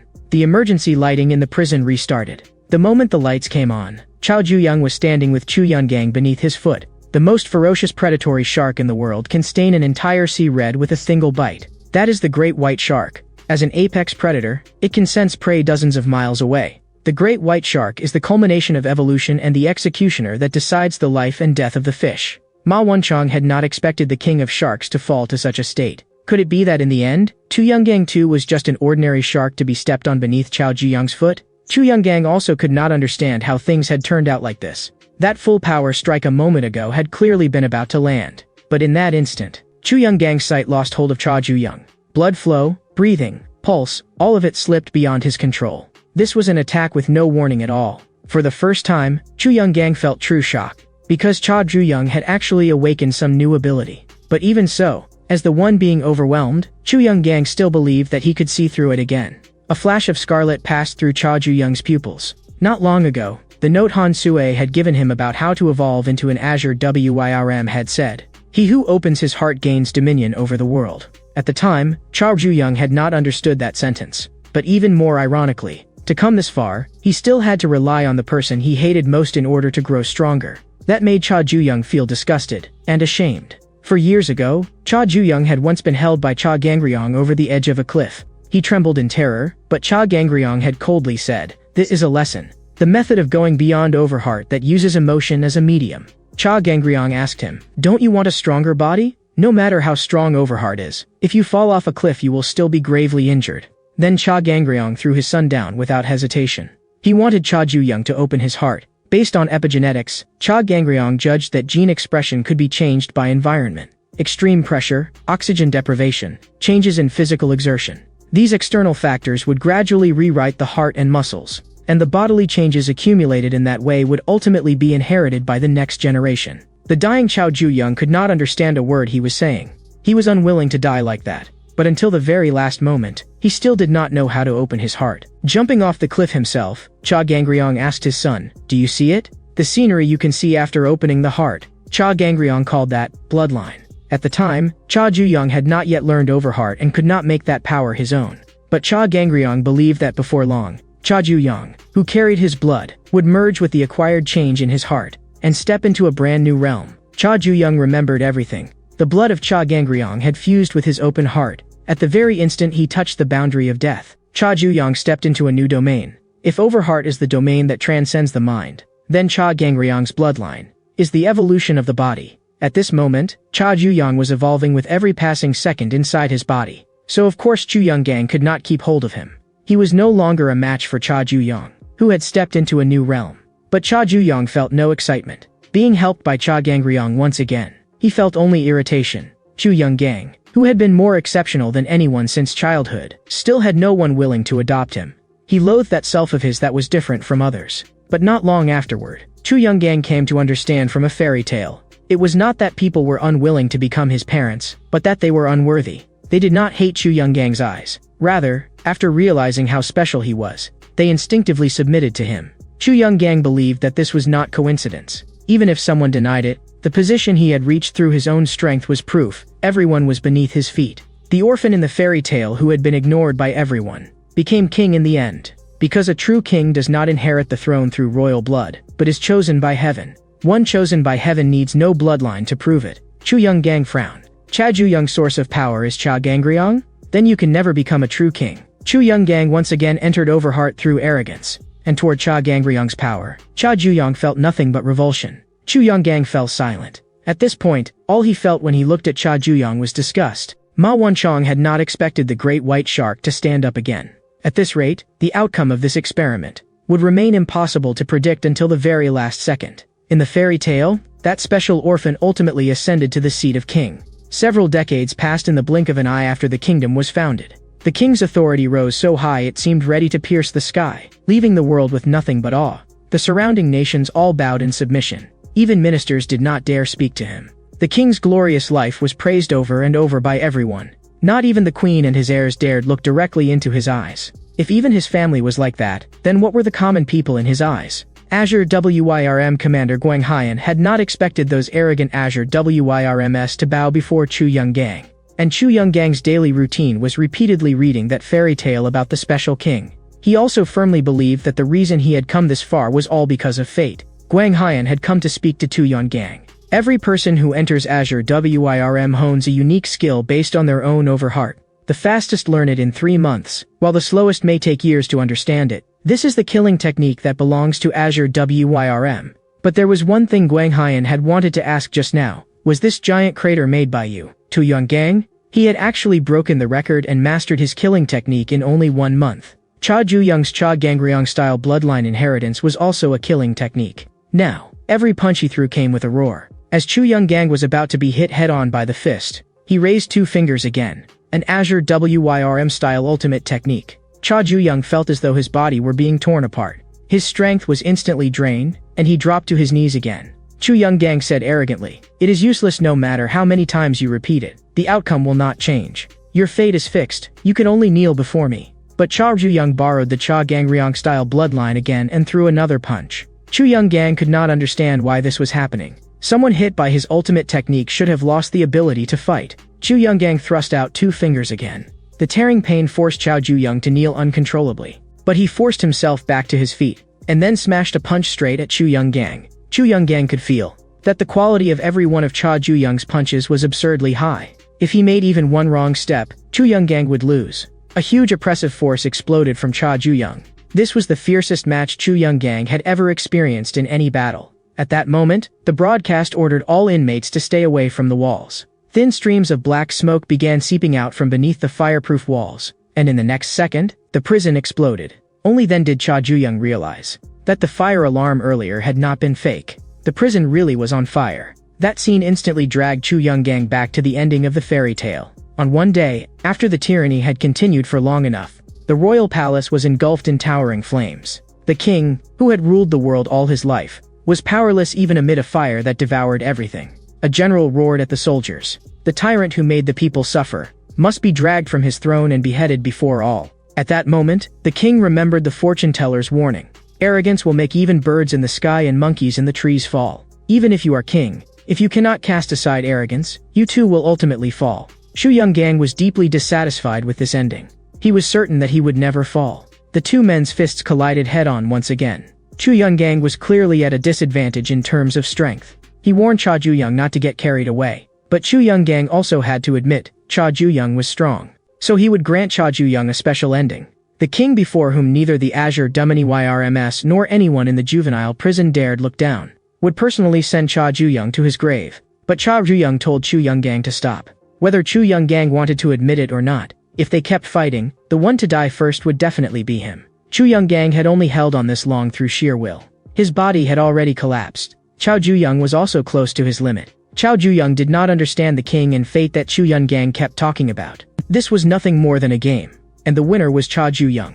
The sky was gradually turning pale. Cha Gang-ryong could not understand what exactly had turned John-ung into this. John-ung shot back. First figure out who the one that truly changed is. Back then, Cha Gang-ryong only wanted to survive and forced himself through each day. But now he would stop at nothing for the number one position. Cha Gang-ryong said in a low voice, "I have never changed. I have always been forcing myself through.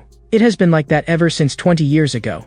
At that time, Heavenly Dragon was still just a small gang that had only recently risen. As newcomers, Cha Gang-ryong and Jong-un carried out missions, and wiped out one famous gang after another. There were 4 others in their cohort as well, and the 6 of them went through life and death together like brothers bound by fate. But back then they were not mature enough and always pushed themselves into desperate situations. Whenever that happened, Heavenly Dragon Elder Moon Jang-hyuk would clean up their mess. He was the true big brother among those 6. In the old Hongju prison of Chungcheongdo, the most thugs in all of Korea had gathered, and the entire prison was like a battlefield. And the man who brought that war to an end was Lee Chung-yeep, the legendary boss of Chungcheongdo and also a real estate tycoon. Even the warden did not dare act against him lightly. Lee Chung-yeep's only pleasure was using the excuse of choosing an heir to sift out the strongest fist. The war inside the prison had no rules and no limits, and the one who ultimately stood last in that war was Moon Jang-hyuk.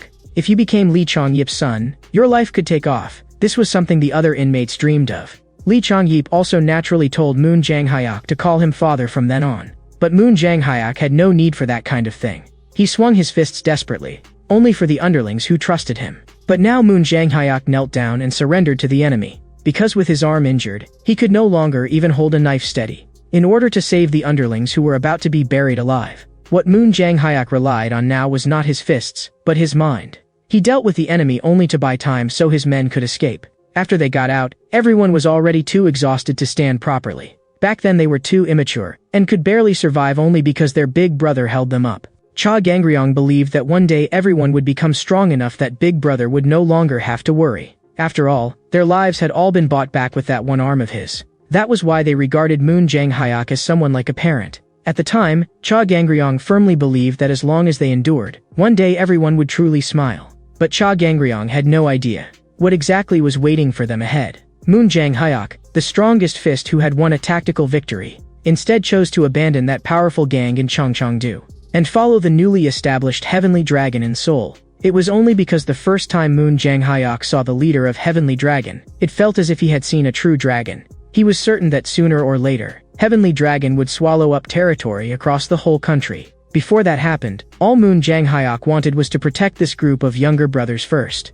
And the facts unfolded just as Moon Jang-hyuk had expected. For within just 1 year, Heavenly Dragon had expanded into one of the top gangs in Seoul. but Jong-un began to grow uneasy, because he felt he was still standing in the same place. Jong-un had not thrown everything away to come to Seoul just to become some ordinary thug. What he wanted was the summit of power. After one mission ended, Jong-un's expression was still heavy. Moon Jang-hyuk asked him, "Has something been bothering you lately?" What Jong-un really wanted was simply recognition from the gang.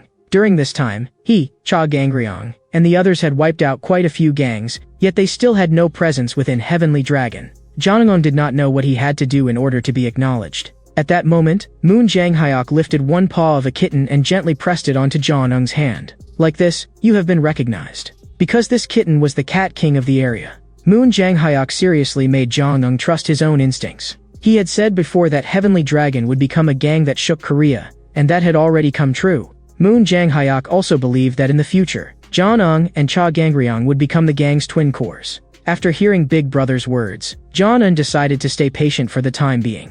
But the anxiety made him long for a chance to prove himself. And on this very day, that chance really came. The Heavenly Dragon leader, who never showed himself, actually appeared. Everyone greeted the boss in perfect unison. The Heavenly Dragon boss, merely by walking, pressed down on people so hard they could barely breathe. This was the true dragon that Moon Jang-hyuk would rather abandon a gang to follow. Jong-un knew his chance had come. He gathered his courage and dropped to his knees on the spot to greet him, declaring his loyalty in the firmest tone.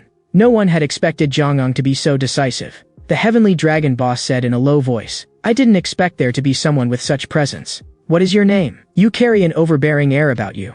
Cha Gangryong, standing perfectly straight, formed a sharp contrast with the kneeling Jong-un.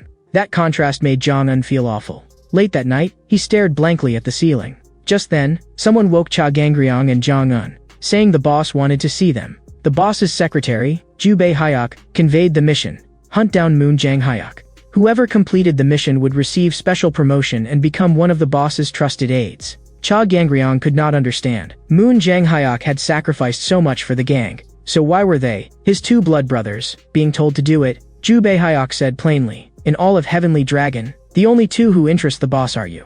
He is testing just how far you are willing to go for him." Jong-un, who longed to climb higher, felt all kinds of emotions twisting together inside him. In the end, he made his choice. Not long afterward, Moon Jang-hyuk was sleeping deeply in his room, when a dark figure suddenly lunged at him. But what was stuffed into Moon Jang-hyuk's arms was only a backpack. Cha Gangryong and Jong-un decided they would flee together with Big Brother. In truth, even Secretary Ju Bae-hyuk could not understand why the boss wanted to kill the highly accomplished Moon Jang-hyuk, and why he would make Cha Gangryong and Jong-un, who regarded Moon Jang-hyuk as a parent, carry it out. The Heavenly Dragon boss said flatly, "That is precisely why the target must be Moon Jang-hyuk. If they only wallow in that meaningless loyalty and stand still, then they can only be useless pawns." More importantly, there was something the Heavenly Dragon boss wanted to confirm in Cha Gangryong. The three fugitives quickly arrived at the train station. After hearing the whole story, Moon Jang-hyuk could hardly believe it. He thought there must be some misunderstanding and wanted to go back to talk to the boss. But Cha Gangryong knew it was useless. The first time he saw the boss, he instinctively felt that man was not someone who could be reasoned with at all. Rather than saying he was human, it would be more accurate to say he was like a walking disaster. The only person who could sense that might have been Cha Gangryong. He had to get Moon Jang-hyuk out. But Moon Jang-hyuk had spent his whole life in the underworld and had never heard of any organization that would let deserters go. Not wanting to become a burden, he told Cha Gangryong and Jong-un to hurry back while there was still time. As for himself, he would think of something. But in the end, things still became exactly what Moon Jang-hyuk least wanted to see. Jong-un did not regret leaving with Big Brother, but he had no idea how he was supposed to live from now on. Everything they had built in Heavenly Dragon would be reset to zero, and they could only scrape by as fugitives. Jong-un suddenly realized what he had fled from was not just Heavenly Dragon, but also his dream. Cha Gangryong saw all of this clearly. He comforted Jong-un. If they truly had nowhere left to go, they could get on an ocean-going fishing boat and leave Korea. Jong-un looked utterly speechless when he heard that. He told the socially clueless Cha Gangryong to shut up and go to sleep. After that, Cha Gangryong fell into darkness. The Heavenly Dragon boss's oppressively powerful voice echoed by his ear. The boss asked him, "You felt it too back then, didn't you?" The Heavenly Dragon boss and Cha Gangryong were the same kind of person, and what they wanted was the same as well. Cha Gangryong jolted awake, gasping as if he were about to cough up his lungs. Moon Jang-hyuk reminded him the train had arrived. He asked Cha Gangryong why he looked so awful, whether he had had a nightmare, and whether they should take the chance to go back now.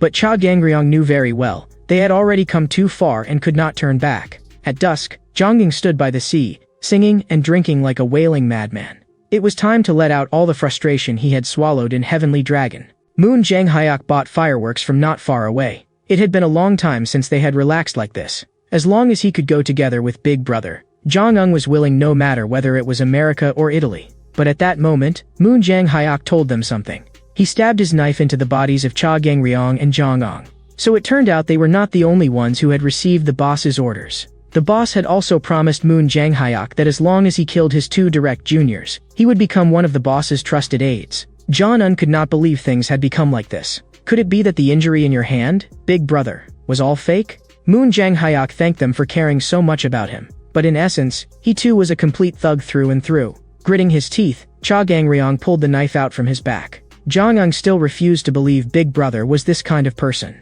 Moon Jang-hyuk laughed loudly. You have no idea what I did to take Hongju prison, and then kill my way to Seoul just to enter Heavenly Dragon. That group of brothers who had once followed him in Chongchongdu all died by Moon Jang-hyuk's hand. He did not want to leave Heavenly Dragon with regrets, so Moon Jang-hyuk chose to carry out the boss's mission. Zhongying told him not to joke like that, because before, Big Brother had even sacrificed his arm to save them. Moon Jang-hyuk said coldly, "My hand was never sacrificed for you." Just as Zhongying was about to be stabbed again, Cha Gang-ryong threw a punch at Moon Jang-hyuk. Cha Gang-ryong had just started to say something, but Moon Jang-hyuk immediately lunged back at him. "Now is not the time for you to take it easy." But Cha Gang-ryong stared at him. "Big Brother, do it. Why did you stop again? Are you afraid to stab? Your acting is terrible." Moon Jang-hyuk had not expected Cha Gang-ryong to see through him after all. From the very beginning, he had kept avoiding fatal wounds or deliberately exposing openings. And that arm, which had already been injured to begin with, was also nearing its limit. Zhongying still had not processed it. What exactly was going on? Moon Jang-hyuk praised Cha Gang-ryong for having sharp eyes. He only wanted to save his younger brothers, so he acted to the very end, until his act turned into a plea for death. And in the end, Moon Jang-hyuk still had to finish himself off with his own hands. Cha Gang-ryong and Zhongying hurried to stop him. When they got to the seafood restaurant, Moon Jang-hyuk repeatedly confirmed, "You really do not regret this?" By now Heavenly Dragon has definitely already realized someone escaped. After all the violent movement just now, Moon Jang-hyuk's hand was now completely ruined. Zhongying could not understand why Big Brother had to go this far. He told Moon Jang-hyuk not to worry. "Gang-ryong and I will follow Big Brother until death." But at that moment, Cha Gang-ryong froze. Those words from the Heavenly Dragon boss kept echoing over and over in his mind. Zhongying called out to him several times before Cha Gang-ryong finally came back to himself. After a moment of silence, he also said, "I will stay with Big Brother forever." At the same time, everyone inside Heavenly Dragon was gathered on the grounds that a traitor has appeared.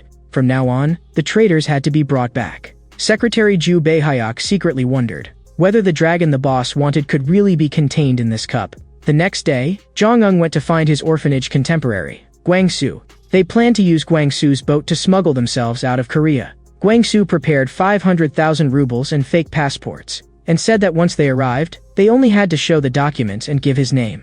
But Moon Jang-hyuk sensed that something was wrong, because Cha Gang-ryong's expression was abnormally grim. The day the Heavenly Dragon boss revealed himself, he could tell at a glance that Cha Gang-ryong was no ordinary person. Cha Gang-ryong gave off the feeling that he was looking down on everything.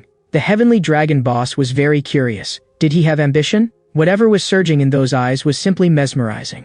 After a moment of silence, Cha Gang-ryong said flatly, "I'm just trying to make a living." The Heavenly Dragon boss said in a low voice, "It seems you still haven't realized what it is you truly want." By the sea, Moon Jang-hyuk asked Cha Gang-ryong, "Are you worried about the future? As your big brother, I've become a burden to you, and I'm sorry." Moon Jang-hyuk promised, no matter how many years it takes, he would definitely bring Cha Gang-ryong and Zhongying back to Korea, and then buy a building in the busiest downtown area of Seoul. Zhongying burst out laughing. What kind of underworld dream is buying real estate? When Cha Gang-ryong heard the word dream, his gaze darkened slightly. Moon Jang-hyuk smiled. A man always has a dream in his heart that he cannot speak of. Gang-ryong, if there is something you want too, then keep chasing it together. At that moment, the fishing boat struck a reef. Zhongying complained that Gwangsu was a terrible pilot, but Gwangsu told them to run, because the shore was full of Heavenly Dragon men. Last night, Heavenly Dragon had threatened Gwangsu with his wife and child. He truly had no other choice. Cha Gang-ryong and the other two could only flee toward the shore, but the Heavenly Dragon men had already been waiting there. To capture just 3 people? They had actually mobilized a large number of Heavenly Dragon members. Cha Gangryong slammed an elbow into a huge rock, and the boulder that tumbled down instantly smashed back a whole group. Cha Gangryong was already monstrously strong to begin with, but in the next second, a steel bar came crashing down from above his head. At that distance, if it hit, Cha Gangryong would die without a doubt. Jong-un had not expected those madmen to really dare swing a steel bar at someone. But Cha Gangryong was completely unharmed, because Moon Jang-hyuk had blocked the steel bar with his body. Cha Gangryong grabbed the steel bar with one hand, and, with a violent burst of force, flung even the crane attached to it away. The badly wounded Moon Jang-hyuk was already nearing his limit. Even if Cha Gangryong and Jong-un could still hold on, sooner or later they would be worn down to death. Just then, Moon Jang-hyuk's other 4 underlings appeared on the sea in a boat. They too regarded Moon Jang-hyuk as a true parent. Jong-un was the first to jump aboard. He turned back and shouted for Cha Gangryong and Big Brother to get on quickly, and Moon Jang-hyuk also urged Cha Gangryong to leave first. But at that moment, Cha Gangryong fell silent. The Heavenly Dragon boss's words echoed over and over in his mind. Jong-un could not understand why he was still standing there. Moon Jang-hyuk also shouted to him, "Gangryong, go. This time too, just like before, trust Big Brother." And the words Moon Jang-hyuk had said not long ago also replayed in Cha Gangryong's mind. If there is something you want, then keep chasing it. As long as you do not let go, you will definitely be able to achieve it. Secretary Juvenile watched the scene with a grave expression. Cha Gangryong quietly apologized to Big Brother. In the next second, the knife in his hand stabbed into Moon Jang-hyuk's body. Moon Jang-hyuk's face was filled with disbelief as he fell into the sea. When Jong-un saw that scene, his eyes almost split apart. That day, the Heavenly Dragon boss had said to Cha Gangryong, "You still have not realized what it is you truly want. You and I are the same kind of person. You are not someone with nothing. You are only pretending that you want nothing. A person can live without hands and feet, but no one can live without desire. Do you want me to tell you? The thing even you do not dare admit. What it is you truly want." When he heard those words, Cha Gangryong's heart gave a violent jolt. He asked on the spot, "How can I get it?" And now, Moon Jang-hyuk's body was falling into the sea. All the other underlings were completely stunned. Why would Cha Gangryong attack Big Brother? Jong-un almost did not hesitate at all and jumped straight into the sea to save Moon Jang-hyuk. But on the sinking Moon Jang-hyuk's face, there appeared a trace of relief. Jubae-hyuk said to Cha Gangryong, "You made the right choice." But at that moment, Cha Gangryong was forcing deep breaths, suppressing the surging emotions inside him. Even Jubae-hyuk was made tense by that pressure. But he still handed the bomb detonator to Cha Gangryong. That day, Cha Gangryong had asked the boss, "How do I get the thing I want?" The answer the boss gave was, "Climb to the summit of Heavenly Dragon. If you want to sit in that position, then you must stop at nothing. From this moment on, you have only one goal. Become the #1 man in Heavenly Dragon. Stand there, and you will be able to take everything." Moon Jang-hyuk was still pulled back onto the boat by Jong-un. He coughed up a few mouthfuls of water and finally woke up. Perhaps Moon Jang-hyuk did not understand the troubles that had burdened Cha Gangryong over the years. But now it seemed, Gangryong had finally made his choice. The Cha Gangryong of the past had no desires and no dreams, and only drifted forward like a wave being pushed along. He clearly possessed strength, yet never longed for anything, and he lived only to confirm that he was still alive. It was not until he met the Heavenly Dragon boss that Cha Gangryong first truly faced the sleeping dragon inside him. He was torn again and again between desire and Big Brother. That period was as tormenting as hell, yet ironically, the one who gave the final answer in the end was still Big Brother. Following Big Brother's teaching, Cha Gangryong decided to pursue his desire. To climb to the top of Heavenly Dragon, he would use any means necessary to rise, even if he had to abandon the brothers who had gone through life and death with him. That too was a price that had to be paid. One of the underlings steering the boat suddenly noticed something making noise in the corner, and that thing was a bomb. Jong-un had not even made it back ashore yet, when Cha Gangryong pressed the detonator with his finger, and the entire boat exploded in an instant. So the Heavenly Dragon men had already planted a bomb on the boat. No matter where they fled, those who ran had to die. Only this time, Cha Gangryong carried out the execution with his own hands, and from then on he had no more attachments. Jong-un, who survived by sheer luck, was struck dumb on the spot. His best brother and the Big Brother who had been like a parent to him had all perished in the flames. Even 25 years later, that fire was still burning in Jong-un's heart. But more unforgettable than the fire was Cha Gangryong's face, that face of a traitor. The reason Jong-un desperately climbed to become the 3rd seed of Heavenly Dragon was to kill Cha Gangryong with his own hands. And after that, he would also kill the Heavenly Dragon boss and seize everything. Staring at Jong-un, Cha Gangryong still did not understand even now. That making that decision back then had been just as difficult for him. In truth, Jong-un had set his sights on the top of Heavenly Dragon even earlier than Cha Gangryong. Cha Gangryong had merely finally admitted his own desire. That was the final lesson Big Brother had left him. Jong-un roared, "You traitor, you have no right to mention Big Brother." They had dragged this fight on for far too long, and now, it was time to settle it. They would see who went down first to meet Big Brother.